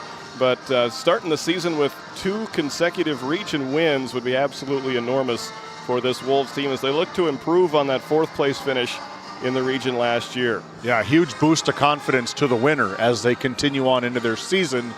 You've already got, for Watford City, like you said, you already got 2 region wins. And on the flip side, if the Cowboys can drive up Highway 85 and take down these Wolves, that'd be a huge start for their win this year. It certainly would be. They played these Wolves tough in that region tournament game. Watford City played one of their better games in the regular season when these two match up here in this very building, but down in Hazen, Killdeer kept it interesting for quite a ways into the late stages of that one before Watford City was able to pull away. So I don't think Watford City is going to be taking Killdeer lightly at all. You really can't when there's a 2nd-team All-Stater on the opposing team. But I expect Watford City to come prepared and ready to go in this one. And it'll be a fun game to watch, no doubt. Yeah, it will be a good one. When we come back, our starting lineups brought to you by... Help me out, Titus. A lot of papers. Where are they at? Patriot Fuels, just down the road. I know that I'm going to stop there on my way home, get myself fueled up, get myself something to drink. Patriot Fuels, just located south of Alexander here on Highway 85. Don't go anywhere. Tip-off is coming up next. This GameDay Media broadcast is brought to you by... With 40 years of service to Northwest North Dakota, Jan Costin CPA in Kenmare provides trusted accounting and tax services for individuals, corporations, estates, and partnerships. Call 385-4263 today. Your numbers are in good hands with Costin CPA. The Northwest Sportsmen's Association of Tioga, a proud supporter of youth and outdoor recreation in our local community. We're aiming high, keeping it local, and building the future for outdoor events. Join us in making a difference. The Northwest Sportsmen Association, where the outdoors brings us together. This GameDay Media broadcast is brought to you by... Edward Jones is a proud sponsor of Watford City and Alexander Athletics on GameDay Media. Call financial advisor Doug Rolfson at 701-444-4160 for all your investment needs. Edward Jones, member SIPC. At Johnson & Sundin Law Office, we combine big case expertise with small town service. Since 1980, we've fought for clients across western North Dakota. From oil and gas disputes to serious injury and wrongful death cases, probate, agriculture, and more. No matter what issue, our experienced team is ready to stand by your side. In our office in Watford City, we're here for you, wherever you are. Johnson & Sundin, expert legal representation rooted in North Dakota. Welcome back to the Roughrider Center, presented by Northern States Fishing Tools. Let's take a look at your Patriot Fuels starting lineups for Killdeer. They're going to go with a whole bunch of seniors. Morgan Smith, McKellen Walker, Taylor Anderson, Ophelia Howling Wolf, and Brooke Pajorley, all seniors for head coach Danny Hassick. She's assisted by Bridget Reese and Nick Walker. Watford City will counter with Annabelle Bond, a 5'5 sophomore, Harley Jacobson, another 5'5 sophomore, Logan Hanna, 5'5 senior, and then Bailey Matson, a 5'9 senior, and Miley Roan, a 5'10 senior. Starting out for head coach Tom Dwyer. He is assisted by Pat Wegenek, Sydney Anderson, and Riley Fowler. To Watford City and the Roughrider Center, presented by Northern States Fishing Tools, as we have the night camp of day one of the 2025 Border Battle, brought to you by Yellowstone River Beef. Tonight's matchup features the visiting team on the scoreboard, the Killdeer Cowboys, versus the home team on the scoreboard, the Watford City Wolves. Let's introduce our starting lineups. First, for the visiting Killdeer Cowboys. At a guard, a 5'5 senior, number 3, Brooke Pajorley. Also at a guard, a 5'5 senior, number 4, Ophelia Howling Wolf. At a third guard, also at 5'5" and also senior, number 5, Taylor Anderson. At a forward, a senior at 5'11", number 11, McKenna Walker. And at center for the Cowboys, a 6' senior, number 23, Morgan Smith. Head coach for Killdeer, Danny Hassick. Assistant coaches, and Nick Walker. And now the starting lineups for the home team on the scoreboard, the Watford City Wolves. Starting at a guard, a 5'5 sophomore, number 1, Annabelle Bond.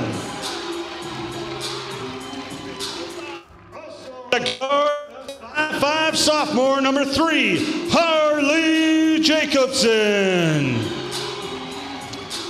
At a third guard, a 5'5 senior, number 5, Logan Hanna. At forward for Watford City, a 5'9 senior, number 10, Bailey Matson. And at center for the Wolves, a 5'10 senior, number 40, Miley Roan. Head coach for Thomas Dwyer, assistant coaches Pat Wegenek, Sydney Anderson, Riley Fowler, and Trini Morgan. Ladies and gentlemen,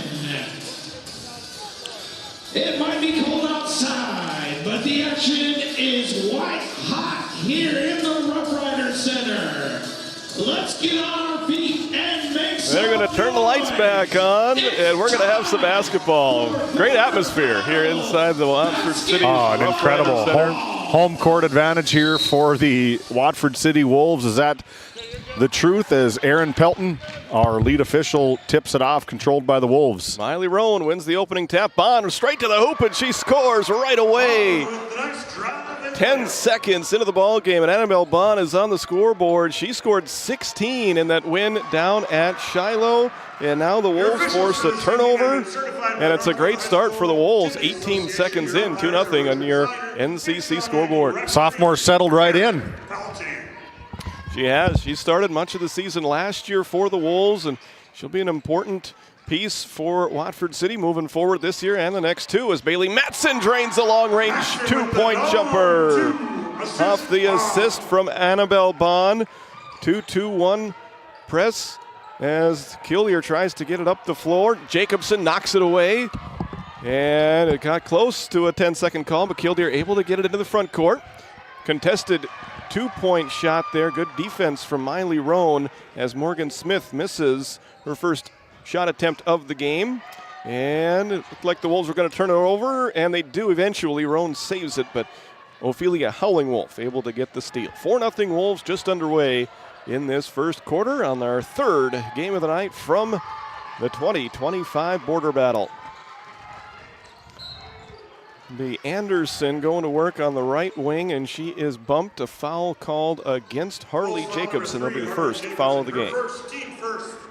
Yeah, 2 sophomores, 3 seniors. A good spot to be for those 2 sophomores with a lot of senior leadership for the Watford City Wolves this season. Yep, and the Wolves able to bring some seniors even off the bench. We'll see Amelia Wisness here pretty soon, another senior leader, as the Killdeer Cowboys try a three-pointer. Brooke Pajorley missed that one long, and Miley Roan able to run down the rebound. 90 seconds into this one, and Watford City has to be pleased with this start. As Bond gets a screen, tried to loop it over to Roan, but it's taken away by Brooke Pajorley. Knocked away, stolen back by Bailey Matson. Good hustle play, just booking it from one end of the court to the other. Getting another possession, their 4th already in these opening minutes. And there is Logan Hanna, our spotlight player, able to get the roll on that scooping shot. 3 different Wolves have scored. It's a 6-0 great start for Watford City.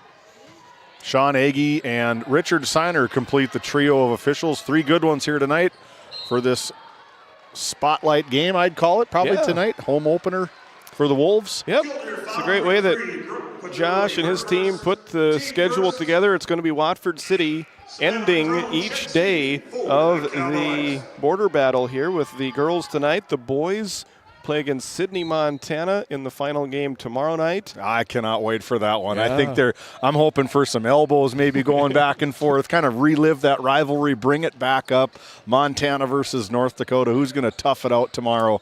And then on Saturday night, it'll be these Watford City Wolves girls taking on Lemon, South Dakota in another interstate matchup as Bailey Matson gets another 2-pointer to go. She's got 4. She scored 6 in their first game of the season, that win down in Bismarck, as Bond gets another steal. 3rd Killdeer turnover. Pass ahead intended for Jacobson, knocked away and out of bounds. It'll stay. We take a look at that RTC Network's instant replay. This could have easily been a layup, but look at the hustle right there. Be able to knock that ball, get it over to, I think that's Coach Pruitt sitting there down there on this. Coach Hager. Coach Hager, there he is down on the side. Yep, new Watford City head coach of the boys team as Logan Hanna scores again.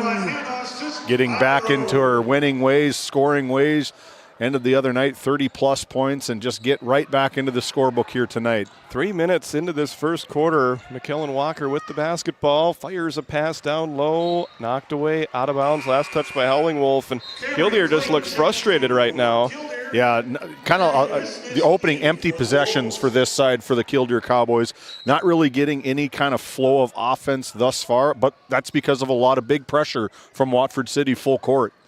Both number 12s check in at the same time. Camry Kling, freshman for Killdeer, and Amelia Wisness, the senior for Watford City. She's got the ball at the top of the key, lobs it into Matson. Great pass, and Matson scores again. Good ball rotation. See if we can't get that peak. It's going to get head coach Danny Hasek off the seat. Just perfect ball rotation for the Wolves, and it's all Wolves early. An LPL financial timeout. 12-0 Wolves, 4:34 to go in the first quarter. When When you have financial questions or ideas, you need someone to listen and provide insight about your options. Shiloh Chavez and her team with LPL Financial can review your specific situation and help create a strategy unique to you and your goals. Give her a call at 701-842-4244 or email at shiloh.chavez@lpl.com.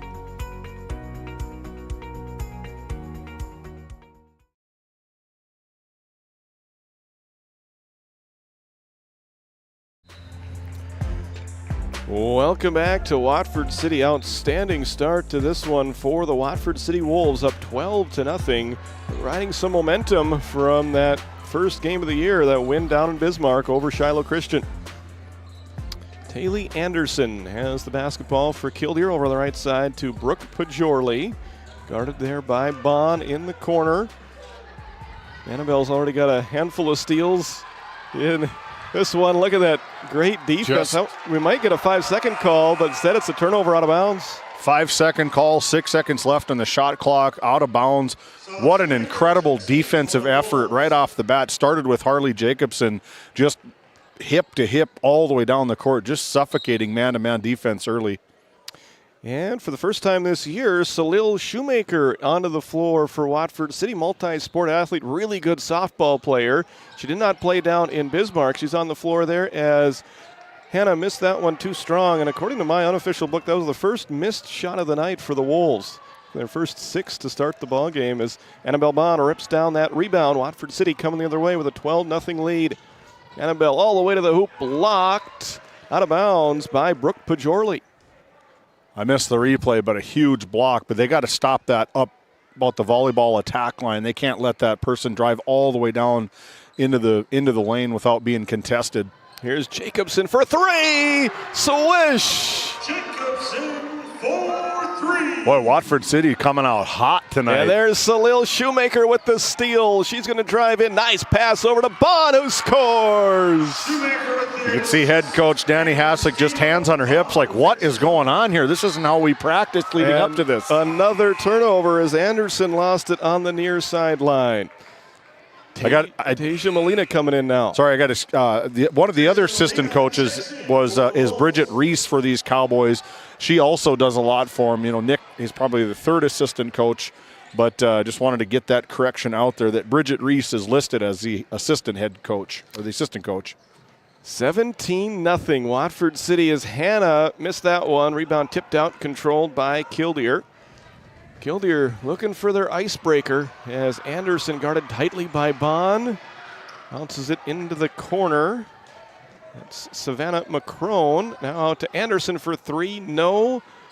Offensive rebound grabbed by Pajorley. Second chance for Anderson, and that one is good. As good of a three-point shooter as Taylor Anderson is, you cannot give those offensive rebounds and second looks to the big three-point threat of Taylor Anderson. She'll knock it down every time. Yeah, her second chance there after missing it as a carry is called against Hannah. Third Watford City turnover. And that one she did not miss. So that's the icebreaker from Killdeer from three-point range. We'll see if that can spark a rally for them towards the end of this first quarter. Now 17-3, Watford City. Really tough to spot a team 17 points and then try to get back into the game.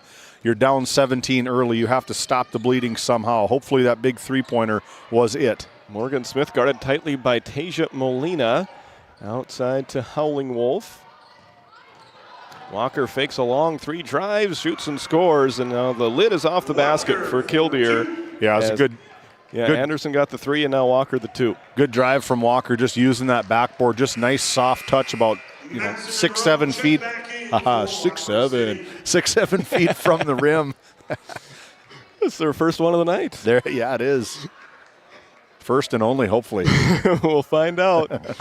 Watford City might score 67 if they keep this pace up, but we will see. 17-5 right now as that shot is missed by Kling. Rebound to Shoemaker, and she wants to run.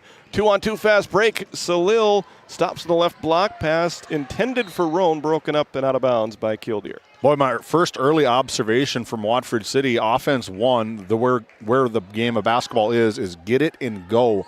transition. They look to push right into the middle, and they get their wings spread way out. They're good out-of-bounds play from the Wolves. Senior connection there. Bailey Matson to Miley Roan.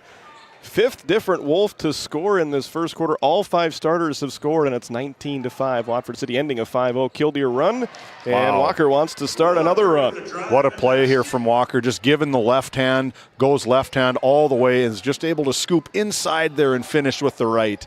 Wisness hands it off to Hannah, who got happy feet there and is called for the travel. Watford City now up to 5 turnovers after they were winning the turnover battle by a pretty wide margin to start. It's evened up now, 6 against Killdeer, 5 against Watford City. What a first quarter, man, 19-7. Yeah, the Wolves picking up right where they left off as Walker tries an NBA range 3 from the right side. Off the mark, rebound of the Wolves. Bailey Matson wants to run. Bailey into the paint, jump pass to Roan, who scores again. Again, the 2 seniors connect. What a beautiful play. Just misdirection and dumps it across to Roan, crossbody for that 13-foot jump shot. Wolves passing really well in this first quarter. They built up a 21-7 lead, and that pivot foot just got off the ground. 7th Killdeer turnover. Yeah, good call. Probably the better call, because I think you probably could have maybe lit him up for an offensive foul, illegal screen, just the way the ball was moving and her momentum going this way for the Cowboys. Cassie Bang on the floor for Killdeer. Annabelle Bond back out there for Watford City. 52.2 seconds left in the first quarter. Matson inbounds it to Harley Jacobson. Left side to Shoemaker. Now to Bond, inside to Roan. Back to Matson. Bailey drives, finds Roan again. That connection has worked twice already in this quarter. Now they get it back to Matson for 3. Oh, hit just about every part of the rim, no good, but rebound by Shoemaker. Out to Matson to Bond, who was called for a travel. Yeah, Cassie Bang, 5'9" freshman. Tough to get in that rotation as a freshman for Killdeer. But that Cooper Bang, if you remember that name, assuming that's the sister to Cooper Bang, who sent the Cowboys to the state tournament for the first time in 70 years. Just 2 years ago. Hard to believe it's been 2 years already. And then they made it again last year. Yes. 2 in a row for the Killdeer Cowboys boys team, who we're going to see on GameDay Media tomorrow night. In Ray against the Ray Jays, number 5 rated in Division B. Maybe a top 10 team for Killdeer if they go to 10 with the North Dakota Associated Press Sportscasters and Sports Writers Association poll. Foul called against Howling Wolf. Just the second team foul of this quarter. Watford City only with 1 foul. Been a clean quarter as far as fouls go. 21-7 Watford City. As Bond struggled to grab the inbounds pass, he's going to launch it from 3/4 court. It'll fall a little bit short, and that's the end of an entertaining first quarter, especially if you're a Watford City fan. Wolves up 21-7. Stick around. We'll be back with our second quarter right after this.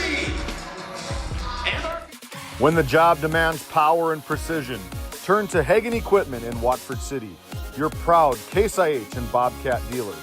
From equipment rentals to a full service department and an extensive parts inventory, Hagen Equipment has what you need to get the job done right. Stop by 805 South Main Street in Watford or visit HagenEquipment.com. Hagen Equipment, work ready, field proven.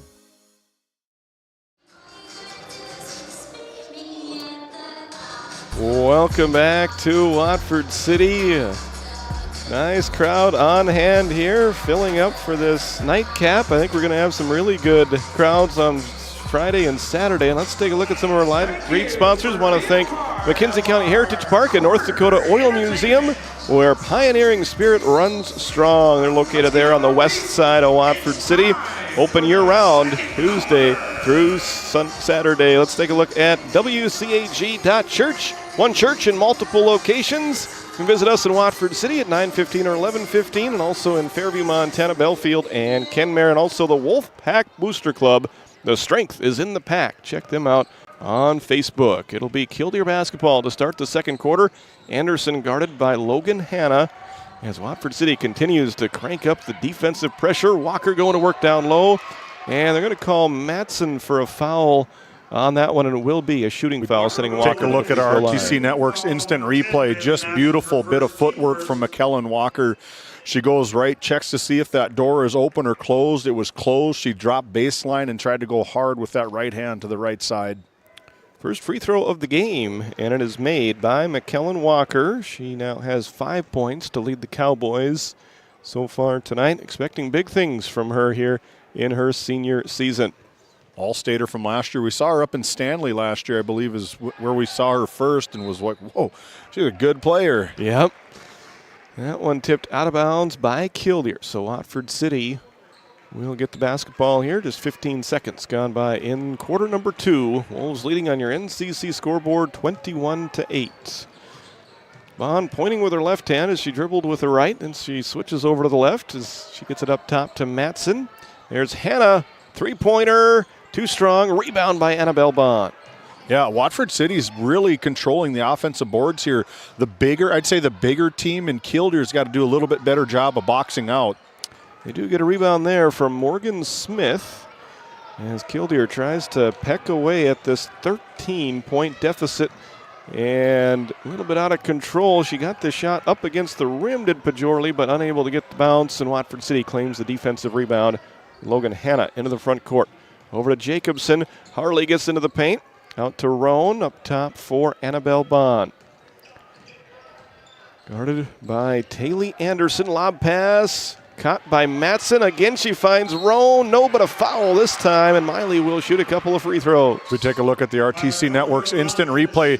Little bit of mishelp there. They needed the Killdeer just to drop down and be able to cover that pass. Good over-the-top pass, a little bit long, but then Killdeer just needed to drop and cut that pass off.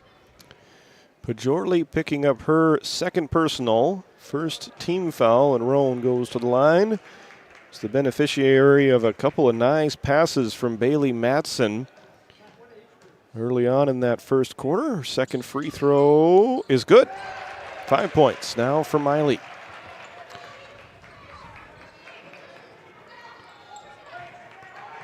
(22-8) on your NCC scoreboard. There's a steal by Bond in the backcourt. She's going to drive all the way to the hoop. Left-hand layup, good. Annabelle Bond has 6.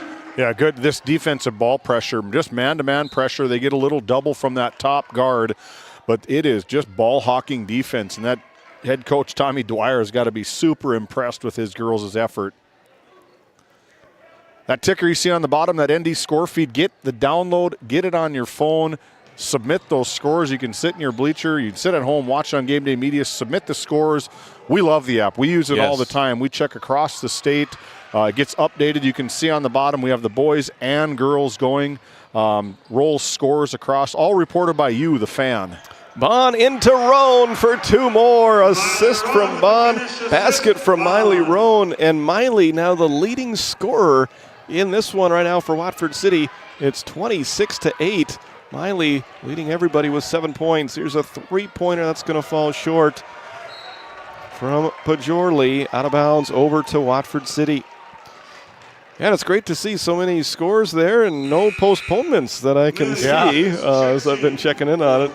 We weren't sure that we were going to be able to get these games in. I wonder what the backup plan would have been. I don't know. This many games, you can't play.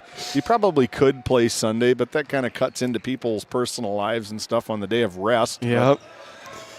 So no, thankful that we were able to get these games in here today, hoping for good weather tomorrow. The next day it's going to be cold, but we can handle that up here. Handle that. There's a three-pointer from Bailey Matson in the right corner. 9 points for the senior now for Watford City. Wolves getting very balanced scoring contributions from their entire starting lineup right now. Anderson trying to answer with a 3 for Killdeer off the mark. Rebound grabbed by Annabelle Bond. You know, I'd like to say that these shooting woes are probably part of them, not the Killdeer Cowboys maybe not being comfortable playing in such a big venue. But their gym that they have down in Killdeer is probably pretty sizable compared to this facility. That's a beautiful facility down there. We've gotten to call some games there. They had the first Division A boys tournament there in Region 4, the first year of the 3-division system. And yeah, a lot more postseason events will be taking place down there. It's a great, great facility. We're blessed here in Western North Dakota with some outstanding facilities. The Well kind of got us started there up in Williston, and a lot of these new buildings are absolutely great. Tioga's got a new facility. Yeah, what did you think of the new ship? It was awesome. The atmosphere I love. Very similar to the Wolves end over here with all the pink crowd. You got the student section down low, kind of making it miserable for Killdeer or Watford, whoever is shooting on the end. But yeah, overall, my some critiques that I'd make, but I'm going to keep those to myself. But very nice facility in Tioga. Steal and score by Logan Hanna. Wolves are off and running here tonight. 4:41 to go in the first half. Watford City 31, Killdeer 8. You're watching the Border Battle on GameDay Media. Based in Williston, North Dakota, Busy Bees Hot Oil Incorporated is a veteran-owned and managed company. Busy Bees services include water hauling, hot oil services, cap string flushes, and much more. Busy Bees will approach any job, no matter how large or small, with 100% safety and commitment. We pride ourselves on giving back to the community that has given so much to us. Looking for the perfect career? Consider Busy Bees Hot Oil Incorporated. Find them at busybeeshotoilinc.com or give them a call at 701-572-9303 today. Follow, subscribe on YouTube. GameDay Media for all the Border Battle streaming. Welcome back to Watford City. Wolves up big, 31-8. Boy, we were talking off air, Titus. What? I mean, we're going to get nitpicky here. What are we critiquing Watford City? Like, what have they done wrong? Not much. Thus far. Maybe a few turnovers, but look at that. Yeah. There's a steal. They're winning the turnover battle for sure as Bond finishes. It counts and the foul. As we take a look at that RTC Network's instant replay, just ball hawking defense again from the Wolves and finishes with that left hand does Harley Jacobson. Is that Bond? Can't see a 3 or 1. Foul went against Taylor Anderson, and it's Annabelle Bond that's at the free throw line. Yep, Annabelle Bond with a chance for a three-point play. Tasia Molina, Salil Shoemaker checking in for Watford City.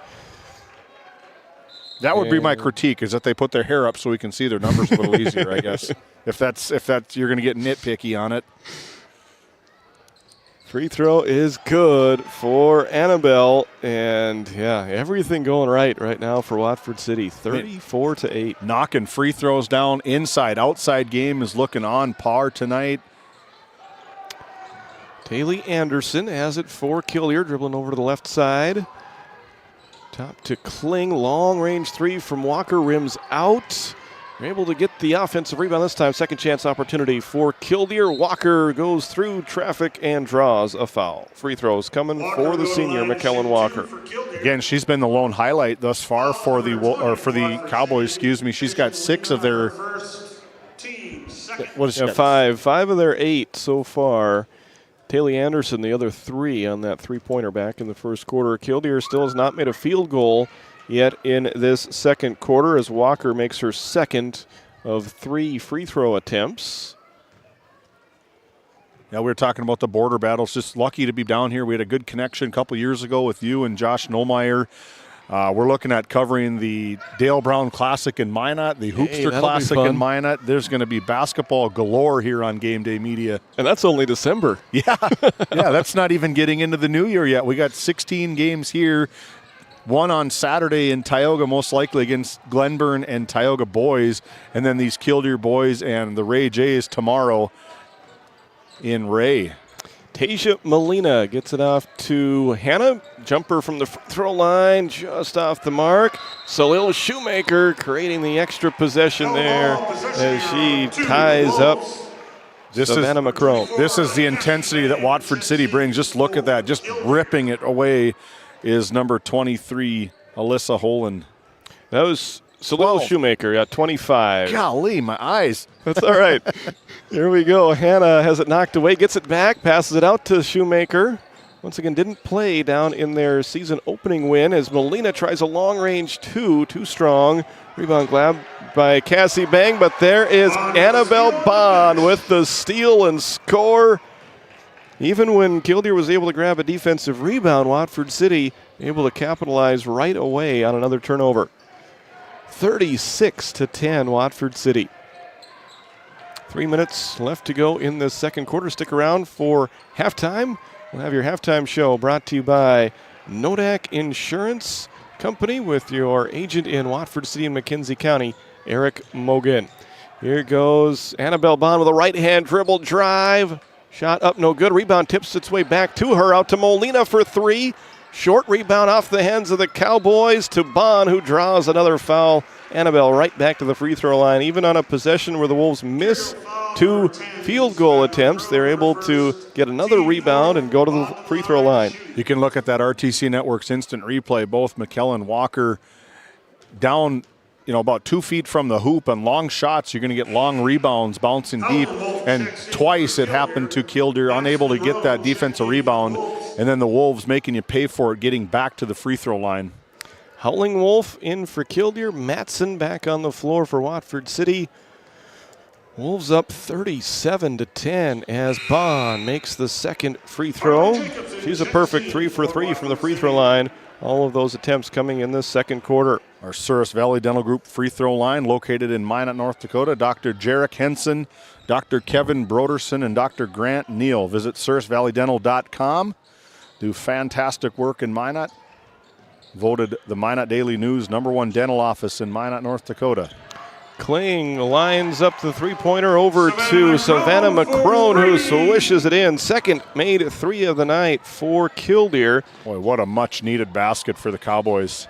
Matson to Roan, out to Jacobson. That shot ending a 17-3 run that the Wolves were on to start quarter number 2. Shoemaker in the left corner to Matson as we hit the 2-minute mark remaining in the second quarter. Tasia Molina from the right wing, guarded by Howling Wolf, drives in, kicks it back out, stolen by Cassie Bang. 8th Watford City turnover. Harley Jacobson steals it right back. 12th turnover against Killdeer. Just Harley Jacobson on top of that defense. Just a nightmare to have guarded against you. Great pass. Matson just left that layup a little bit short. Rebound cleared away by Killdeer.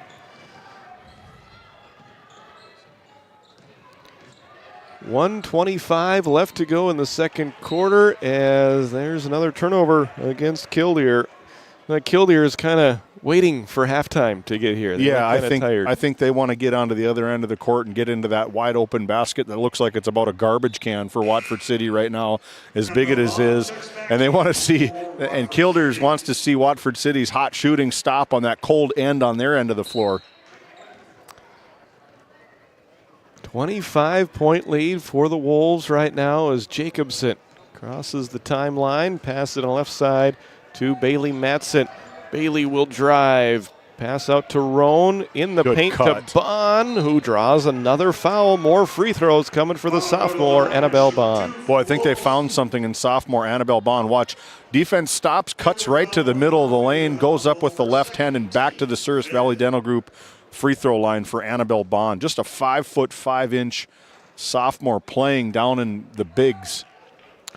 Ophelia Howling Wolf picking up her second personal foul, 5th team foul, so the Wolves will be in the bonus the rest of this half. And Bond made her first 3 free throws, now misses a couple, but Salil Shoemaker with the offensive rebound. Pass from Roan, a little bit too much on it as it went through the hands of Jacobson, stolen by Anderson and Killdeer. 1 minute to go in the second quarter. 38-13 Wolves up. McCrone double teamed along the baseline by Shoemaker and Bond. It results in a turnover. Matson, the steal to Roan, over to Bond. Annabelle will dribble it out. Finds Jacobson, who drives. That one was altered, maybe blocked, and Killdeer gets the rebound. Tough angle for Harley on that layup. Anderson with the assist as Camry Kling hits a three-pointer. 3rd 3 of the game for Killdeer. Yeah, another good answer. Down 22 points now going into the half, like you said earlier. Killdeer can't get into that locker room fast enough and try to fix some things.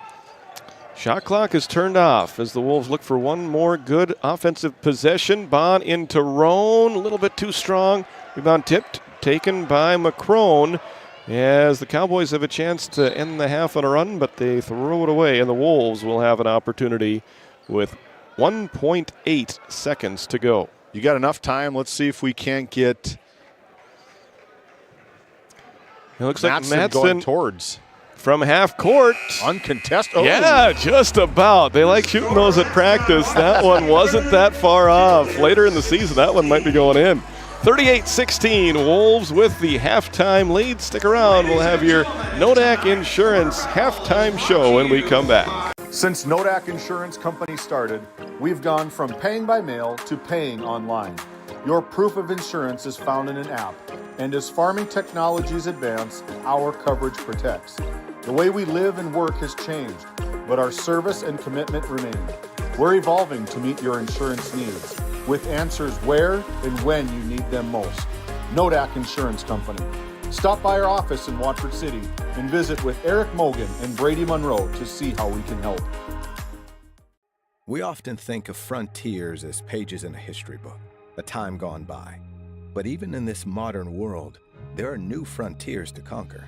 Whether you're tending the land to grow a better tomorrow or growing a business for new opportunities, the work you do powers the world.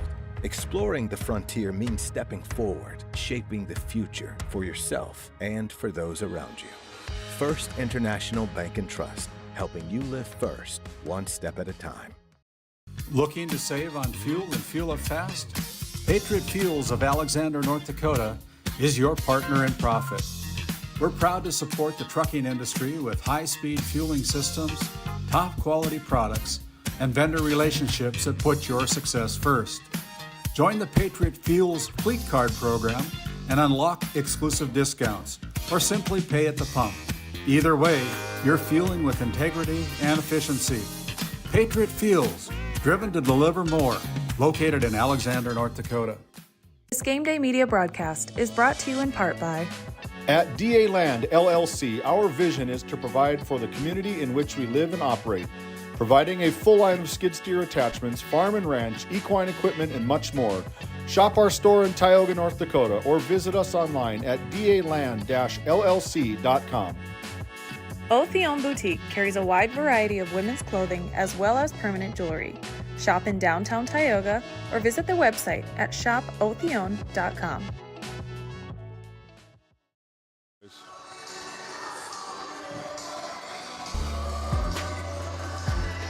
Welcome back to Watford City and our live coverage of the border battle. The next level players playing down on the court, entertaining the crowd.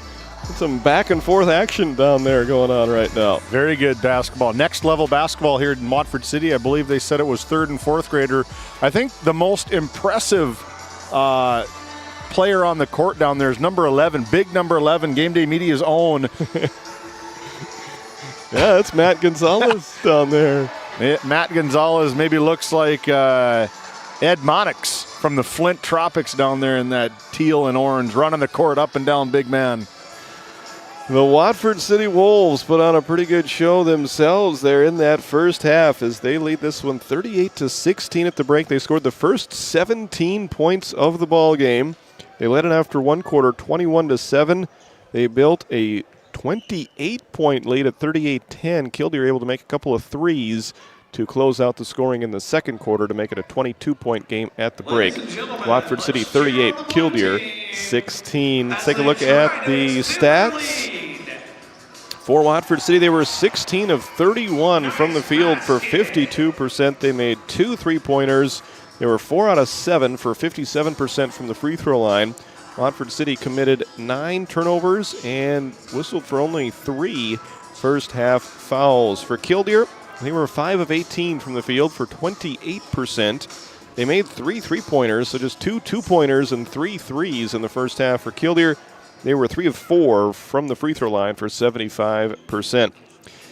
They committed 15 first half turnovers and were called for 7 first half fouls. Individual scoring numbers, Watford City has to be really pleased with the way that they were balanced in the scoring column in the first half. Annabelle Bond led the way with 13, 4 in the first, 9 in the second quarter, including 3 out of 5 from the free throw line.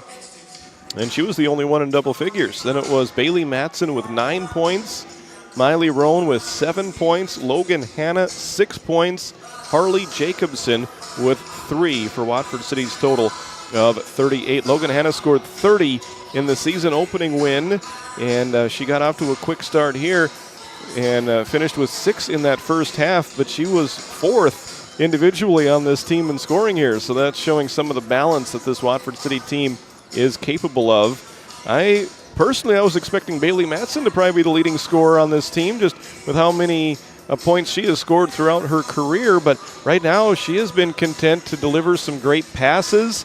She has scored 9 points, including a 3-pointer, and is the second leading scorer here, but just a really impressive offensive first half for the Watford City Wolves. Absolutely. You're starting 5, 13, 9, 7, 6, and 3. Can't ask for much more. If you can put up 38 points in one half of basketball, I think Coach Tommy Dwyer is probably pretty happy. That's probably why they're already out of the locker room. Yeah. And they're ready to get back to it. They're ready to get back. They're hot. They're ready to go. I'm coaching the locker room. I say, I don't know, girls. I've got nothing to complain about. Come back out second half, see what we can do. That's right. We'll take a look at Killdeer's side of the ledger when we come back for more on your halftime show. Since 1978, Northern States Fishing Tools of Watford City has been your trusted partner in the oil field. Serving the Wollaston Basin, we offer top quality fishing and rental tools, including packers, plugs, and through tubing equipment. With expert knowledge and decades of experience, we deliver results tailored to your needs, all at competitive prices. Give us a call, 701-842-3350, or visit northernstatesfishingtools.com. Northern States Fishing Tools, quality tools, proven service.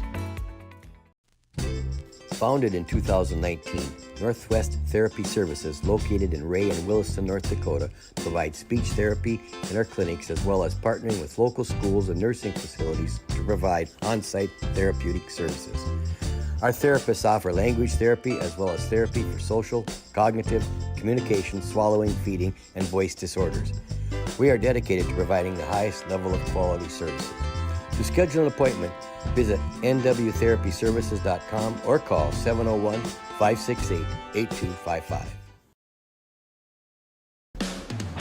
Game 1 powers your team, business, and community with athletic apparel, uniforms, company gear, and event apparel. Featuring screen printing, embroidery, and the brands you trust. Game 1, the brand behind your brand. EAPC Architects Engineers is shaping the future of K-12 schools, healthcare, civic spaces, and higher education across North Dakota. Proud to support our athletes and proud to serve our communities. EAPC, designing solutions, impacting communities. Skin by Legacy Tioga opened doors February 2024. Skin by Legacy is a branch of the Minot location Legacy Health Clinic. Our goal is to bring big city conveniences to the rural and surrounding communities. We offer a number of aesthetic services and more. Skin by Legacy Tioga is open Tuesdays and Thursdays. You can find our link to book by Googling Skin by Legacy, by Facebook or Instagram, where you could book at either location. A healthier you starts here. Now accepting new patients.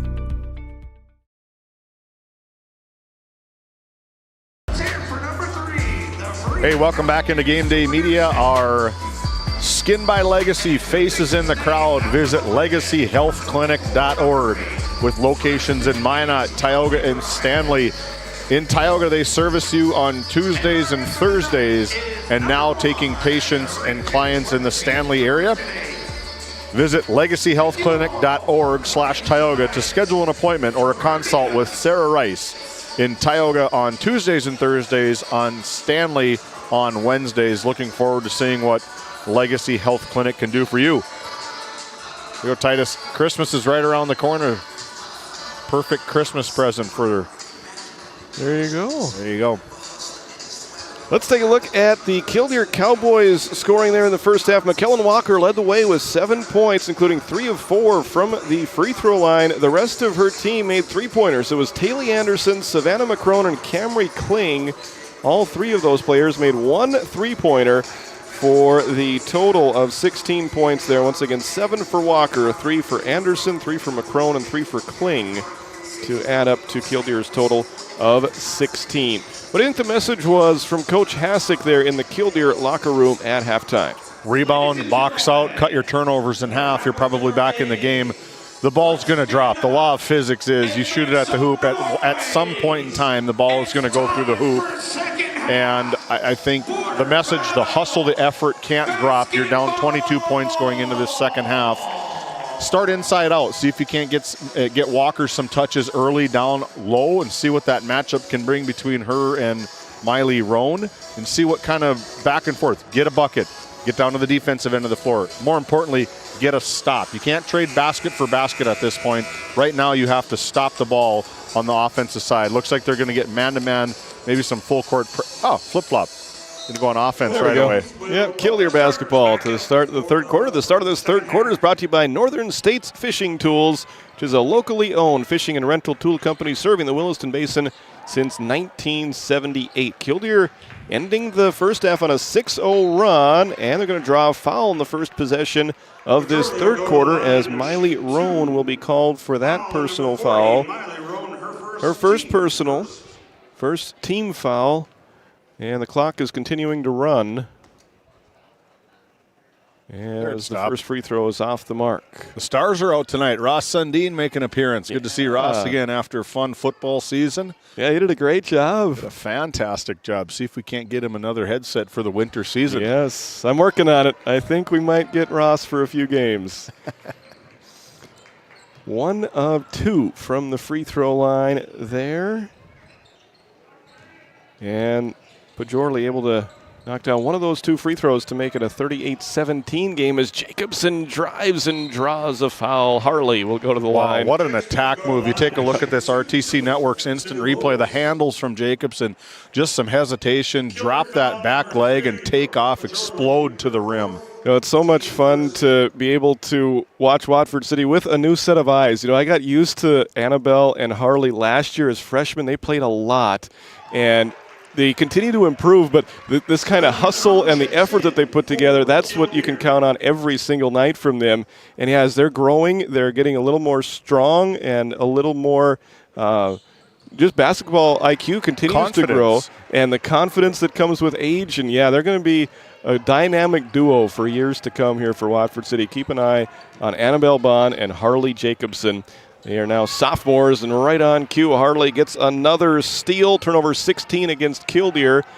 Pass on the left wing to Logan Hanna, who tries a mid-range jumper off the mark. Rebound by McKellen Walker. And one thing that they have that we don't is youth. Just sophomores, and this lethal just as sophomores in high school. It'll be fun to watch, yeah, for this year and the 2 years to follow.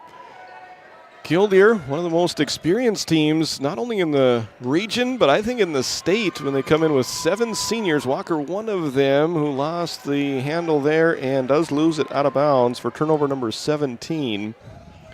Now matching their point total at the 6:35 mark of this third quarter. Wolves up big, 40-17. They've led by as many as 28.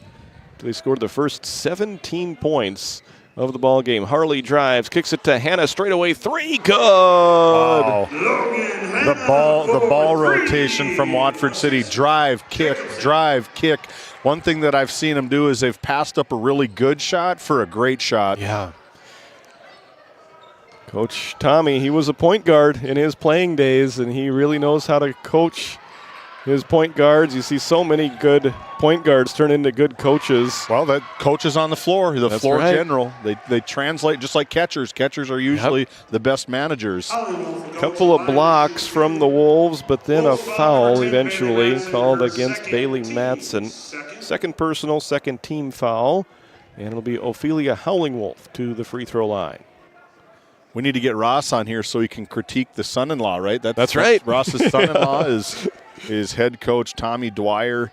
As we want to thank the Powers Lake Athletic Booster Club coming on board. Received votes after taking down the Berthold Bombers 57-55 on Tuesday. A lot of shakeup. They're 3-0. Isla Bredding off to a fantastic start up in Powers Lake. The Ranchers receiving votes for the first time in, correct me if I'm wrong, maybe ever. Yeah, I don't know. Votes. On the girls' side, maybe as Bailey Matson scores there for Watford City, maybe during Kayla Berenson's playing days, now her older sister, Jessica Bullinger is coaching, and what a great start for Jessica in her coaching career there. Well, yeah, I was just going to say, producer Randy's just in my ear saying, hey, slow the train down a little bit here. They just got beat up pretty bad by Mohall-Lansford Sherwood. 66 to 44. Yeah, Mohall-Lansford Sherwood, they're a very, very tough team. Put it to Divide County early this season, too. So they're probably going to get some votes maybe next week as well with some of these upset wins. Yeah, a lot of good basketball teams here on the western side of North Dakota. Here's a three-pointer off the mark from McCrone. Rebound taken by Annabelle Bond as she continues to fill up the stat sheet. Oh, Matson unable to finish on the other end. And Killdeer the rebound. Daly Anderson lobs it into Walker, makes the catch, and makes the shot. Take a look at that RTC Network's instant replay. That was an absolute perfect pass. The big 6-footer McKellen Walker just puts it high where only she can grab it, and then able to capitalize on that nice pass. She was kind of able to tip it to herself and puts it in there. She now has 9 points to lead Killdeer.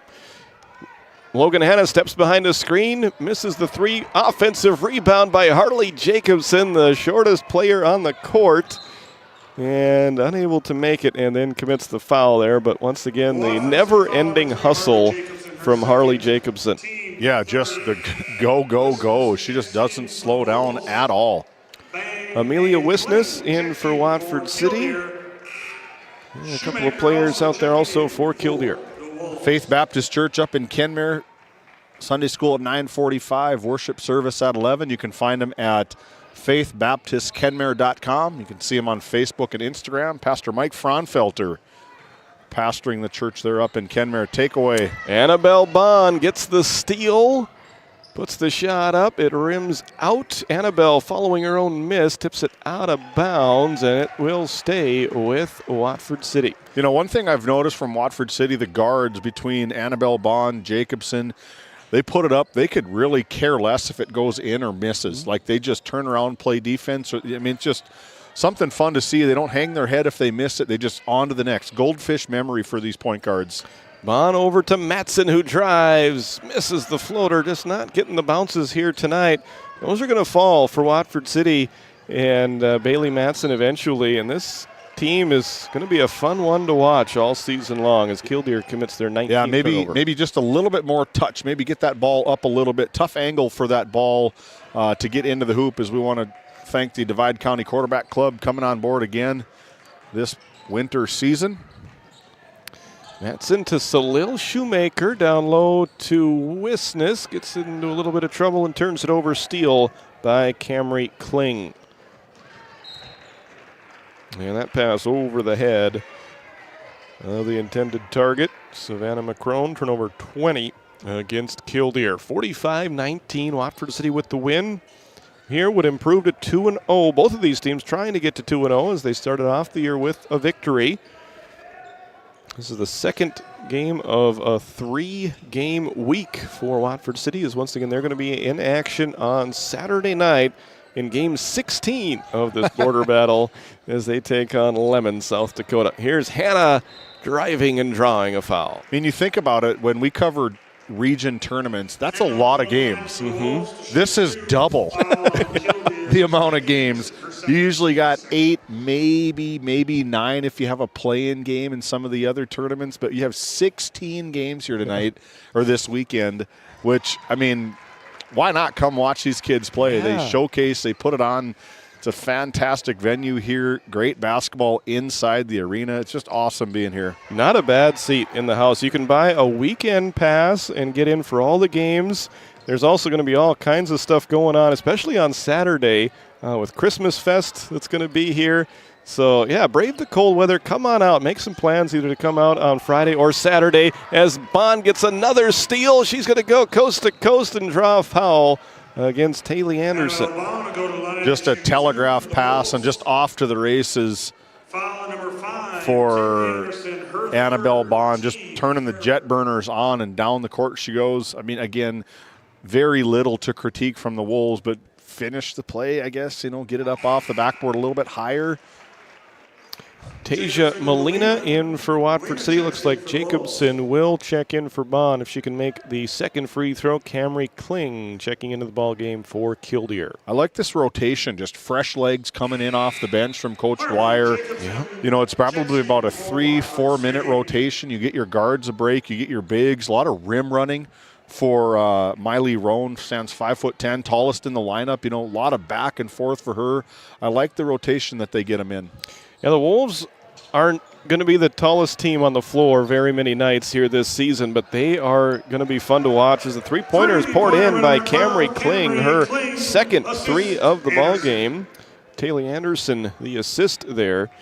And one thing, these Wolves are going to hustle. They're going to play hard on defense and run up and down the court, and they will have some depth here. That might be an advantage for them as the season rolls along. Here is Salil Shoemaker getting the step, driving to the hoop and making the left-hand layup. What a take, just a killer crossover right there, just boom. Saw the opening and attacked downhill, left hand again. I've seen a lot of good left-hand finishes from these Wolves. And Shoemaker also just a sophomore. Speaking of lefties, there's another Camry Kling three-pointer from the left wing, 51-25. The three-pointer, now the fifth of the ball game for Killdeer. Wisness in the paint, out to Hannah, who fakes, drives, draws a foul. Can't quite get the bounce, but she'll go to the free throw line to shoot two with 1:37 to play in the third quarter. Camry Kling, 5'5" freshman, number 12 from Killdeer. Again, trying to get her name in this rotation early this season. Dressing just two freshmen for head coach Danny Hassick for Killdeer. No free throws on that. Yeah, one. Richard Siner, our fall official, did call it on the ground. I did see him. It was a good call. So Jacobson will inbound to Wisness. Long two-point jumper off the mark. Rebound tipped out of bounds. It'll stay right here with Watford City. Yeah, I think she just mistimed it, did. Is that Pajorley? I think that was Pajorley. Just kind of mistimed that ball. Was coming down as the ball was coming down. Jacobson into Roan. Back in the corner to Harley, who drives. Back to Roan. One dribble, then back to Harley. She'll try a three from the right side. Off the front rim. Rebound grabbed by Cassie Bang. The shooting from Watford City's kind of cooled off just a little bit here on this other end of the court.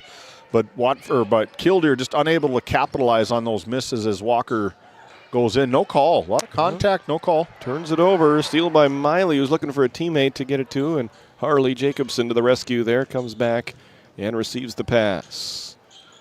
Pass deflected and stolen. 12th Watford City turnover. Under a minute to go in this third quarter. 51-25. McKellen Walker's pass tipped away by Wisness and out of bounds. Matson. That's a tough pass going baseline with that left hand, trying to sneak it between their good help defense from Watford City, cutting that baseline pass off. Maybe go high and then drop down low and try to get Watford City out of some rotation. Bang will inbound. Puts it into Anderson. Steps behind the free throw line. Takes a long two-point jumper off the mark. Rebound by Tasia Molina. 2-second difference in the game clock and the shot clock as Jacobson gets bumped. As Pajorley went for the steal and got Harley instead. That'll be her third personal, and that will put Jacobson at the free throw line. Correction, fourth foul against Pajorley. I thought they just said that was her fifth personal foul. Fifth team foul. It is the fourth personal and fifth team foul of the quarter. So that puts Jacobson at the free throw line as the Wolves are in the bonus. And Harley misses free throw number one. Can always go down and challenge and Chaz Neff down there if you want. I'm good right here. Get an argument with him. You probably lose that one. 52-25 after Harley makes the second free throw there. 27-point lead for Watford City. As Walker tries another long-range three that's off the mark. Rebound by Tasia Molina. Wisness to Jacobson as the Wolves look to finish this third quarter strong. Wisnes holds the ball and dribbles it, passes it off to Matson, down to 5 seconds, lost the dribble, out of bounds, and it will belong to Killdeer, so they will have a chance for a buzzer beater. I'm guessing they're going to try to get it to Walker. No, it'll be Anderson. Oh, the clock never started. And that will be the end of quarter number 3. 52-25, Watford City with the lead. Stick around, come on back for our fourth quarter right after this on GameDay Media. At Souris Valley Dental Group, we've been using modern treatment techniques and products to help families smile since 1968. Voted as the #1 dentist in Minot, our team of expert dentists combine their unique areas of expertise and their experiences to create treatment plans that help each individual patient meet their goals. Contact our dental office at 701-419-8900 or visit sourisvalleydental.com to schedule an appointment today. You can count on us to keep your family grinning from ear to ear for many years to come. This GameDay Media broadcast is brought to you by Established in 1938, Ray Farmers Union Elevator is now your full-service grain and agronomy service facility in northwest North Dakota. Based in Ray, North Dakota, we can assist you with everything from buying the seed in the spring to burn down in the fall. Get more done in a day with Ray Farmers Union Elevator. Our paths are rarely clear-cut. You may step out of bounds, or even out on your own. No matter what it looks like, your path is personal, and that's what makes it powerful. Brevera Bank, Insurance and Wealth. This GameDay Media broadcast is brought to you by Established in 1938, Ray Farmers Union Elevator is now your full-service grain and agronomy service facility in northwest North Dakota. Based in Ray, North Dakota, we can assist you with everything from buying the seed in the spring to burn down in the fall. Watford City basketball to start this fourth quarter. The start of the quarter brought to you by Northern States Fishing Tools. Matson with it on the right side out to Salil Shoemaker. So the Wolves look to finish strong, just like they did down in Bismarck on Monday night, getting a win over Shiloh Christian as Matson drains in another three. This one from the right corner. Bailey's second three of the night. She's got 14 points, and it's a 30-point Watford City lead. Yeah, this is about as good of a home opener as Watford City could possibly ask for, I think. Just a defensive shutout and just shooting the lights out. And a really good way to respond, making sure there wasn't any sort of letdown after picking up a big season opening win against Shiloh Christian. So winning 2 games against region opponents to start the year, not an easy task. And it's interesting following this team so closely the last it's been 12 years. Yeah, 30 years really. But the way that the way the 3-class system was played the first 2 years of it, you only played your region opponents once, and that was usually towards the end of the season. And so you were playing about 13, 14 non-conference games in effect, and it was those 6 or 7 games that really mattered the most. As Logan Hanna gets the block on the transition attempt by Taylor Anderson, a nice defensive highlight for the Wolves. So things are different now. You can see all the Region 4 teams there on that side of the court. There's 8 teams now in Region 4, and the Wolves will be playing, I believe, 6 of them twice, and then Standing Rock once, the way the schedule came out this year, as Walker hits a 3. What a loaded region, especially on the boys' side. You got Killdeer, Beulah, Shiloh Christian, Watford City, Dickinson Trinity, Newtown, and Standing Rock. What a region. I don't think there's a tougher region maybe in Division A boys basketball especially. Turnover against the Wolves there. Yeah, it's going to be an exciting region. We were able to broadcast that tournament here in Watford City last year. This year it's going to be down in Dickinson. And, however the regular season turns out, I think you can throw the records out the window when you get to that tournament. That's going to be a lot of fun. I think Beulah's number 2 in Division A right now on that first poll. Kindred number 1. Brooks Baco, probably the best player in the state of North Dakota. Braylon Sherrato, we see his name. They got Bennett Larson back down in Beulah. Watford City, Thaden Arnold, he's going to have a big year. Yeah, almost the entire roster for Watford City coming back. And this was the year that I kind of had circled on my calendar watching the Wolves grow up. Xavier McGorman and Thaden Arnold, a couple of cousins there that really know how to play together and play well. And then, Tristan DeVries, saw him on the football field. Matson gets the steal and the layup. Bailey for 2 more. Such a huge key on the football field was Tristan DeVries, just able to, such a playmaker. I mean, he was just, wherever there was a positive play on the football field, he was probably involved in it. Curtis Long, the sharpshooter from the outside, trying to get his name in the scorebooks as well. That's right.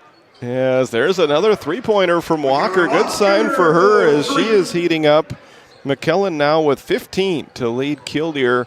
Really important to see the ball go through the hoop for her, as Killdeer is going to rely on her for a lot of their scoring here this season as they try to make some noise in Region 4. Riley Roan makes the mid-range jumper. She got off to a great start, scoring 4 early points off some nice passes from Bailey Matson, and Miley is up to 9. Yeah, Miley, she got the ball inside, turned around, and just was kind of surprised at how far back McKellen Walker was from her, and just put it up about 10 foot, nothing but net.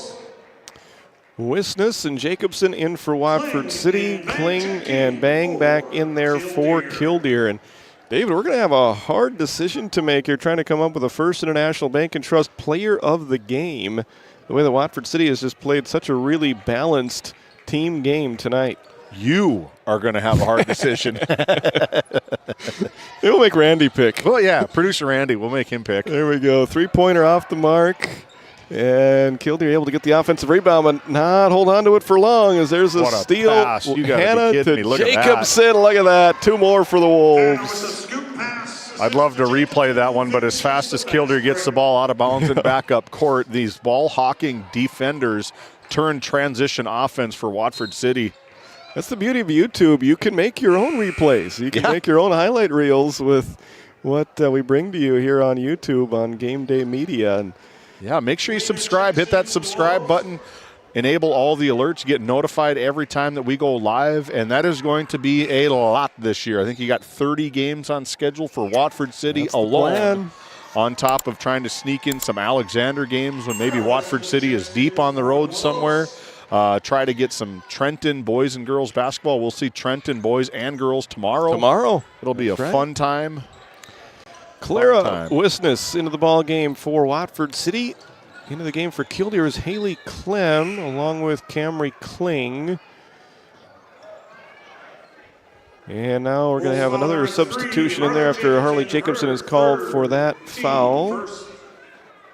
That is America's Macron into the game for the first time. Both teams going a little bit deeper in their bench here for the final 2 minutes of this one. Watford City with a 61-33 lead as they close in on their second win of the season. Amelia Wisness with the steal. Killdeer is able to steal it back. Nice hustle play from Camry Kling. Yep, big day tomorrow. Only 3 games today. This is really just the appetizer. Good warm-up. That's right. Good warm-up here for us tonight. Kind of get the golden voice here. Titus Stenberg, warm that up. Randy Peterson's going to cut short tomorrow. He's heading back to Ray to make sure we get that Killdeer boys and Ray boys game covered. Number 5 rated team in the state of North Dakota in Division B boys basketball. The Ray Jays hosting the Killdeer Cowboys. What a test right off the bat for the Ray Jays. Arlene Salas into the ball game for Watford City. She wears number 11, has the ball right now. 5'2" junior, brings it into the front court. Trying to add to the 61-33 Watford City lead. Clara Wisness from the left side, drives, stops, kicks it out to Tasia Molina. Guarded by America's Macron on the right side, back to Salas, and she is fouled. Just the second team foul, so no free throws yet as the clock continues to run. Tomorrow, a lot of games tomorrow. Start off at noon. Our pregame shows will start at 11:30 between the Trenton boys and Bainville, Montana boys. Stay in the boys 145, Westby Granora and Terry, Montana. Followed by Plentywood and Terry, Montana at 3:30 girls. Boys, Plentywood and Hazen. Nice pass from Molina to Shoemaker.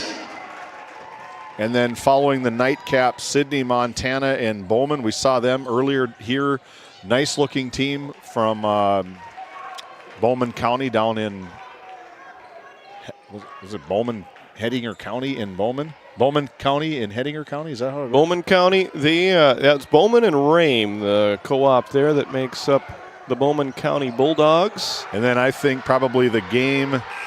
Your final score, Watford City 63. That will do it. Great win for the Wolves. They win this one 63-33. Stick around. We'll have your post-game show and more coming up here on GameDay Media. Located in Crosby, North Dakota, Brad Johnson Insurance has been helping clients find insurance coverage since 1986. Our team is passionate about serving the community in which we live and pride ourselves on getting to know our clients to best serve their needs. Our staff is active in the public and strives to better our community through participation, involvement, and by supporting area events and youth programs. For a quote, visit bradjohnsoninsurance.com or call 701-965-4200 today. Growing family? The City of Ray has shovel-ready lots available, 12,000 to 20,000 square feet. The lots are free of any special assessments. Right on Highway 2, we offer convenient travel and connections, as well as access to our amazing education system. Your family's future is important to us. Let us help you with that first big step. Contact Rhonda at 701-568-2204 or stop by City Hall at 101 Main Street in Ray. Think of Ray when planning your future. Invest in a community that invests in you. Lindsay Grocery is proud to be your locally owned and operated hometown store in Crosby, North Dakota. From fresh baked goods and crisp produce to our in-house smoked meats, we've got everything you need close to home. Stop in and experience the convenience and the friendly faces of shopping local again. We are open 7 days a week, and we look forward to serving you. That's Lindsay Grocery. Find us on Facebook for specials and updates. For the healthcare services you need, an expertise you can trust, it's right here at home with Tioga Medical Center. You're important to us, and so is your well-being.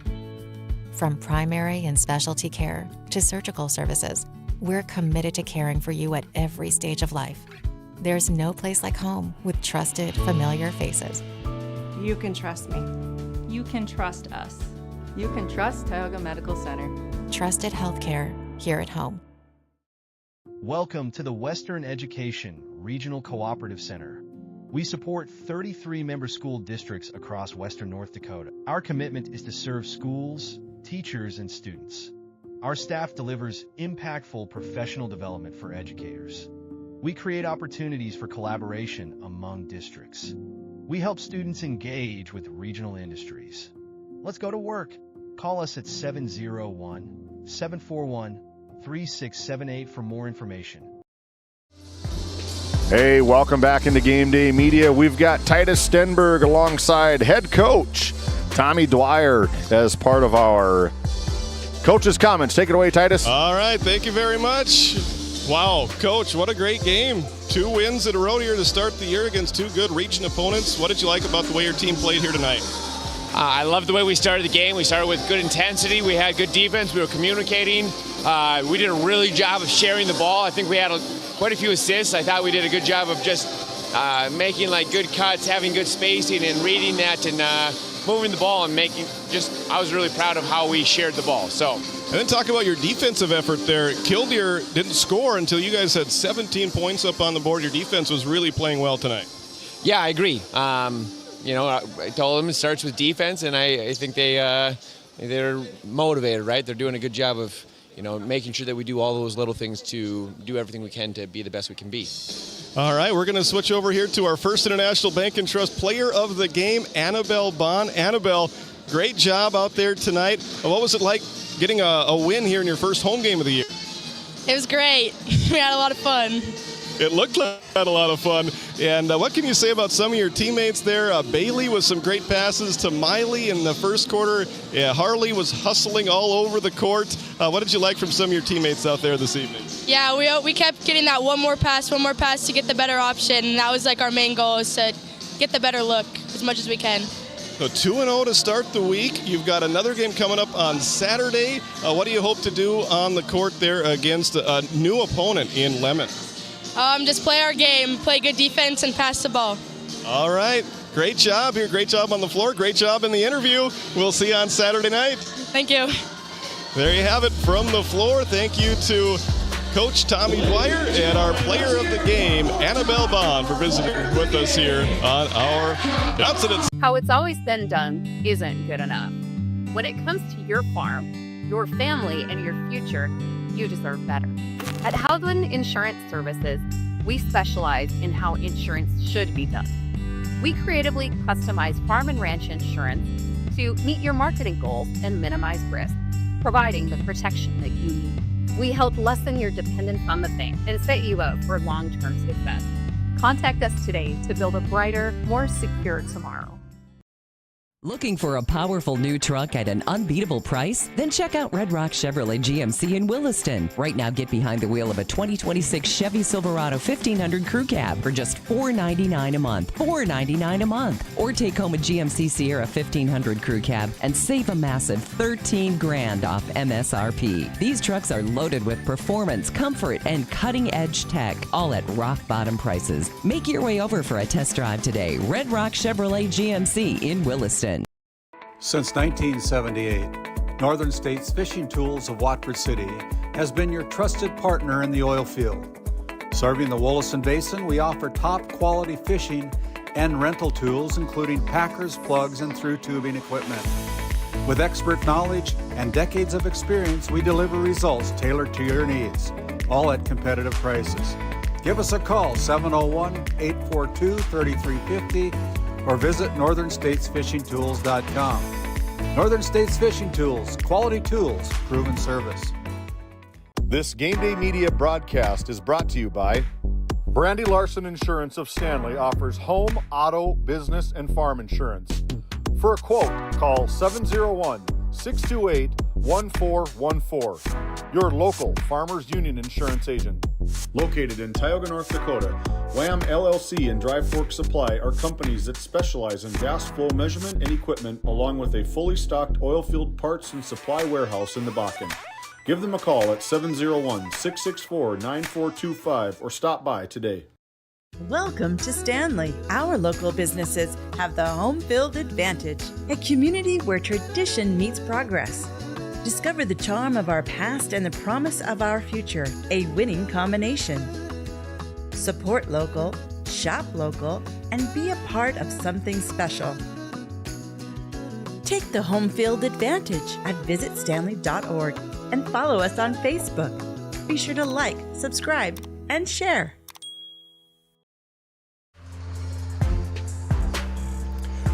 Welcome back to your Johnson & Sundin post-game show. Johnson & Sundin providing quality legal expertise with common sense and small-town service. So the Wolves get their second win of the season. Let's take a look at how they did it. They scored the first 17 points of the game, led 21-7 after one quarter, 38-16 at halftime, 52-25 after three quarters. And you know what? In running downstairs, I forgot to write down the final score of this one. But beauty of YouTube, I'll go back. What was it? I want to say a 30-point game. 63-33. 33, that's exactly right.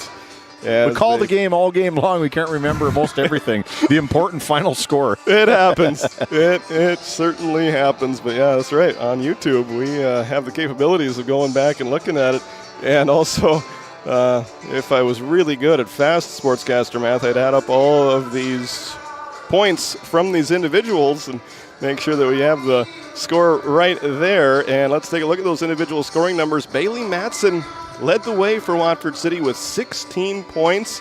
It's kind of a quiet 16.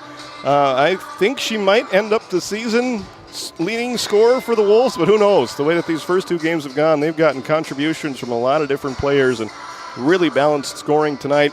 Our player of the game was Annabelle Bond, who had 15. She did most of her point scoring in the second quarter, with 9 of her 15 coming in that quarter. And then it was Logan Hanna with 11, Miley Roan with 9, Harley Jacobson with 8, and Salil Shoemaker with 4 for Watford City's total of 63. For Killdeer, McKellen Walker led the way with 15. Camry Kling with 9. Savannah McCrone and Taylor Anderson had 3 points each. Morgan Smith with 2 and Brooke Pajorley with 1 for Killdeer's total of 33. Watford City finished 24 of 49 from the field, making 4 3-pointers and shooting 11 for 15 from the free throw line. And they did commit 16 turnovers, but they were plus 10 in the turnover ratio as they forced 26 Killdeer turnovers. Cowboys limited just 29 field goal attempts. They did make 11 of those, and 7 of their 11 made field goals were from three-point range. So some outside shooting went well for Killdeer as they finished 4 of 8 from the free throw line for an even 50%. With the win, Watford City improves to 2-0 overall and 2-0 inside the region. With the loss, Killdeer drops to 1-1 overall and 0-1 inside Division A's Region 4.